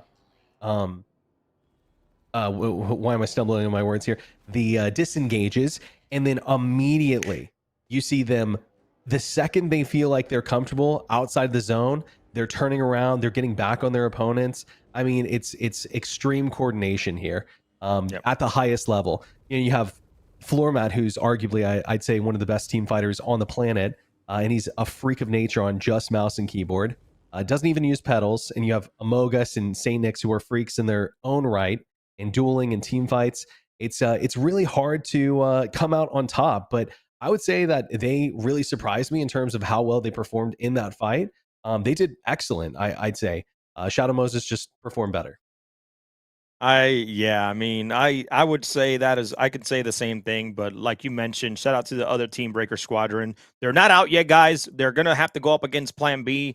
They still have a chance to get to that top 4 spot in the championship bracket here. So they're not down out and yet, guys. Don't hey, lift your head up. You went up against a tough team. I think in the second round they did adjust well, and they at least took out a pilot. Then maybe that gives them some data to be like, beep boop beep, and hopefully by the time they go back and maybe fight them again, then they can hopefully adjust and make a difference there. And that's what competition is all about across the board. So shout out to Breaker Squadron for that one. So yeah, we got some updates here. We got Outreach 135 went up 2-0 against MSG Screaming. So MSG unfortunately is out, but again, guys, a lot of love and flowers to you guys for jumping into the tournament. Hopefully you guys had fun. Hopefully you guys gained that experience and bring it back next year, man. Don't be shy, man. Bring it back next year.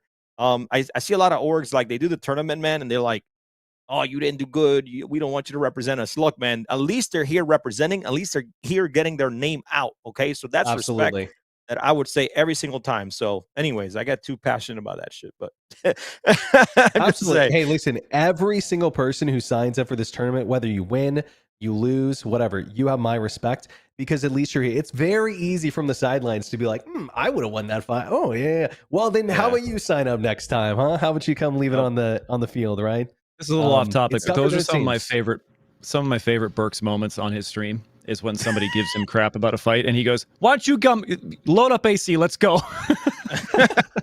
It's great. I love it. Hey, I'm just saying, man, hey, Burks, when you do these subathons, man, just put like a, hey, you want to 1v1 me, put like a, give 100 subs or something. Hey, just saying, man. People, I had that. Kind of. Oh, okay. Yeah, I had a 1v1 challenge. Oh, okay. Hey, we need to get more. We need to get more of those. But yeah, it's just man, when I used to stream full time, it was the same thing, man. Like, I would always get, especially the stream snipers, but I honestly, I loved it. I don't know why. It's like now I'm like, want to get, that was 2.63 back then. But I was like dedicated to wanted to, like, next time they stream snipe me, whether it's 2 days from now, I'm gonna be ready and I'm gonna cook them. And I did a few people. So yeah. So I did a few people, but yeah, we also have one thing, we have Blightville versus Avengers Squadron B coming up, which is going to be great. That is going to be our next matchup. So I ain't gonna lie, guys, I'm very excited for this one. I've been able to meet Avenger 1 a few times. Very passionate person, loves PvP. So I always love kind of seeing his matches. So this one is going to be, I mean, I don't even want to say a dogfight, but this is going to be some Top Gun Maverick level dogfight that's going to happen here, and I'm very excited for it. So Blightville are coming in with a Gladius, Anvil, Arrow, and 85X. Now, Avengers Squadron has the 85X, Gladius, and Anvil, Arrow, so a little bit of a mirror matchup here. Burks, I'll throw it right back to you, man. What are you feeling? What are you feeling about this matchup? Who do you think got it? And this is match number 6 on this this board, you said? That's going to be match number 9. Blightville versus... 9, yeah, I got to scroll a bit. 9, okay. Oh. Yeah, this should be a tough one, I'd say. Honestly, I'll give it to AVS here. I think that, you know, they've got some good pilots. Blightville, you know, honestly, they aren't going to be pushovers, though. I think that whatever team comes out on top here is really going to have to try to avoid splitting up, making mistakes. Both 85Xs here. This should be a really interesting one, I'd say. No, I totally agree. 0 States, next matchup coming up on stream. Well, it's kind of fun to see a mirror match with 85Xs involved. You know, we should check their DMs to see if they coordinated this. No, it'll be a lot of fun. Yeah, I think this will be interesting. I think part of this is going to hinge on who can be the most annoying in an 85X. That, to me, who can be the most consistent and the most annoying in an 85X? If both Gladiuses and both Arrows can stay evasive and have their kind of, you know, dogfight, their little brawls, then the 85X, they get to choose, okay, are we going to focus the Arrow? Are we going to focus the Gladius? What are we going to do here? You know, we might see a team say, hey, let's get the 85X out of there and try to 3v2 this. So there's a lot of ways this fight can go. I'm interested to see it. Yeah, this is a tough one. I don't think I can even pick myself either, but we're going to see and figure this out before. But I'm just going to say, you know, I think my team told me that we had a raid earlier from Anzia, so I want to give Anzia a big shout out to you guys. If you guys don't know, Anzia, they do a lot of incredible racing, Cargo Olympics, a lot of racing that's out of the box, but really, really fun. So make sure you guys go check out that other community that really, really enjoys racing as a community. So shout out to Anzia Racing for the raid. Appreciate you guys. Thanks for my team. And once again, guys, thanks to my team. Thanks to the competitors, guys. Thanks to our analysts, our casters. Thanks to every single person that is bringing this community together in this type of way of competing. Dude, I love Fight or Flight. You guys have no idea, man. I love this action. I get excited for it. So, you know, and we have some more matches coming up here shortly. But yeah, thank you guys. I believe we also have in the losers round 2, we have Cinderborn, who's going to go against Outreach, and then Plan V that's going to go up against Breaker Squadron. That one's going to be played offline, guys. But what we're going to do from here on is we're going to stream all of the finals matches as much as we can on that, and you guys can check out the bracket either in the Matcherino page or it should be a link in the chat. So, but yeah, I believe I don't think we're ready yet. All right, so we are not ready yet. So before we jump into that, let's take a look at our prizes for Fight or Flight of what these competitors are competing for. Now, the Matcherino has its own crowdfunding. So as the crowdfunding of the Matcherino gets higher, it's going to break down to more splits. So when it reaches a certain point, the top 4 will get paid out. When it reaches to another point, top 6 will pay out, and then top 8 when it gets to the maximum point. So that way we can continue spreading the love for all these competitors that are playing hard. But our prizes for Fight or Flight are, you know, we're going to hook these teams up and get them swagged up with some Fight or Flight apparel and merchandise. By the way, all the talent here today, we're still working on our jerseys. We'll get one, but first place will walk away with a trophy. Second and third place, and of course first place as well, will get their own medal. And then, of course, some digital ships provided by the team over at Cloud Imperium Games. Thank you guys so much for helping our prizes up. Again, we had a chat with the PvP Council. A lot of the teams really like ships that can help them with fleet battles and things in the PUs. So we wanted to make sure that we can hook them up with some incredible prizes across the board. So so shout outs to CIG and of course you know, our partners for helping us kind of put these prizes together for these competitors here today. So But with that being said, I believe we have we're still getting ready here. We might have to go on a little break, guys. But for those of you guys that are watching at home, thank you guys for watching Fight or Flight 2955. We really appreciate it, guys. Matches have been going so well. We have one more time, Blightville versus Squadron, Avengers Squadron, Bravo coming up. So don't go anywhere. Quick break, and we'll be back with that match here soon.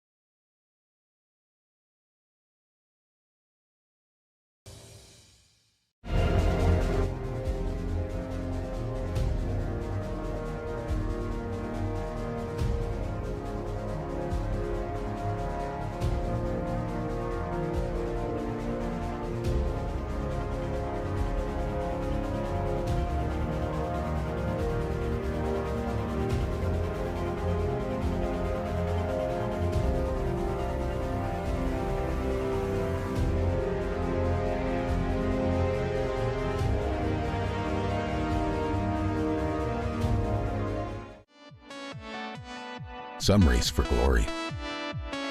Some race for the thrill. But when your world goes from 0 to 100, we race to save lives. Quantum Jump Medical. Celebrating 8 years of service to the community, still completely free of charge. Offering medical rescue, emergency transportation, operational support, security, and much more. No BS, no gimmicks. We'll be there.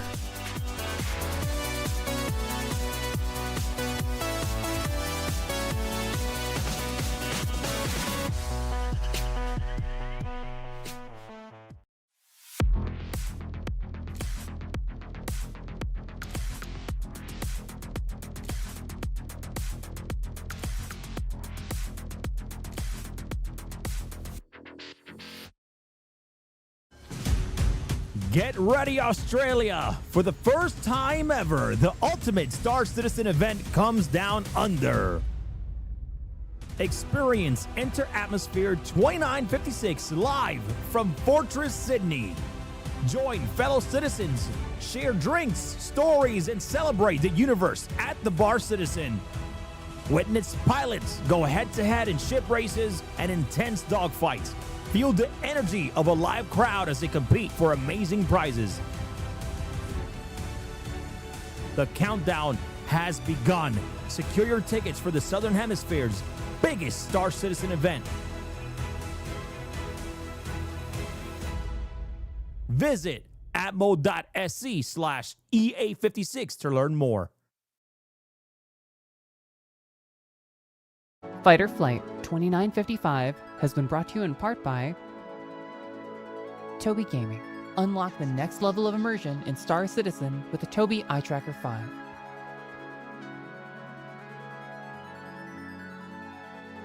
MT Sim. Transform your gaming experience with innovative, high-quality simulation equipment designed to enhance performance and immerse you in every virtual adventure. Icon City. Dominate the game with over 600 Star Citizen icons and hotkeys right at your fingertips with the click of a button.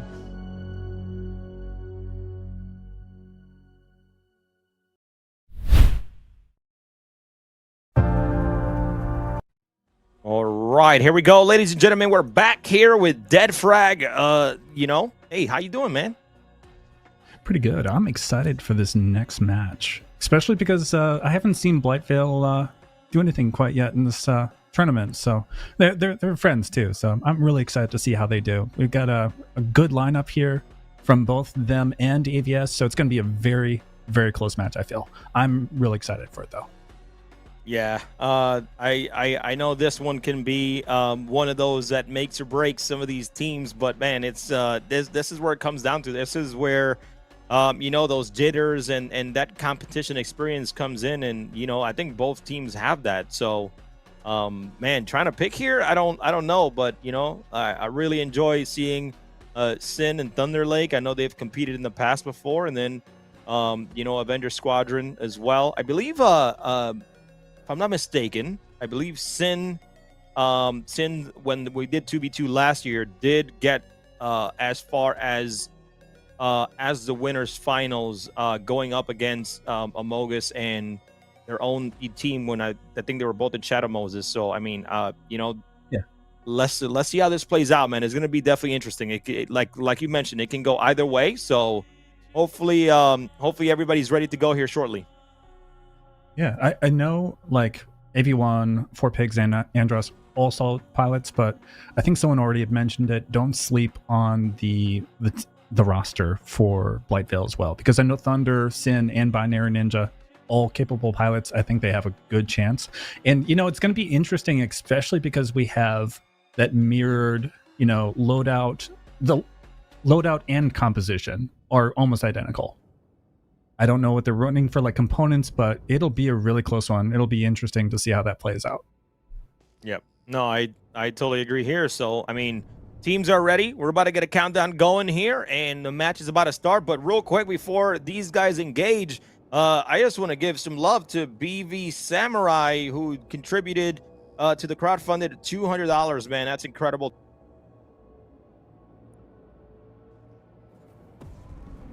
$3.88, and then Uncle with 50. So thank you guys so much. Remember, continue claiming that free code. Let's give these guys an awesome prize pool that they can continue competing for and raise the stakes for the top 12 championship bracket coming up on September 27th. And Dead, take it away, because I've talked way too much. Yeah, no, I'm looking at this, and this is an interesting tactic. They're using the actual like satellite of SBK to mask their signature slightly and just kind of keep it between them and the enemy so they can close distance without being, just out in the open, which I think is an interesting tactic. And they are closing in very fast, very aggressively. First shots off from, it looks like BV, couple like peppered shots, nothing super crazy though. Just trying to feel out the movement of the battlefield, it seems. Getting some good shots over there on one of the AVS members. He's almost already red, it looks like. Four Pigs taking a lot of damage. Oh, and no, he's actually... Thunder Lake goes out. Four Pigs is starting to survive here. Holy. Sorry, Dead.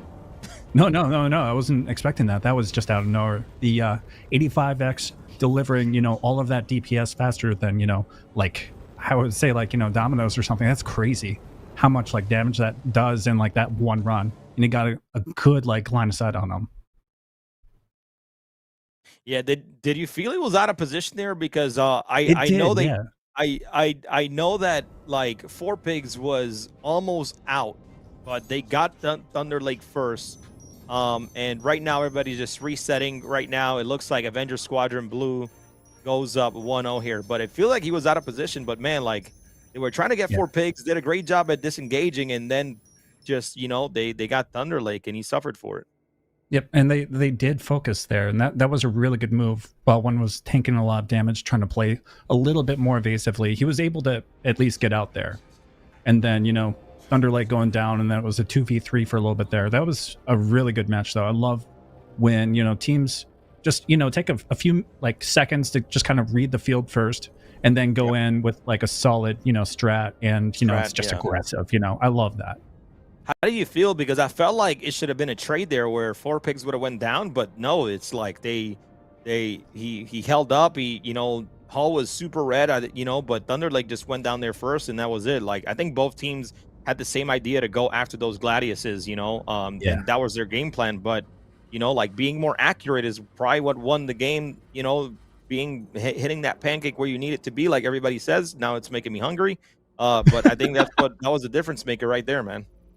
Yeah, no, that was like the Gladius was so close to splashing, and then the 85X just coming out and helping to take that pressure off and peel off the opponent, and then just out of the match Thunder Lake was. and then from there, just kind of, I would say snowballed progressively after. Progressive. Yep. Well, I mean, this is this match here is for a spot in that top 12. They automatically get it in that winner side. So if Blightville does end up not winning this next one, then they will have to drop down to the losers bracket. But it's okay, they get another chance. But yeah, man, it's gonna be this is getting really, really good now at a higher level. But let's see how Blightville, strategizes. Let's see how they can come back from that, and let's see if they can tie it up 1-1, which it's what I want to see. I want to see these matches go the distance. I want to see people, understanding that experience and what it is to compete, whether it's online or in person. It's so fun to watch. So I was almost kind of hoping that, BV would maybe reconsider looking at their fleet composition and then swapping it out, because I mean, it was really close, but because of everything being almost identical, it is pretty much just whoever has the most DPS, the best accuracy, that's going to be your victor in that fight. Yeah, well, one thing about that over the years I see Avengers Squadron do is like they don't really change comps ever. They stick with what they know, and they're gonna adjust their strategy with what they know best. And it's always it's always awesome to see that. Why other teams sometimes they'll change, they'll strategize, but we'll see how it turns out for this one. I think I think both teams are keeping the same the same strategies, the same ships. Again, we got the 85Xs with NDBs, and then both the Anvil Arrows and Gladiuses from the other teams with CF repeaters. So let's see what happens here, ladies and gentlemen. Make sure you guys are rooting for your team if you're watching from home, whether it's Blightville or Avengers Squadron, and let's see if Blightville can tie it up and bring it 1-1. Okay, looks like again that slow SCM into the enemy, and actually it looks like they're avoiding the actual satellite and just going right into the action, which I'm interested to see how this plays out. Both teams sticking really close in that flight formation. That's exactly what they need to do to be effective as a team. So this will be just again about accuracy. It'll be about who can hold the better position. They're going to fight for position.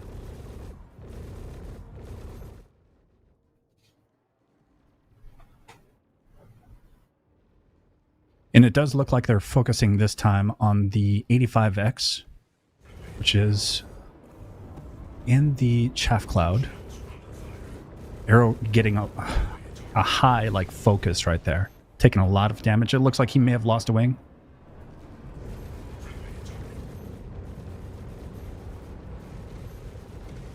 More shots on the Gladius there. And it's a splash on Thunder Lake and on Sin.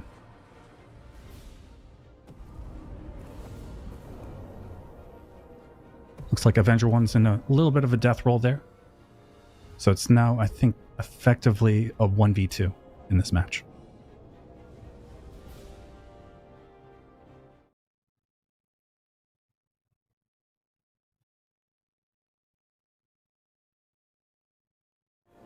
Binary Ninja doing a slow corkscrew there, trying to, keep his pip off the target as much, or keep them off his, pip as much as possible. And he's still tanking a lot of damage. It's going to be tough in that 1v2. And it looks like AVS has taken that route.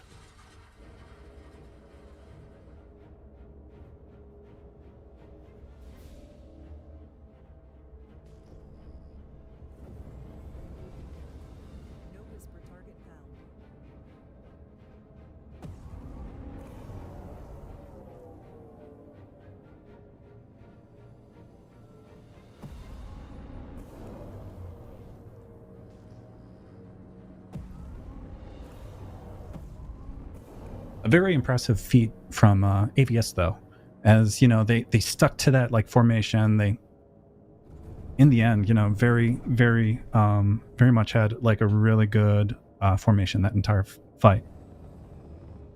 And then right at the end, Four Pigs and Andros tag teaming on Binary Ninja and taking the victory for AVS on that round. Nice job, guys.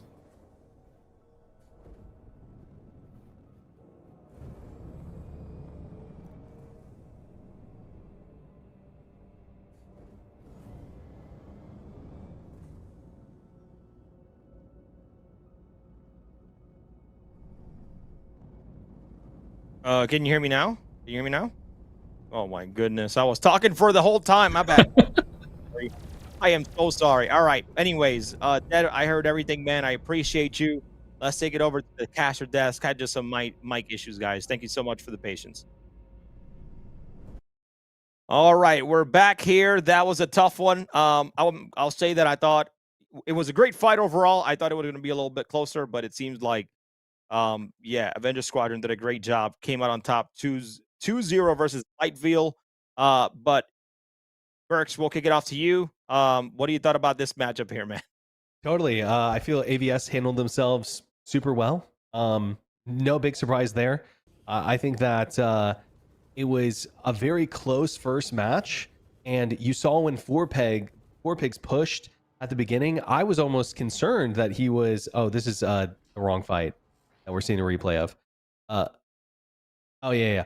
But you see Four Pigs push forward in a really vulnerable position, and he gets red for it, but it doesn't matter. It works out for them, and they get the trade, and they go into that 3v2, and I think it ends up being a 3v1 at the end in the first match. Yeah, right there, right on Thunder Lake.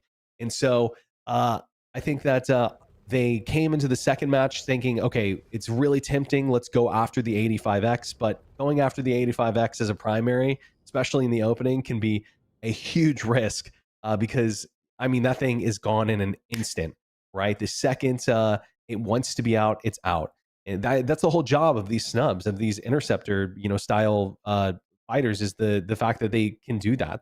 And so I would just say that they gave it their best. They tried strategy in the second round. It didn't work out for them, and AVS came out on top. Yeah, well said about the 85X. I know in that first round they both went after the Gladiuses, and I felt like Four Pigs almost went down, but Thunder Lake just unfortunately, took more damage at that point. But Zero State, yeah, your thoughts on this matchup? That was honestly, yeah, it was great, but man, very surprising. Yeah, it's fun to see these competitions and how one little change in how a trade can go could change the whole fight. So early on in fight one, I mean, we had big damage, Thunder Lake and Four Pigs. The problem is that Thunder Lake couldn't quite get Four Pigs down, lost that trade just barely. If they had had two people focusing on Four Pigs, they would have probably won that trade. Thunder Lake maybe gets out of that, or at the very least, it's now a 2v2 and they have a different fight. So those little tiny things can make such a huge difference in these fights where both of these groups are so highly skilled. Those 2 or 3 shots are just like that extra 0.2 seconds of being on target can make such a big difference. I felt like in fight 2 it was kind of interesting. I thought Four Pigs extended a little bit.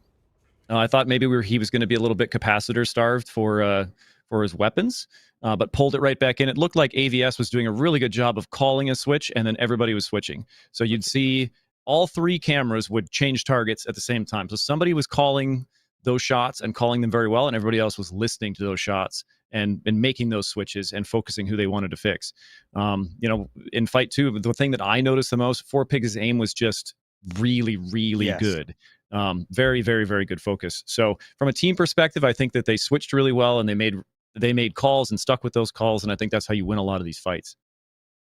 I think you hit it very well. I also thought Four Pigs' aim was on point. And something I want to mention too is that, over the history of Fight or Flight, Avengers Squadron always came out, top 4, top 3, or that in that area.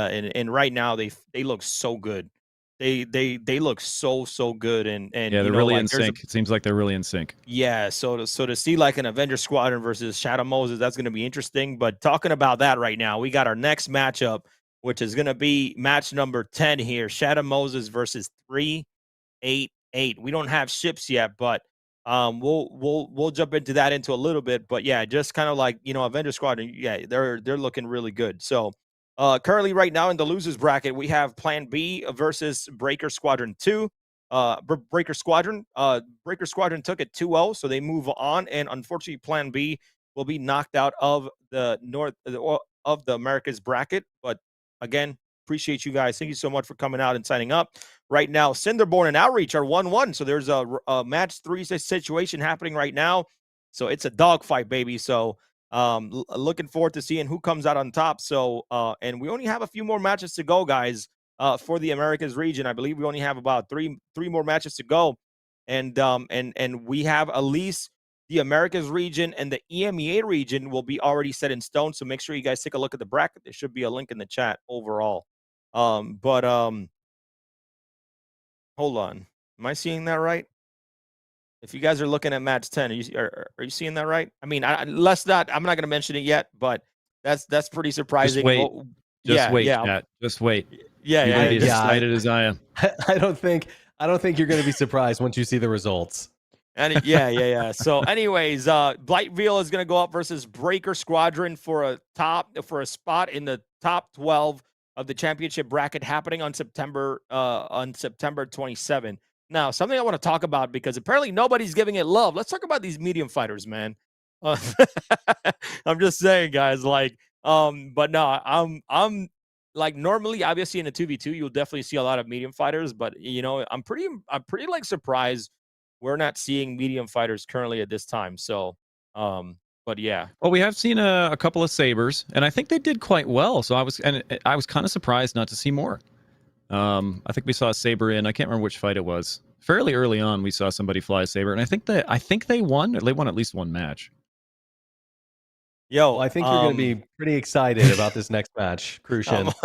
I'm over. That's why I'm like scratching my head. I'm like, when those picks are coming in, I'm like, yo, what is going on? Anyways, Shadow Moses versus 388. These are the picks are in, right? This is like the NFL draft. The pick is in, guys. All right. But we're looking at 388, Beast 3PO, Freshly, Journey John. We got a Drake Buccaneer, 85X, and a Gladius. While Shadow Moses is coming in with an unusual stock of ships. We're seeing totally meta. Scorpius. This is totally meta, 100%. The Scorpius, the Anvil Hawk, and my one and only, the Sandtalk Yai. But I'm sorry, guys, I'm excited. New metas are being born every day, Crucian. This could be it. Bro, like, I'm excited here. Anyways, yo, somebody go before I keep talking. This Berg's taking it away, man. Oh, yeah, I think the Scorpius is a ship that is a lot like, and I don't mean in terms of the, well, I guess I do mean in terms of the way it plays, but a lot like the Buccaneer, a lot like the M50, a lot like these ships that have to be played in a very specific way. But when you see a pilot come out and play it in a really a very strategic and intelligent way, I mean, the results are speak for themselves, especially in a team fight. In a 1v1, maybe not so much.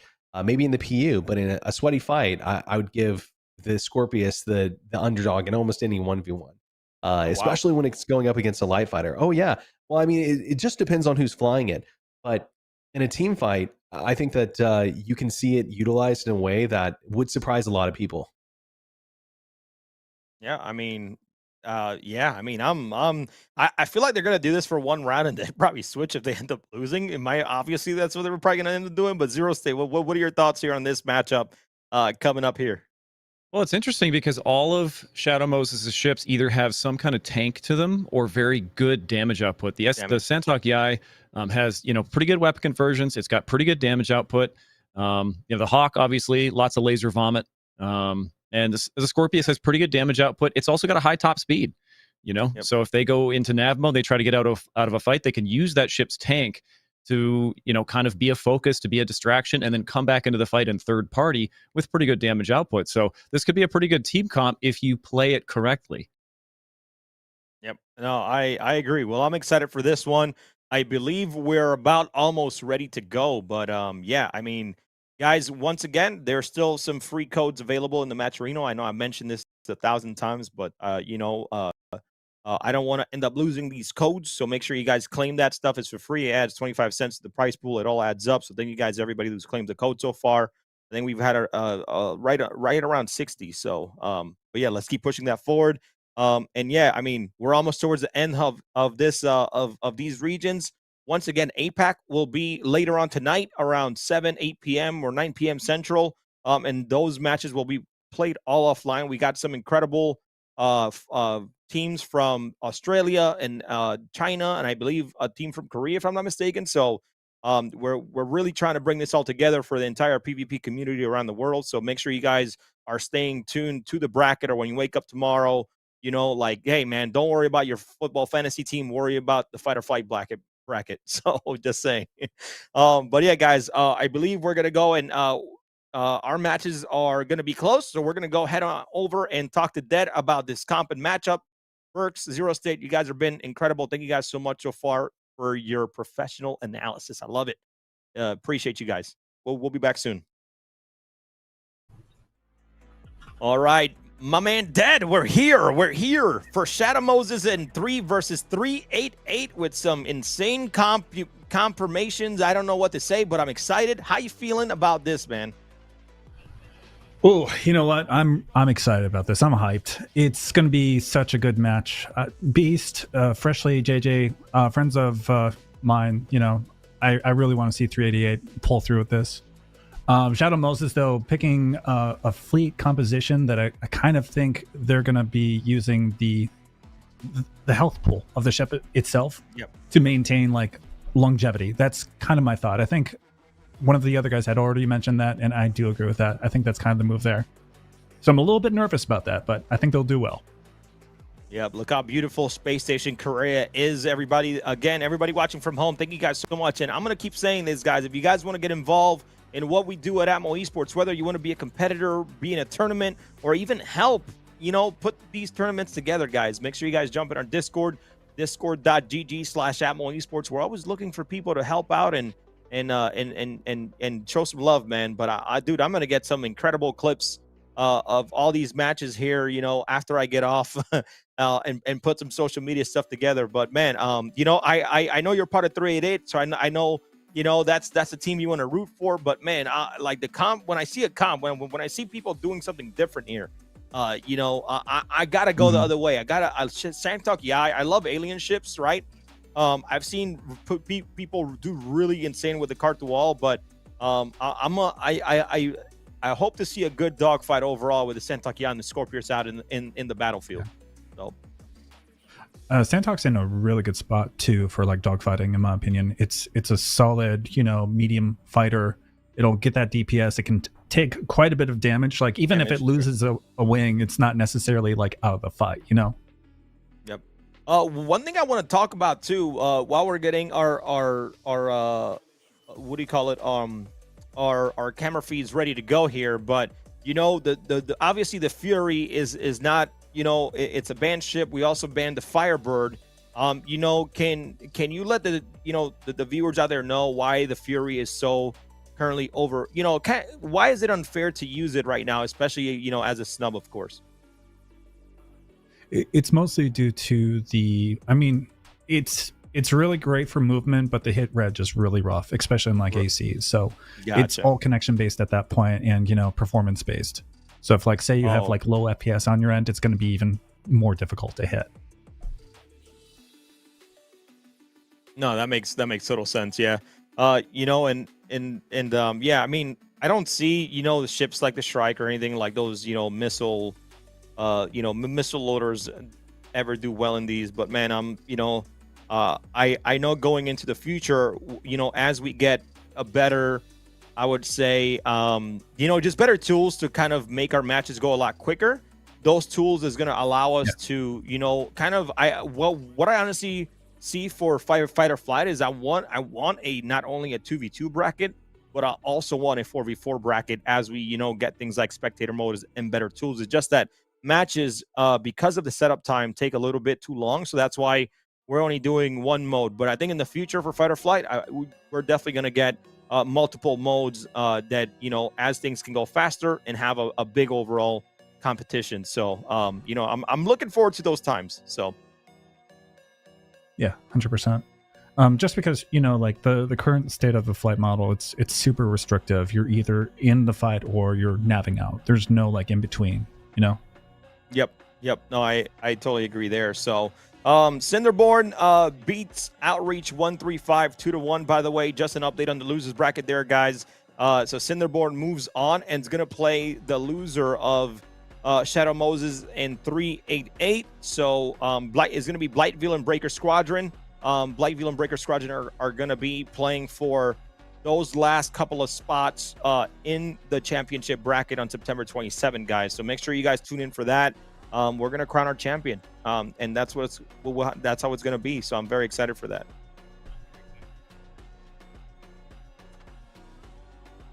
We're still waiting for some of our cameras, and we should get starting in this matchup. So, but yeah, man, very, very interested in these comps, man. I'm very, very excited. Yeah, I just want to see how this plays out, man. I'm gonna be glued to for sure for this one. So,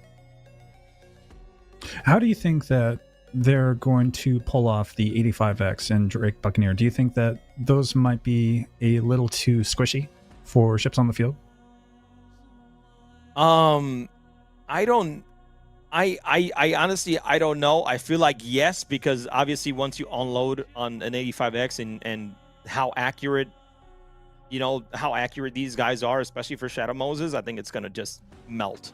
I think for any other ship as well. Yeah. So, I think 388 is going to have to, like we've mentioned earlier, fly very tight and concentrate on one person and take that person down as quick as possible, because if, how accurate this team is, like every second, every moment that they have is going to matter. So yeah, they're very intentional with how they play, so they're going to have to be on their A game this entire match. Yep.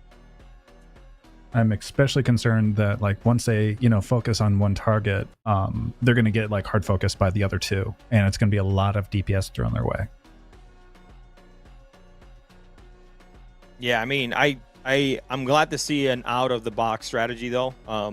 Because I'm a lot of the times I'm seeing, what do you call it? A lot of the times we're seeing the same thing. When we look at our stats, we're seeing a lot of Anvil Arrow for EMEA and Gladius. I see Gladius has been picked 40 times in America's region. Anvil Arrow 29 times, 85X 14. Obviously the Anvil Hawk is up there as well. The Talon is picked a lot more in Americas, of course. So yeah, man, it's we'll see how this turns out. I'm excited.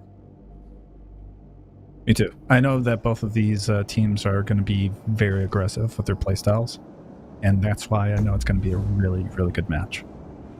It looks like they are starting. They're slowly easing in toward the opponent. I'm very interested to see how the Santok Yai plays out. I know it's a great ship. I love how it has like such a great field of view for everything. You can see everything around you. And yep, well, here we go. The match has already begun. Yep, there it is. There it is. And the Scorpius, I think that's going to be part of the cleanup crew. If someone tries to like nab out, it's going to have that SEM boost speed where they can actually catch up with the opponent pretty quickly.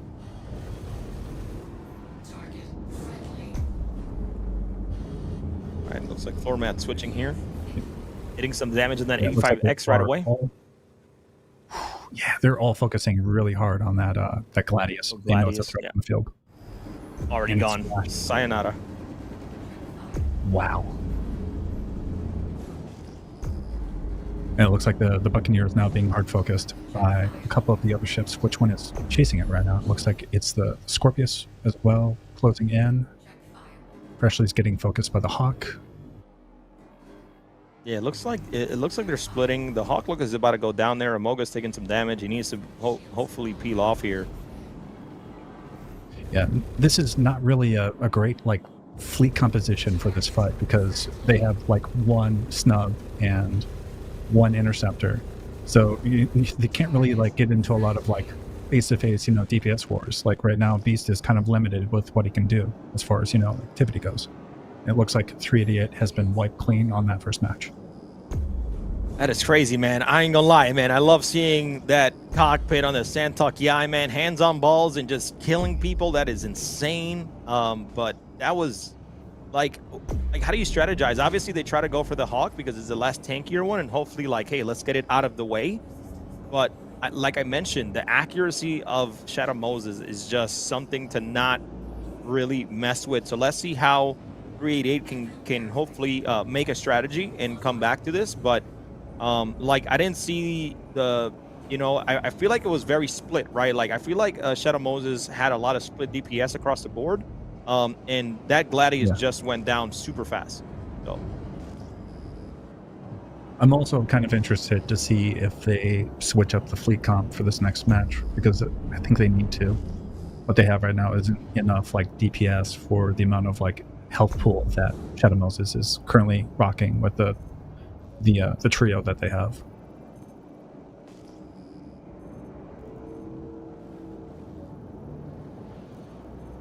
Yeah, I mean, it's that was a bit tough to watch, but I you know, like I said,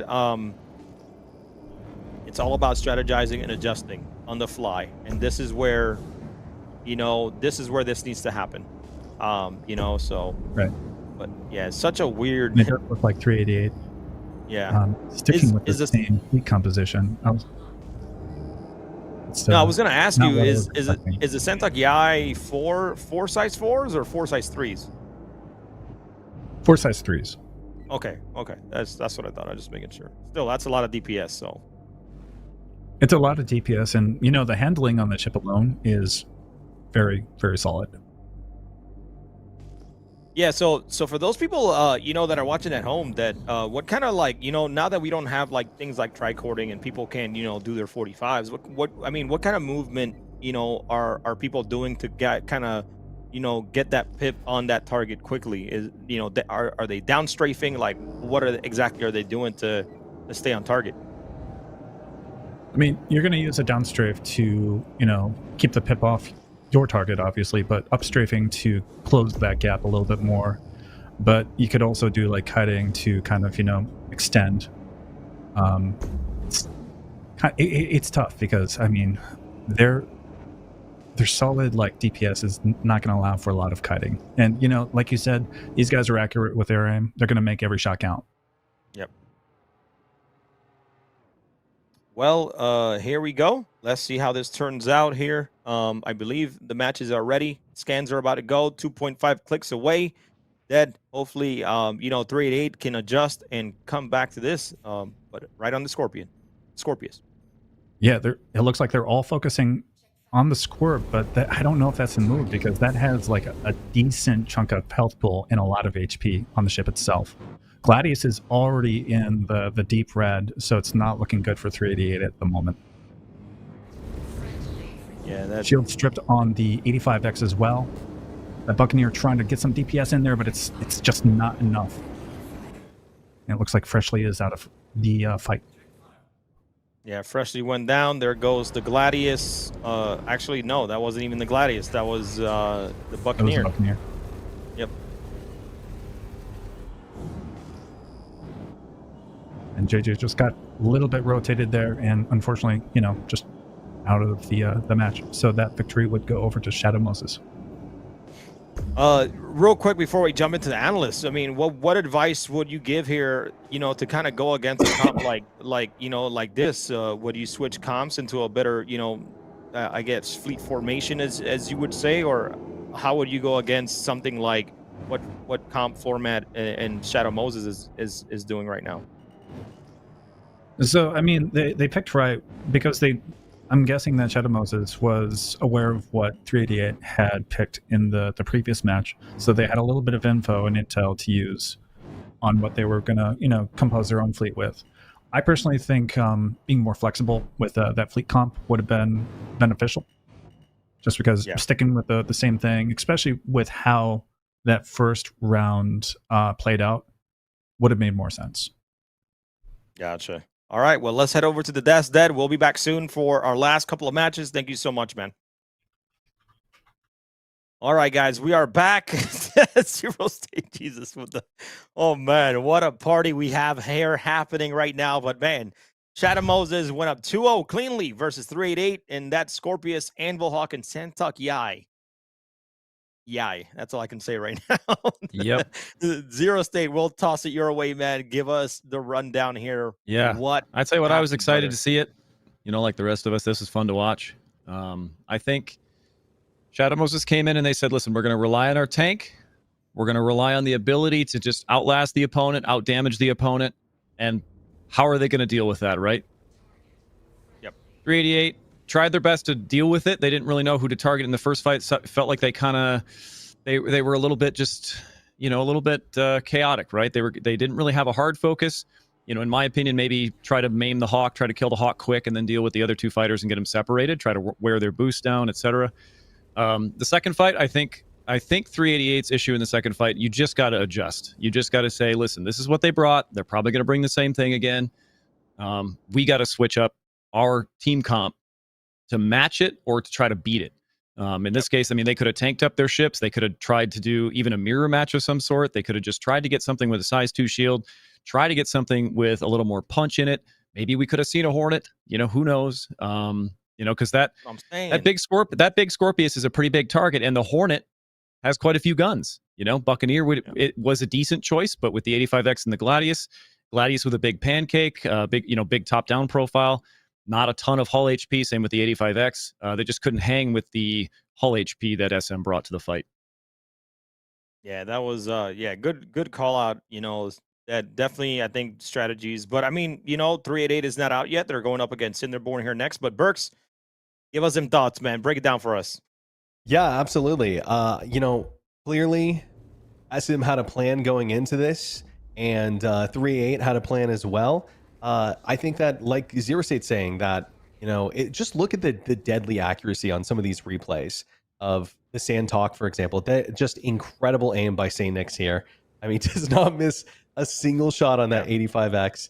And I think that when you are using ships that move the way that the Sand Talk and the Scorpius do, and also you have the aim and the communication that they do, then you're going to see a lot of positive results, especially when you're good at merging onto your opponents at that opening merge. Like whenever the first merge happened and that 85X went by and 388 got split, that for me, it felt like that was the end of the match, because it's now a 2v3 or a 3v2 rather. You're still recovering, trying to get back in the fight, while your Gladius is getting shot in the back and also getting shot in the front and getting shot from on top. And so it's like, if you can't win that opening merge with that combo, then I'd have to agree, Zero State, you either have to change up your strategy or you have to change up your ship loadouts. But great job by Shadow Moses taking the victory. Yeah, that was pretty crazy. Well, that means that both Shadow Moses and Avengers Squadron Bravo will move on into that championship top 12 bracket that is going to pretty much bring all the regions together. So it's going to be super interesting to see. So congrats to those two teams. And then, of course, we had EMEA. We had Liberty Reapers, Iron Point, Baby Squad, and 00 also moving on. Their top 4 for EMEA is moving on. So now we only have 2 matches left, ladies and gentlemen. 388 versus Cinderborn, and then upcoming next is going to be Blightville and Breaker Squadron. And these matches are going to be the one that determines who is going to move forward. So that's going to be pretty exciting here to see. But I'm still baffled. Like, that comp is wild, bro. Like, that's how you're like, balls, dude. You've seen it. I think in every Atmo Esports tourney, we've seen one out of left field ship comp that does pretty well, in the right hands, right? We've seen, like at the Atmo Esports, the SitCon event this last year. I mean, the Saber kind of came out of nowhere and did really well, for instance. We've seen all sorts of things like that. So it's not that it didn't surprise me, but it's not surprising that we saw a team comp come out that we didn't expect that did really well. Yep. I mean, one thing I will mention to you guys, though, is that, like, remember, we have 4.31 possibly coming out for, live before the next one. Totally. I'm not sure if we talked about this yet, but, tossing it right back to you, Brooks, what do you, are we going to see some changes coming up, you think? Because I know ballistics are apparently pretty strong in the PTU, but normally what we get in the PTU doesn't always come over to live. So I think for me, that all depends on, and I'm unaware of the rules, so you could inform me here. Is the Wolf allowed in this post-patch tournament? Everybody's been asking about it, unfortunately, but because it's not rentable, it's going to be, yes. It has to be rentable in Arena Commander for it to be a viable ship. Understood. Because that would change it's such an interesting ship because of the weapon speed, the amount of, if let's say the Wolf was allowed in these fights today, there would not be a single fight that they could hold down the trigger the whole time and not run out of ammo. And I think having ballistics, 1, and 2, having a ship that performs like the Wolf that's so good against snubs, especially because the ballistics in this like next patch, I think it would be a really interesting addition to the tournament. Now, talking about what we have here, are we going to see ballistics? I'm not so sure. It's hard to say. I actually am not aware if there's any ballistic weapon speed changes. I don't think there is. And if there is no weapon speed changes, you probably won't see it just because they're so slow. And I'd actually love to see CIG implement some more ballistic weapons that can compete with closer to CF repeaters and some of these other. I was laser thinking repeaters. something we might see if ballistics really. I mean, if this ballistics buff really does make a big difference, we could see something like a dual revenant talon or something like that.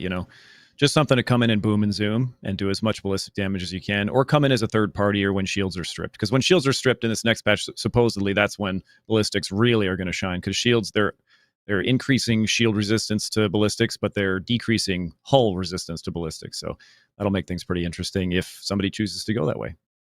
Well, let's see what happens. Those as 431 comes out and we get those changes, and we actually move to to a Squadron Battles lobby, which I think all of the competitors are going to be super happy because we'll have power offs where we can turn off is going to be great. So, but yeah, anyways, we have our next matchup ready, guys. We're going to jump right into it. So thank you guys so much again, Burks and Zero State. We have our last two matches here, so hang tight and we'll be right back. All right, Dad, we're back, man. We're making it quick now. Blightville versus Breaker Squadron. How you feeling about this one?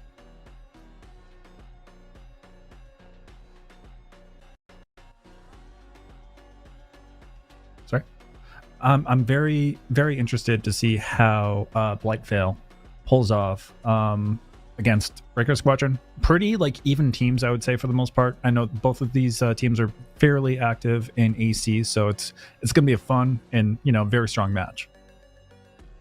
Yeah, I'm definitely looking forward to it myself. So far we got Gladius, Anvil Arrow, and 85X versus the Anvil Hawk, Spirit Talon, and Gladius. We got for Blightville, Thunder Lake, Binary Ninja, and then Breaker Squadron, we got Nightfoe, Wiener, and Cam's Quarters once again. So this is a match to be in the championship bracket in that top 12 coming up on September 27, guys. So make sure you guys, are in the Atmo Esports Discord for more information.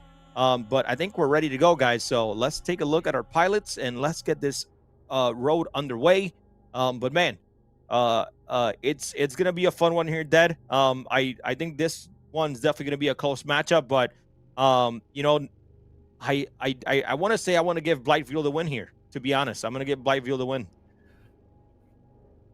I'm looking at the ship comps though, and right now I'm really liking what Breaker Squadron has as like a full ship composition. You've got your stealth, sneak in there, get some extra DPS, fly out if needed, and then the Gladius and the Hawk combo with the higher health pool is going to be pretty wild, I think.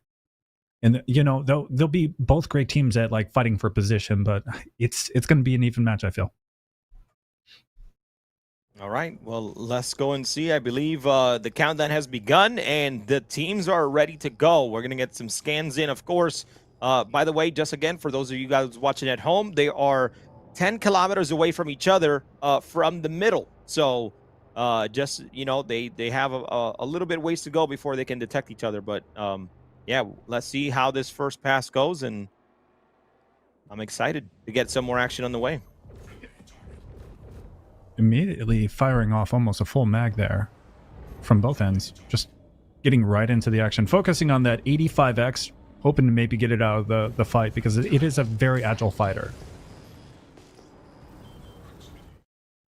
And the Hawk, oh man, it is taking a lot of damage, and there was a splash on Nightfoe right there. Yeah, now it is a 2v3. Yeah, Nightfall going down, but that arrow, that sin on that arrow is taking a lot of damage. No, I'm sorry. That's Binary Ninja who's taking a lot of damage on that arrow. Was able to divert away. Right now, that Talon is just putting in work on that 85X, but that 85X is doing a great job at trying to control it and maneuver away. Here we go, man. This is some good action happening right now. One more splash on the Gladius as well, in case anybody missed that. It looks like they're getting a strong focus now on the arrow because it was very close well, shields are stripped. It looks like he is trying to nav out. I can't tell. Oh, there's the face tank and he's out. Here we go, 1v1 situation. Sin and camcorders are going at it. We have a Gladius versus an 85X. Will Sin be able to bring this back for his team and put Blightville 1-0? This is a close matchup right here, Dead. It is, but the shields are already down on the Gladius, and I feel like the maneuvering speed on the like there's less oversteer on the 85X, so I think it's got a little bit of an advantage here. Yeah, I Already just saw read how the Sin is Gladius easily very just close. getting his. Yeah, I just see how easy Sin is getting his nose on that Gladius, man. That Gladius is just trying to get those shields back up, hopefully taking some damage. But hey, man, this 1v1, it's gonna be a serious one right now. Yeah, it's very solid. He can't keep those shields at all. And you know, I see Sin over here fighting for position, neutralizing the pip really well. So this is going to be a really tough one for Cams. Almost got that pancake. Oh, it's very close. I love the knife fight. Look at that. Very solid movement from both players here. Almost shield strips on the 85X. He might actually have this. Oh my goodness. Oh man, Red he's Hall. getting Oh my gosh. Oh, pivoted away. He's chasing him down right now. Oh my goodness, this is insane. Yeah, Sin extending from the fight just a little bit there, and Sin last second with the splash. God, what a battle there. That 1v1, I don't think I've ever seen something more exciting and as even as this. But the 85X Sin comes out on top versus camcorders taking that 1-0 for Blightville, man. What in planet Earth? That was, I ain't gonna lie, that type of flying was pretty incredible right there, Dead. That was intense. Oh man, maybe they are just mostly harmless, but I think they have a chance. They just gotta pull it together. And it does look like they are switching up the fleet composition just slightly here. I noticed from Nightfoe and Avenger, I'm not sure which variant, but that's not one that I was expecting. But that's probably for like more of a zoom and boom kind of situation. And the Santok Yai, again, being seen on the field. I love the ship, so it's going to be interesting to see how that one plays out this match.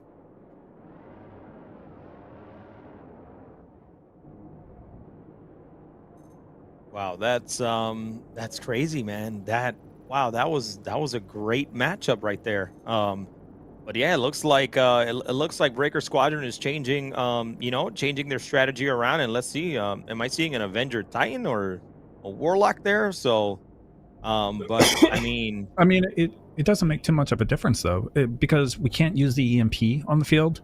It's Yeah, pretty correct. much just, it's just an Avenger at that point.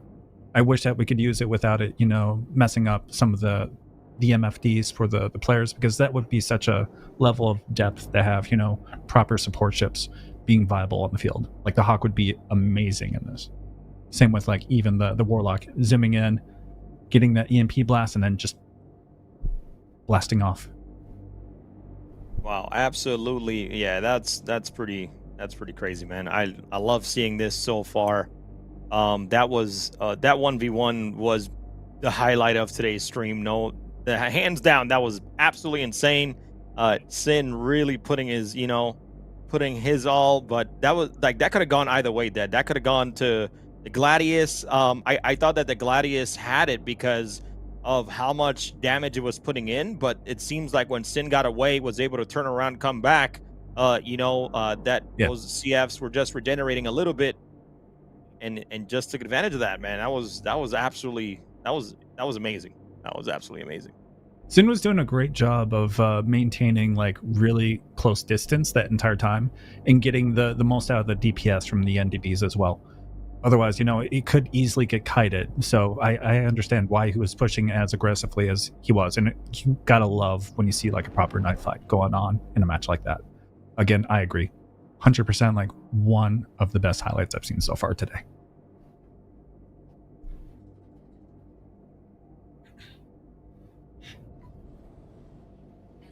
Well, all right, here we go. The last minute adjustment. Swapping out the Avenger for the Hawk.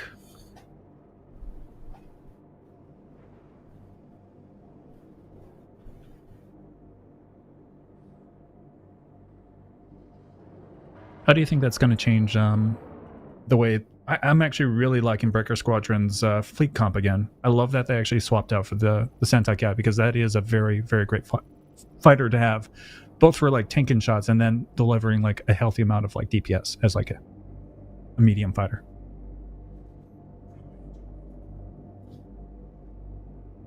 Yeah, well, let's okay, well, let's see what happens here. Well, Breaker Squadron is changing around and bringing a Santok Yai, a Gladius, and a Hawk. So here we go. This one is going to be good, but I love the the strategy change here, Dead. I really like it. I think that that it's better to try something than not try something at all, because this is the time to do it. Breaker Squadron goes down here. Blightville is going to move on into that championship top 12 bracket. And there's a lot at stake. There's the prizes, there's crowdfunding, there's everything. So which, by the way, if you guys haven't yet, please claim your free codes and contribute to the Matcherino.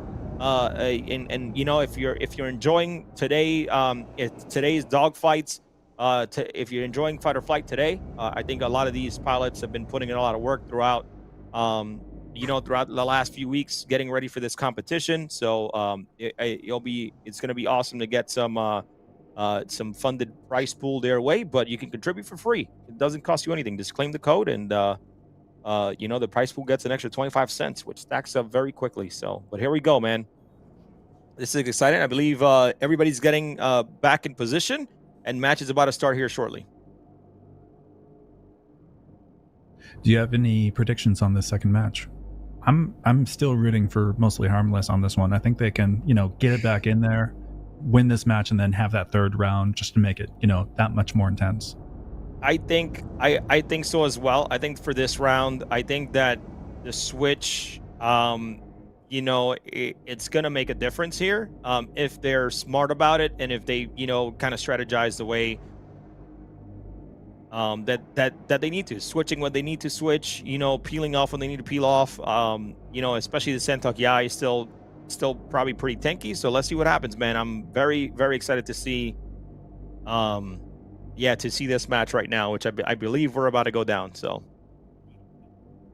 but this is Dead. This is what 3v3 is all about, right? Like, yes, we had 2v2, and normally when 2v2 you can't have one heavy and one light, right? It doesn't work out. But in 3v3 4v4, this is the exact reason why we I'm happy that the PvP Council decided to move up, because of the fact that now we're seeing a lot more diversity across ships. Like in a 2v2 you'll never see the Santok Yai, because it's going up against two light fighters. It just doesn't work out well. So I love seeing this. I love seeing the diversity, man. I love seeing people having to overcome different comps, and that's, as a competitor strategizing, it's very important, and and that's what you need to find out. But here we go. Take it away. Completely agreed, Christian. You were just to kind of add on what you were saying. I really hope that we also get to the point where having like different loadouts is going to be even more of a strategy, where ballistics actually have a place on the field, rather than just being like a meta, having it specifically set aside for an intentional role, rather than just being kind of useless at the moment. No, it looks like they're totally agree. lobbing out a ton of like missiles here. The first wave, nothing really locking on. You have Thunderlake trying to pick a target here. Getting focused right away is the Gladius. Looks like the shields are down on the Hawk as well. Damage. Yep.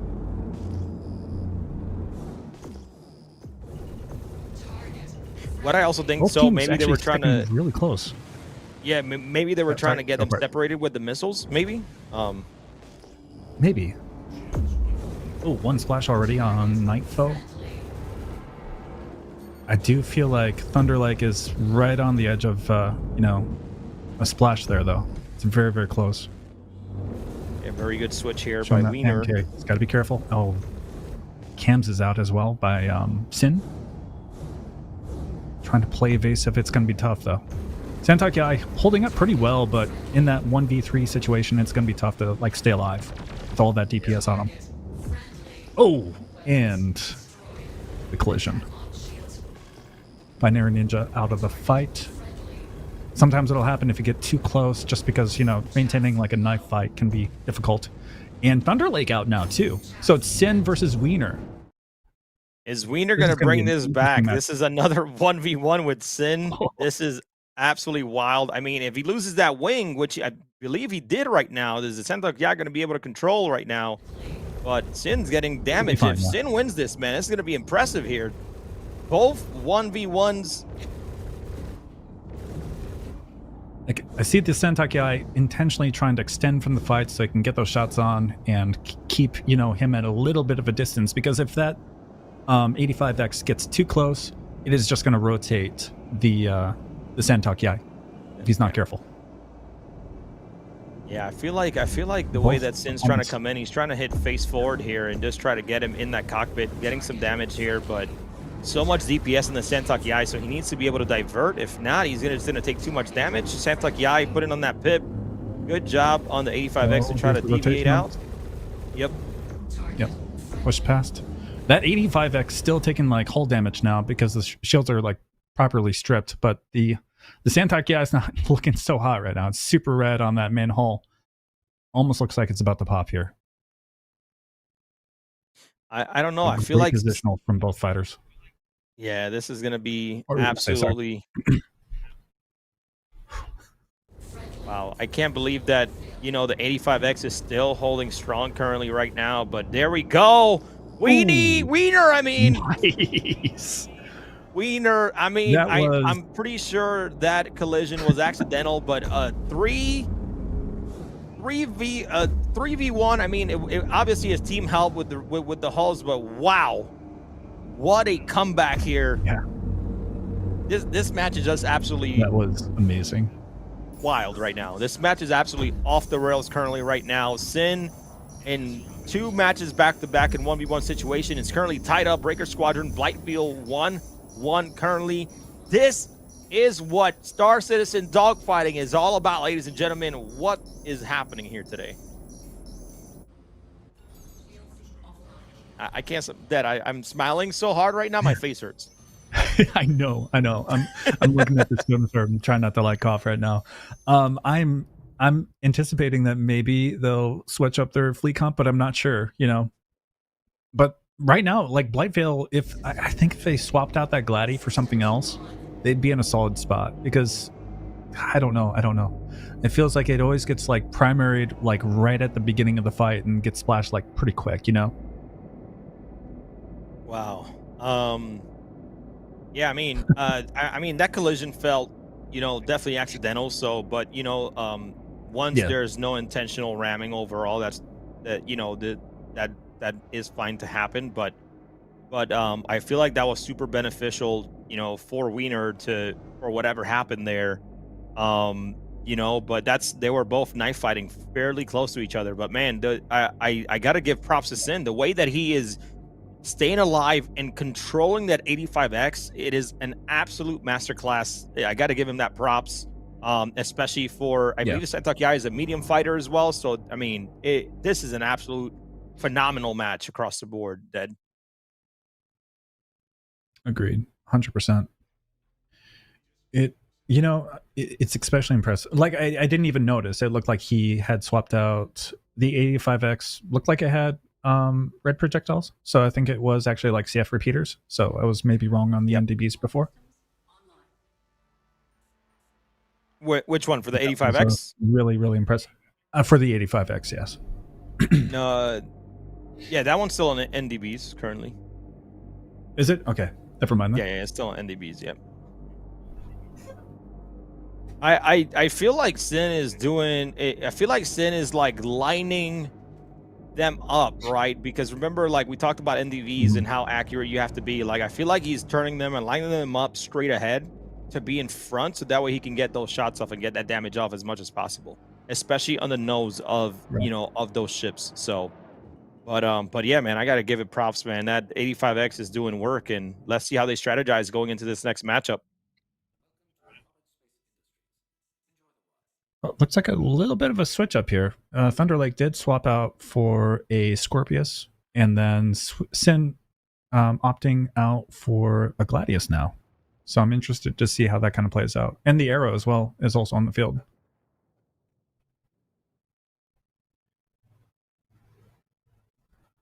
So far, it doesn't look like there's any changes from Breaker Squadron. Yeah, I think Breaker Squadron stays in there. I mean, once they choose, they have to, they have to, stick with that pick. But I believe we're seeing Blightville change. Wait, what ship is that on Thunder Lake? Is that the Scorpius? That's the Scorpius, correct. It's just like an extended like field of view, so you can Field see of a view. lot Oh, around okay. Gotcha. them. It just looks a little different. Gotcha. But yeah, we got Hawk, Santuck Yai, and Gladius, and then we're seeing Gladius, Arrow, and Scorpius. So I'm really enjoying these strategic picks, and we're going into a game 3, ladies and gentlemen. Chat, chat, like, seriously, guys, get a hype. Right, hype up whoever you want to win the channel, man. Give them your energy, show them some love, contribute to the match, or all that good stuff, man. This is incredible. I'm getting too energetic here. I might crash out after this. So I'm also like taking a little bit of a note with the fleet comp that Blightville has. I think they're gonna take this next match just based on like what I'm seeing here. 2 like really agile fighters with the one for tanking the DPS. Similar move to like what we saw with Shadow Moses, where they had the 3 medium fighters, right? So he'll probably be the focus. Otherwise, he's going to have a lot of DPS to, rain out on like either the Santakiai or one of the other 2 fighters in this fight. Yeah, I mean, like I mentioned, like this whole tournament can turn into, mediums and heavies and all kinds of different comps, and this is what I love about 3v3 currently. This is, the different ship comps, man. It lights me up like a Christmas tree. I love seeing the different strategy, and I think this one is going to be another great matchup here. I love game 3s, man. And by the way, that the winners final, losers finals, and grand finals of the tournament are actually best of 5. So there's going to be a lot of a lot of teams that need to go at it. So it's definitely going to be a fun one here. Yeah, looking forward to it.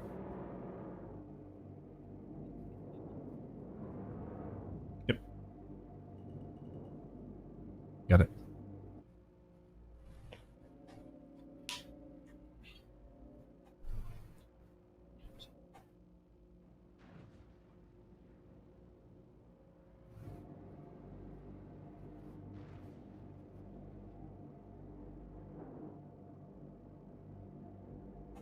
Oh, okay. All right. Fair enough. So yeah, just a quick change here. Unfortunately, because yeah, I'm just gonna put it out there.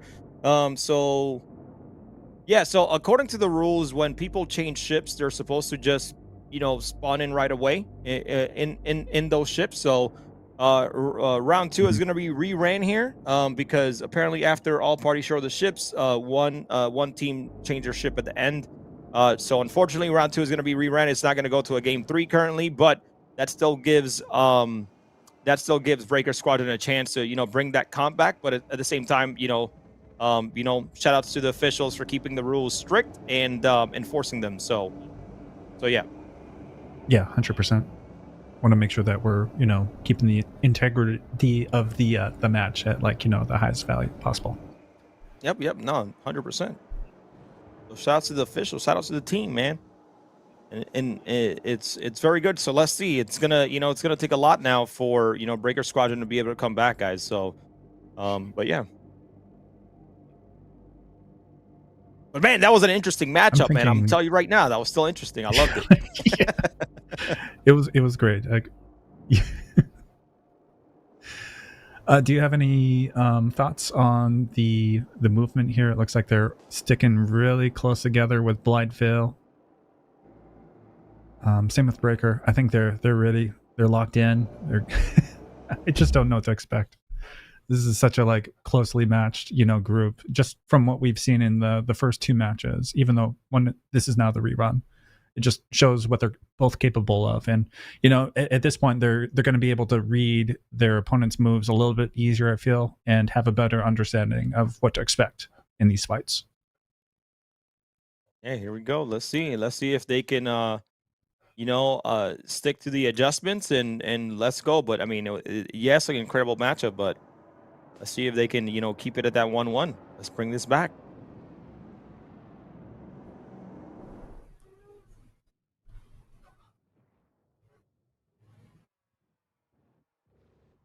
And it looks All like right, they're seems like- closing distance. The Scorpius Yep. firing off a couple shots, kind of feeling out the fight there. Not too much of a reaction so far, though.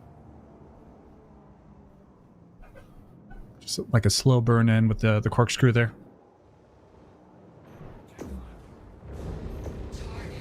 Okay, here we go. I mean, they're going to have to strategize very well, but that Hawk is taking a lot of damage already. Nightfall, and that arrow, Wiener is just going in and into that arrow right now. It seems like he's trying to peel off right now and disengage. Good switch here by Wiener going into that Gladius. Shields are almost down, and they need to get another person on there to hopefully get them down here. But yeah, Nightfall is just taking a lot of damage here. Mm-hmm. Yeah, this is going to be really rough. Binary Ninja having a red nose there too is very, very difficult. He's going to have to be very, very cautious with how he fights now. And with that NDB setup, he can't afford to get too close now because they know that he's going to get focused. Sin taking out Nightfall there with a nice splash. It looks like we also have Nightfall out of the match as well, and Sin is as well. My bad. Yep, no problem. 2v2. I mean, if they can get rid of that arrow right now and Camcorders and Wiener can come together, I think this can be a good position to them to bring into that 1v1 situation. Right, Binary Ninja, like you mentioned, getting that red nose. But let's see how they play it out right now. There he goes. Oh no, it's a 1v1 right now. Wiener versus Thunder Lake. Camcorders and Binary Ninja is out. Another 1v1 situation. And look at the hull of the I think the tail of the Scorpius right now is a little bit red. So Santok Yai versus Scorpius here. Let's see what happens. I'm calling it now. I think it's going to be the Santok Yai. It has better handling, whereas the Scorpius is more intended for those straight shot runs. And we've got Thunder Lake trying to maintain that distance as much as he can, because he knows that as soon as that Santok Yai gets close, it's going to be game over. Yep. Here we go, and getting those turns in, getting that damage in. On the money, Santok Yai shields are almost down. Okay. And then we have Wiener pushing past. Ooh, getting some great damage in from that distance. There's a red hull. I think this is going to be a good splash right here. There's the pancake. Almost. Yeah, right now. Thunder Lake doing his best to try and stay away from those shots. Yep, massive disengage. I love how he just switched there. Wow. Yeah. That is scary, man. Hands on balls, just putting in the damage as much as they can here. Let's see if we, I'm gonna say it right now. I want Wiener to, I want him to get that redemption and bring that back for his team. And I see those missiles going out. Yeah, one at a time, trying to hopefully, catch him when he's unable to flare a missile. But so far, it's not very effective at all. Yeah, Yeah, I mean, Thunder Lake is trying to do a good job at staying at that distance as much as possible. Mm-hmm. But I think after one good pass here, I think that Santok Yai is going to take advantage and hopefully bring him down. Yeah. Oh, using cross-section missiles. Those are kind of difficult this patch because it's registering the cross-section of the ship. So the less that it sees, the better, obviously. So if say he's chaffing, that's going to be the best way to get that off. But so far, it doesn't look like anything's really connecting here. Yeah, right now he's trying to make him have a different position here. Oh, did that missile hit? Yeah. Oh, that was scary. That connected, yes. That was scary right now. Using the satellite as cover, that's a smart move. That way it forces him to come close. Yep. And there it is. Right. There's the merge. Yep, let's see who brings out those shields faster. Wow, those shields on that Scorpius is melting. Here we go, Wiener. This is your moment here.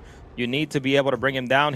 Has he lost wings? I don't think he's lost wings yet. There we go, Wiener. No, and taking it. Flash. Taking Oh, it. man. Wiener I bringing just it felt back. like- Doesn't matter. Match reset or not. Here it goes. A game 1v1. I'm sorry. I'm going insane dead. This is so hype right now. It still goes to a match tree. It doesn't matter what happened here. Wiener, my lord. What a Chad. Sorry, Dad. Go ahead. No, definitely like channeling the energy that I'm like feeling here too. That was really exciting. You know, like as soon as you saw him getting his like nose on, you knew it was game over because he, you know, Wiener was looking like right at him and just like splash right there on the spot. That was so impressive. Jesus, Chris Roberts. What a game, man. Holy mother of love.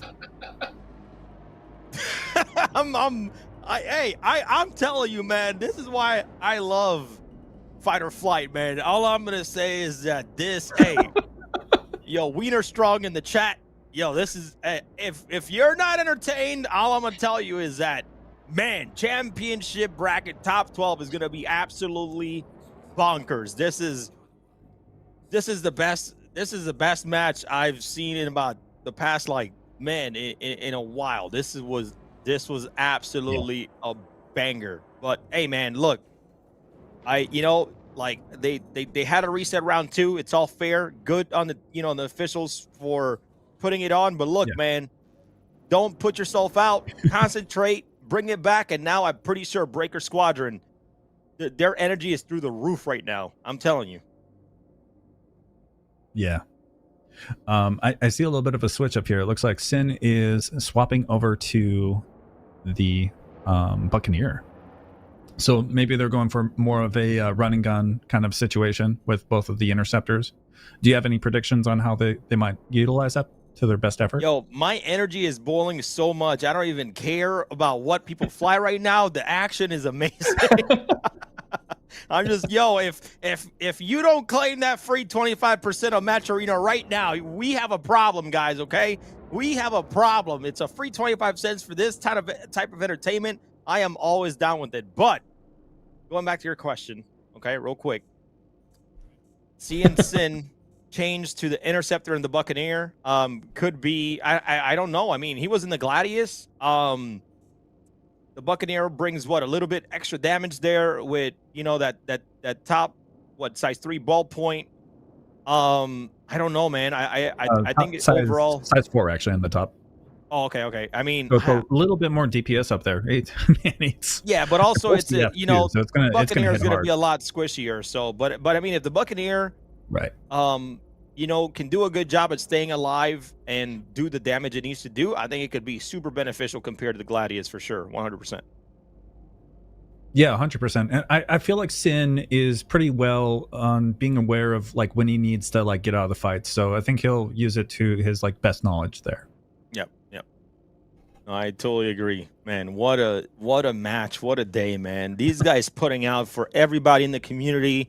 This needs to go absolutely viral on SC Reddit. This is what competitive dogfighting and StarCitizen is all about. This is absolutely incredible.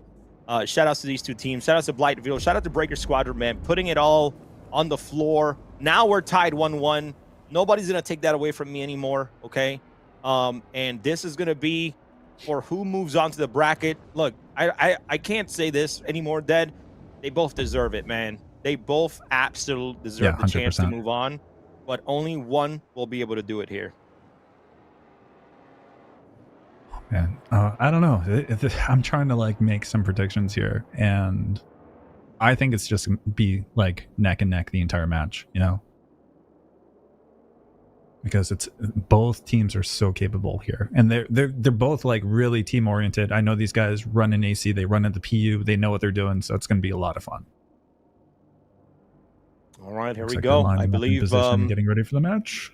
Yep, starting countdown here. Dad, bring that energy, man. I'm loving it. We're growing in here together, brother. But man, this is absolutely insane. I can't wait to go back to the analyst desk because their draws are dropped on the floor as well. Probably we're gonna have to go pick it up. But what a absolute insane matchup here. Here we go, guys. The match is starting.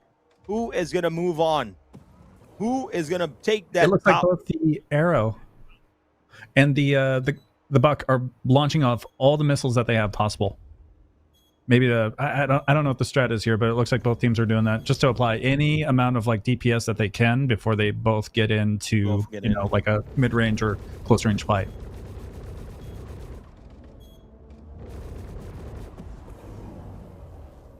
Launching missiles like it's Vanguard in early flight model days. Really fun Vanguard. That's funny. Oh man. Well, you're trying to imitate an Andromeda that's coming out of Pirate Swarm or something. Here we go. Oh, getting closer. Still not anything but missiles at the moment. Maybe the strat here is to have one or two players, expend all or use all of their flares. So maybe one of those cross sections just locks on and takes out like one of them. Just oh man, look at the Sentai guy already like right on the damage on the wings there though. Man, so it looks like a few of those may have connected. I mean, they still got to bring down those shields, but they're going to concentrate. If that Santok Yai goes down first, that's going to be a big problem here for Breaker Squadron. So they need to be able to hold, and he's going to have to peel off and maneuver away. But doing a good job against Scorpius right now. Oh no! Look at him. The Buck is getting focused really hard there. He's got to be very careful with his movement now. Both the Scorp and the Buccaneer, if they lose like a wing or an engine, it's going to be a lot of spinning. One splash right there, really quick, on a Binary Ninja from Nightfoe. Binary Ninja down on the arrow, and they're trying to get that Sentok Yai down as much as possible. It's too dinky. It's red hull all over the legs, the everything. And you see Nightfoe going full on into that Scorpius right now. Shields are down for the Scorpius, and they still cannot take that Santok Yai down. That's absolutely incredible. That's insane. Shields are regenerating now. This is a battle. A battle that I cannot win. I think it's just a chase at this point. Look at it. I mean, we've got a 3v1, and most of these fighters, they can corner them. There's only so many places you can go on these maps, so he's gonna just have to like take on the fight at some point rather than run. And they're already swarming him with all of that DPS. They're like pushing really hard. They know that they've got this match if they get him here. Breaker Squadron, ladies and gentlemen, taking it 2-1 against Blightville. Wow, that was an absolute insane matchup. I don't know, man. Like, Dead, I'm gonna be honest, man. When you have that much adrenaline and life pumping through you, that energy, it gets tiring. I'm not gonna lie to you, it gets tiring. But that was the best matchup I've seen in about 3 years of Fight or Flight. To be honest with you, incredible, absolutely insane. Yeah, 100%. I'm starting to think that Mostly Harmless needs to rebrand to actually Harmless. Looking at that like whole fight, they know what they're doing. It shows that they've been practicing and doing as much improvement within their fights here. So that is so impressive to see. GG's to both teams there. Yep. All right, let's go to the desk because I know we got a lot to do before this last matchup. Let's head over. My lord, dude, what on planet Earth? Yeah, I don't. Matches of the day. Somebody Fights of the day. Somebody go, bro. That was fun to watch. Nuts. Yes, I love. Like I said, I've said it a couple times today, man. I love seeing a ship come out of left field and do well. Santok Yai. Santok Yai has done well since somebody first pulled it. I think SM first pulled it out, but congratulations. That was great. That was super, super, super fun match to watch. I feel like in fights 1 and 2, obviously super even matches. We had 3 1v1s, technically speaking, to finish those matches. Really, really good stuff. I think in the third fight is where we saw the resolve of Breaker Squadron stayed and the resolve of Blightville. They got a little bit discombobulated, I think, after all those missiles were traded back and forth. Maybe they saw the red wings of the Santok Yai and said, hey, let's try to get that down, because they focused it really hard after that. The Buck focused it. They lost the Buck because the Buck was focusing so hard on the Santok Yai. And then, the Scorpius just couldn't hang with the Santok Yai. It's kind of two different ships, right? So we saw that in the second match where the Scorpius lost the duel to the Santok Yai.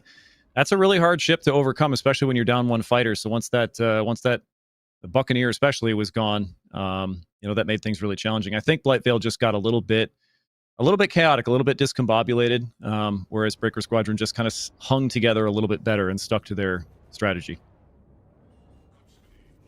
Man, yeah, that was like seeing the Sandtalk I do so well makes me so happy. Again, seeing the diversity of ships in 3v3 is like I'm out of words. That was an incredible matchup. Anyways, Burks, give us your thoughts, man, and break that last match down for us. Because wow, what an insane and long match that ended up being, and some crazy just like back and forths almost. Like even the first match we saw the 1v1 at the end, where I mean very close, like shots away, and I mean there has to be nothing more nerve-wracking in a tournament like this than being in a 1v1 when you're supposed to be in a 3v3, because it is all on you. It's not on you and your team anymore. It is all on you. True. And you got to clutch up for your team. And so I have to imagine, I can't know really what's going through those guys' heads. There's obviously things from the sidelines that I'm like, oh, I would have done this a little differently. Like I would have pulled back in the Gladius and got my shields back full before engaging that 85X. That maybe would have taken him the win. But honestly, doesn't matter, because they still came back with the technically 3 in a row, 2 in a row, legally, but the illegal 3 in a row. And it ended up working out for them. They recovered really well. They played awesome. And yeah, congrats to Mostly Harmless. Congrats to Breaker. Yeah, I mean, I couldn't have said it any better. Yeah, it's just a little bit of miscommunication with with the ship picks, but it's all good. It's not really a problem. I mean, we can always say it could have cost them, but at the end of the day, the right thing happened for the team. Yeah, they're moving on to that bracket. As much as I love Sin and Thunder Lake and Blightville, I'm pretty sure they had a lot of fun in those battles. But man, seeing Wiener, man, I don't know what you got going on with that Sandtalk Yai, but my Yai, that's insane, man. That was like the 1v1 against the Scorpius. Crazy. Sin the 1v1 with the Super fun to 85X. watch. Like, dude, my energy is still flowing from this, man. And we have our last match of the day, which is going to be 388 versus Cinderborn. But this, man, takes the cream of the crop here, man. So if you guys are not entertained by Fight or Flight, I hope this motivates you guys to really come and join these tournaments, man, because it's so fun. I mean, I wish I could compete in Dayma Rally and all that stuff instead of organizing it, but I love organizing it. And Atmo Esports absolutely love doing this stuff for the community, man. But wow, these matches are, I'm going to get a lot of highlights from these matches.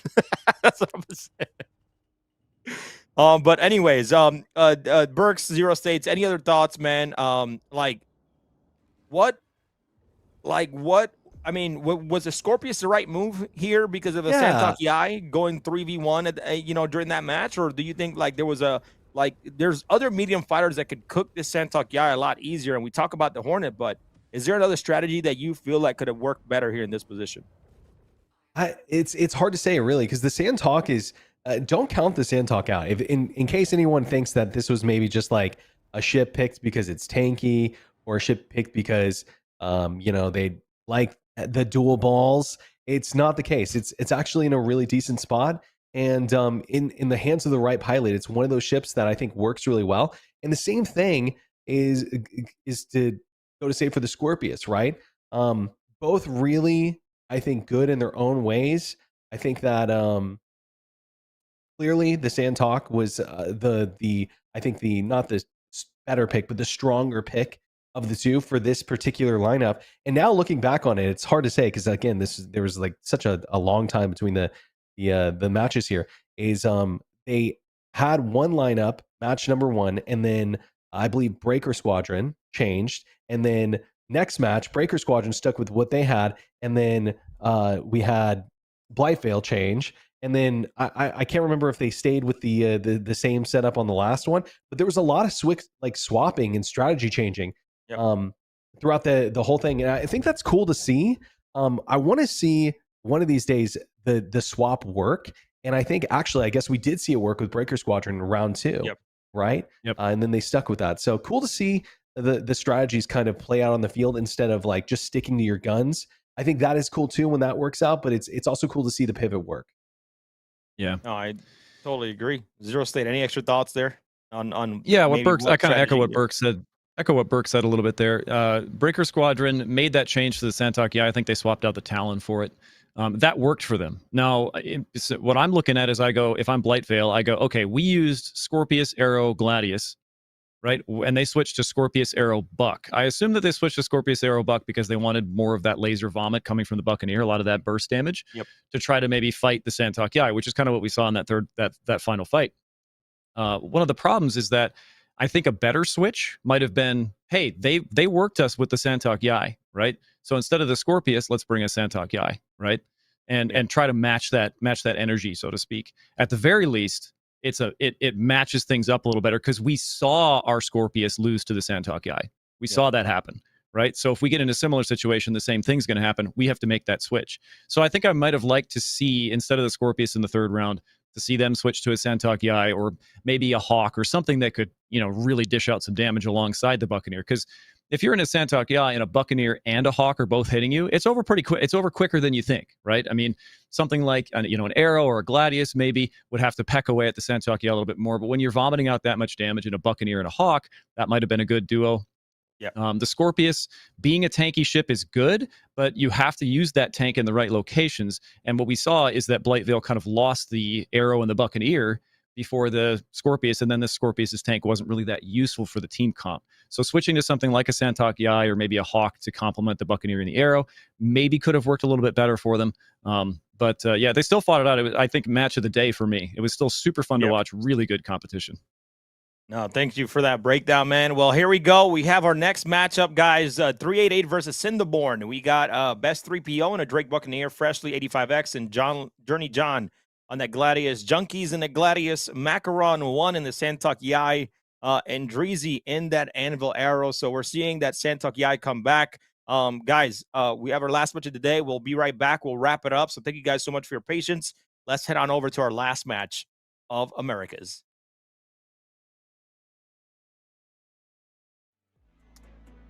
All right, that last match of the day, man. We got 388 Cinderborn.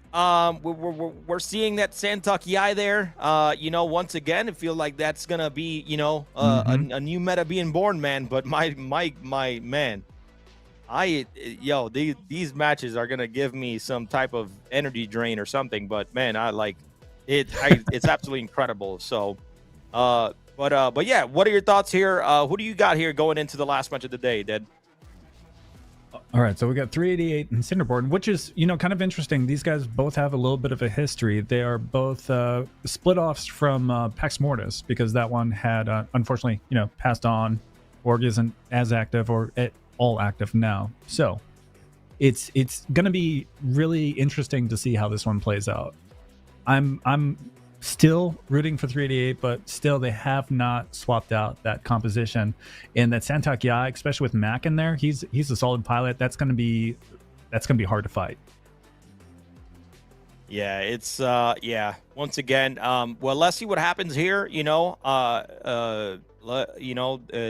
have to strategize if 388 does go down 1-0, or let's see if 388 is gonna be come out on top. But so far, from what I've seen, that Santok Yai is very tanky. Takes a lot of damage, but man, it's gonna this is gonna be a good one. I believe we're about ready to go. Once again, guys, just letting you all know, the Matcherino is still available for claim codes. If you haven't claimed the code, there's still 50 codes left, guys. Go ahead and put in that free contribution to the prize pool, to the crowdfunded prize pool for all these incredible competitors. So we're at already over $1,860 for the prize pool already. So if you claim that code, you give a free 25 cents to the prize pool, and you get into the giveaways that we're doing that unlock as the prize pool gets bigger. So thank you all for your current support. I hope you guys are enjoying all of the matches at home.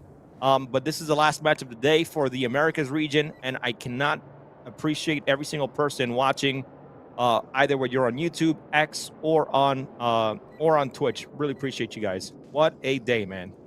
What a day. All right, looks like both of the teams rolling in slowly. both conserving that boost as usual. They know better. I'm Yep. interested to see how this plays out, especially with the Buccaneer and the 85X combo.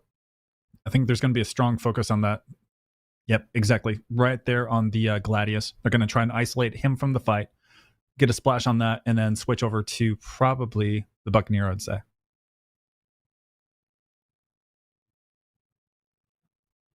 A very strong mag right there on the Buccaneer. He's now boosting out, trying to get out of the fight a little bit. Chaff last second, but it doesn't seem like it's enough. They're catching up. Okay, they're switching targets there. Buccaneer, Yeah, having a Buccaneer red already saw a engine. little bit red as well on the other team, the Buccaneer for 388. Mm-hmm.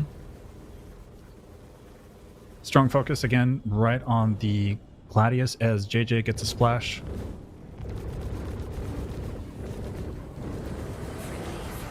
Yeah, very good focus here from Cinderborn, doing a good job at getting those switches. And right now we see Junkies completely on top of that Buccaneer right now. That seems like, and of course you see the Santok Yai on the 85X. Shields are currently down, Yeah. getting some good damage there, getting that red hull, and it's just the DPS is just uncontrollable there. So it looks like the biggest issue for the Buccaneer in this is it's going to get isolated from that fight because it's going to have to boost out the moment it gets any kind of focus on it. So that's going to isolate anybody else that's left in that 2v3.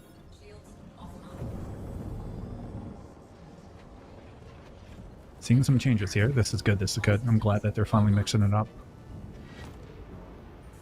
Any thoughts on that last match? Yeah, I mean, it felt like it was a little bit all over the place, you know. I felt like there was a little bit of, you know, like you mentioned, like the Buccaneer can't do much. It needs to really make those shot counts across the board.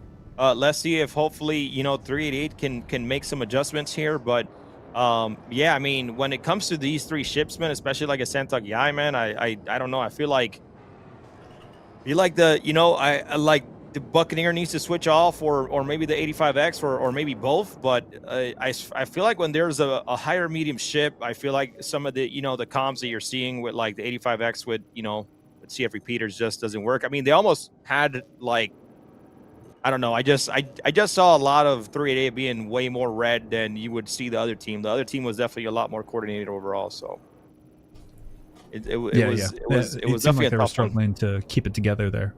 Mhm. Yep. I am liking that they swapped out for Talon and an arrow. I think they'll hold off a little bit better. But again, that Santok Yai is going to be very crucial for, you know, tanking that damage, and it holds itself like really, really well on the field. Well, if it yeah. loses a wing, it's not out of the fight. Yeah, it needs to lose like the bottom of the top for us to, you know, so concentrate on those thrusters. But here we go, man. I really want to see 388 make the adjustments that they need to make. Honestly, I want to see this go to another game 3. You know, but this is for, you know, all the marbles. This is going to be for, you know, to get a spot in that top 12 championship bracket on September 27th. So I really hope this team can, you know, can bring it back. I know this is their first tournament, but I've heard so much great things about 388 across the board from my good friend Easttune. So I really hope they can bring it back. But, you know, Cinderborn is not going to let them have it if they don't, you know, strategize and adjust. Yeah, I mean, at least this is the closest that we probably got to the PAX Invitational, the second one. I mean, we didn't get it because unfortunately PAX had dissolved at the time, so this is a good, like, you know, substitute, I'd say. So I'd really like to see, you know, 388 step up with the action, take a little bit more initiative on, you know, sticking together as a fight. And I think with this fleet composition, they have a better chance to actually like stick together as a group and focus more on like individual fighters, and, you know, really get that DPS in, make those shots count, get a couple splashes. Yeah, I like to change the arrow and you know, and the Talon here. I do like these changes here. So let's see how that works out for them.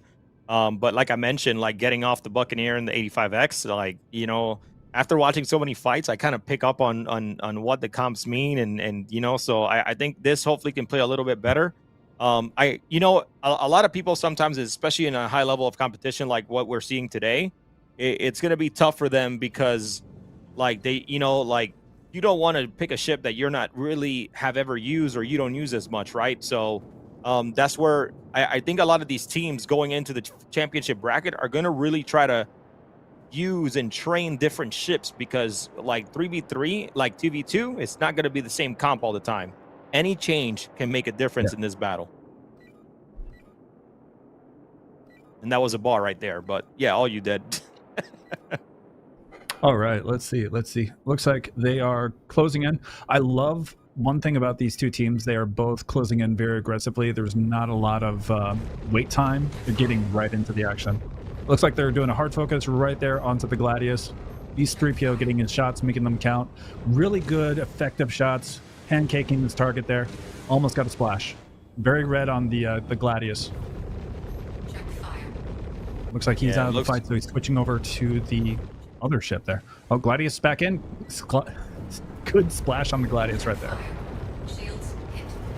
Here we go, doing a better job here. 388 going well. Journey John on that Gladius is down. It's Arrow and Talon versus Santok Yai and Arrow. They need to be able to play this out very well. They need to be careful. Arrow is super red right now. Beast 3PO taking some hull damage currently right now. Let's see, they're concentrating on getting that Santok Yai shields down as much as possible, Dead. Yeah. It also looks like the Talon's taking some damage. The moment that one loses a wing, it's going to be into a death spiral. There's nothing to do to recover from that. So they got to be very cautious. Shields down still on Beast. Looks like they are trying to stick together as best they can. Cinderborn is playing very well here. Getting a nice regroup there, allowing the shields to, you know, kind of recover. Yep, 100%.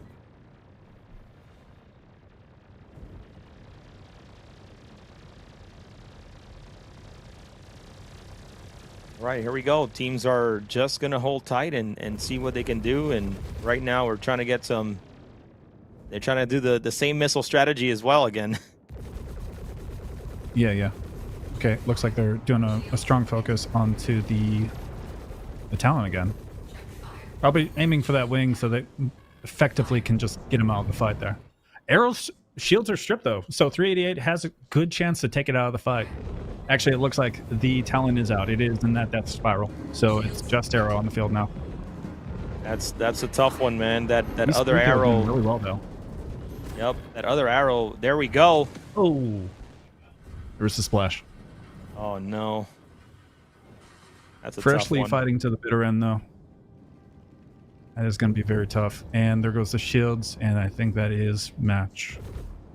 Yeah, let's get some 07s in the chat, everybody, for 388, who came out strong, came out to play.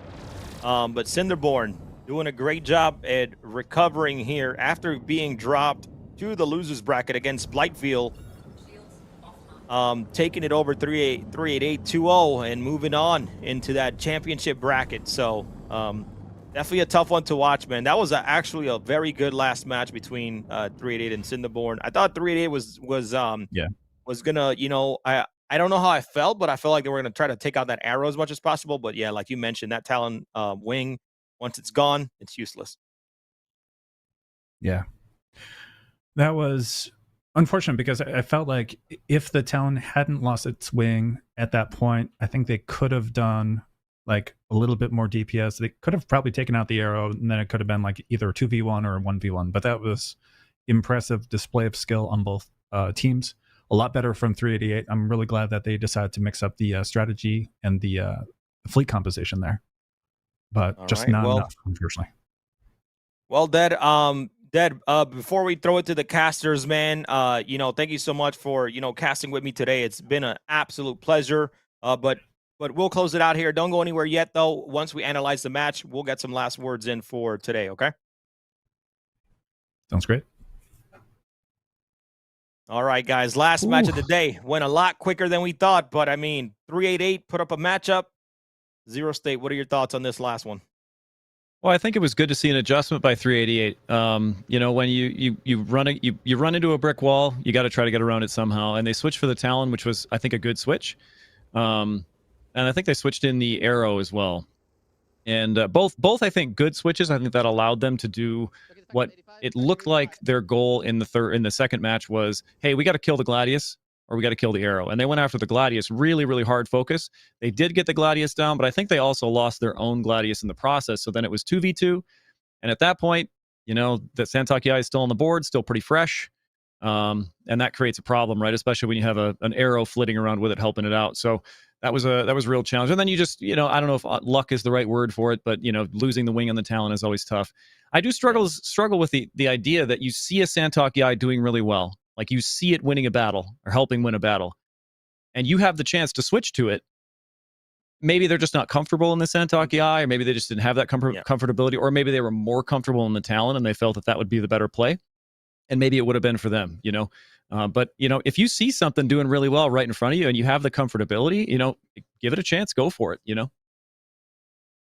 I can't agree more. I mean, Santok Yai is looking to be like I said, I think this championship bracket is going to be completely different than we saw of these teams coming in what they have initially. But Burks, your last thoughts on this last matchup? Definitely, yeah. I was really interested to see how this was going to shake up. We saw 388 earlier against Shadow Moses, and wasn't really sure how they were going to compete in this round versus Cinderborn. And Cinderborn, honestly, it really surprised me today. I've heard of them before. I've not fought them before, I don't believe, but they showed some really excellent plays today. I think there may have been a small mishap with someone's capacitors in round number 2. I won't, call out names, but if you caught it, Chad, there may have been someone who was underperforming on accident. So these are kind of the things that happen whenever you get into a tournament. Things are moving fast. You got to make sure to check this stuff, because it's like there's money on the line, there's prices on the line, and your teammates are counting on you. And so, I would say that shout out to Cinderborn, congrats on the victory, and well played. Awesome, man. Thank you so much, guys. It's been an absolute pleasure. That was the last matchup. Let's kind of take a quick recap. But our top 4 for the Americas region is going to be Shadow Moses, Avengers, Squadron, Bravo. We got Cinderborn, and of course Breaker, Squadron. Match of the day versus Blightville. Absolutely insane. Congrats to all of these teams from Americas. And then we have from EMEA, we got Liberty Reapers, Iron Point, Baby Squad, and 00 moving on in the EMEA region to that top 12 bracket. And then we're going to hopefully tonight offline is going to be, we're going to crown some APAC teams. And the top 4 is going to move on to the bracket as well. But don't count any of these teams out yet. There's still an entire final championship stage to be happen. It's going to be absolutely magnificent. I feel like, I don't know. I feel after watching today, it's like my energy is so high. I know we're going to see so many different things happening in the championship comp. People matching up to these heaviers and mediums. I can't wait for it, to be honest. So, Burks, Zero State, Burks, I'll shoot it back to you, man. Any last words for the competitors, the community, where people can find you, man? Anything you want to say? I mean, I'll just say that, man, I'm here for the love of the game today, and I will say that it's exciting to see more people want to continue to PvP, especially at a high level, even just for fun, right? There's all sorts of different ways that you can participate in the PvP community. I'll shout it out again. If you're interested, there's a Discord. It's SC_PvP. All different level types, all different ways to get involved in the PvP community. Even if you feel like you're just getting started, good. If these kind of fights excite you and you want to get more fights like these in the PU, which in my opinion are even more fun when it happens organically, then definitely start looking there. My name's Burks, and glad to be here. Cool fights today. Yeah, guys. Great job, everyone. His @ is on the stream title, so make sure you guys go give him a follow. Zero State, same to you, man. Anything you want to say? Where can people find you, man, and give you hugs and subs and all that stuff? Yeah, well, I mostly stream poorly on Twitch, so you can find me there. But in the stream title on Twitch, especially, I just want to give a shout out to all the competitors. I kind of echo what Burke said here too. Getting involved in something like PvP you don't have to be super sweaty to have fun with it. I think the people you saw in this tournament, they sweat it out and they have a lot of fun doing that. To the competitors going forward, especially as we go through this tournament, I mean, You saw today people trying different things that we didn't expect to see, and it worked out really well. Try those comps. We know the Gladius is good. We know the Arrow is good. We know the Talon is pretty good. We know these things. We know that they're going to serve you well if you fly them. But the Santok Yacht comes out of left field and starts to be used and starts to help win fights. That's kind of what we talked about at the beginning of the day, was that these fights are team fights. They can be won in unique and different ways, so keep trying things, keep doing that, keep innovating, and let's see what kind of metas we can pull out of this tournament. Yep. And again, his name is on the title. Make sure you guys go give him a follow. Something that we love to do. And the reason why we do these tournaments this way is that we want to highlight the competitors. We want to give them a stage where they can show off, where they can show off their skills and have those moments that takes them hopefully to a next level. Kind of like the We Are Ammo Esports, video. We want people to be legendary every single time. So anyways, Dead, I think you should be able to talk, Dead, if I'm not mistaken. Production should be able to let you talk. But Dead, thank you so much for casting for us today. It was an absolute pleasure, man. Anything you want to say as well to the community out there, or where people can find you, streaming? I think you do stream on Twitch, but anything you want to say at all, my friend? No, I was just going to say thank you very much for hosting this. It's always great to see more, events focused around PvP. And as Burke's already said, check out the SC_PvP Discord. It's a great place to get plugged in, whether it's for an org or, trying to boost up those skills. So the more we can, go back and forth on that, the better, I think, as a community we can be. Thank you. And again, you guys can follow him. He's also on the title, guys. And we're about to close this out here with a couple things here. Remember, the Matcherino, there's still about 40 free codes that you can claim to put 25 cents on that prize pool. We're almost at 2,000, believe it or not. So thank you to everybody who contributed, whether it was free or not. We're going to, once the tournament is over, then we'll go ahead and do all the giveaways and contact you through Matcherino and send you an email. But seriously, man, this community is absolutely incredible. We got Enter Atmosphere 2956. So if you're in the Australia region or APAC region and you want to come out and see this stuff live in person, you're going to see this in person. All right. Seeing the pop-ups and seeing people get off their chairs and really go at it head to head like you just saw today. Make sure you guys get your tickets at, atmo.sc/EA56. Make sure you guys come down and be a part of the community down in the APAC region. So with that being said, thank you to our staff, volunteers. Thank you to the competitors. Thank you to the viewers. Burks, Zero State, Dead. You guys are absolutely incredible. Thank you for giving us your time. And we'll see you guys on the next one for the championship bracket. I can't even talk anymore. Fight or Flight 2555 here. September 27. Don't go anywhere. We'll be back in a couple weeks. And there's going to be more PvP action happening. So we'll see you next time, y'all. Peace.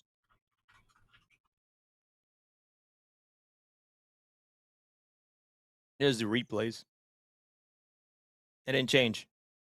There you go.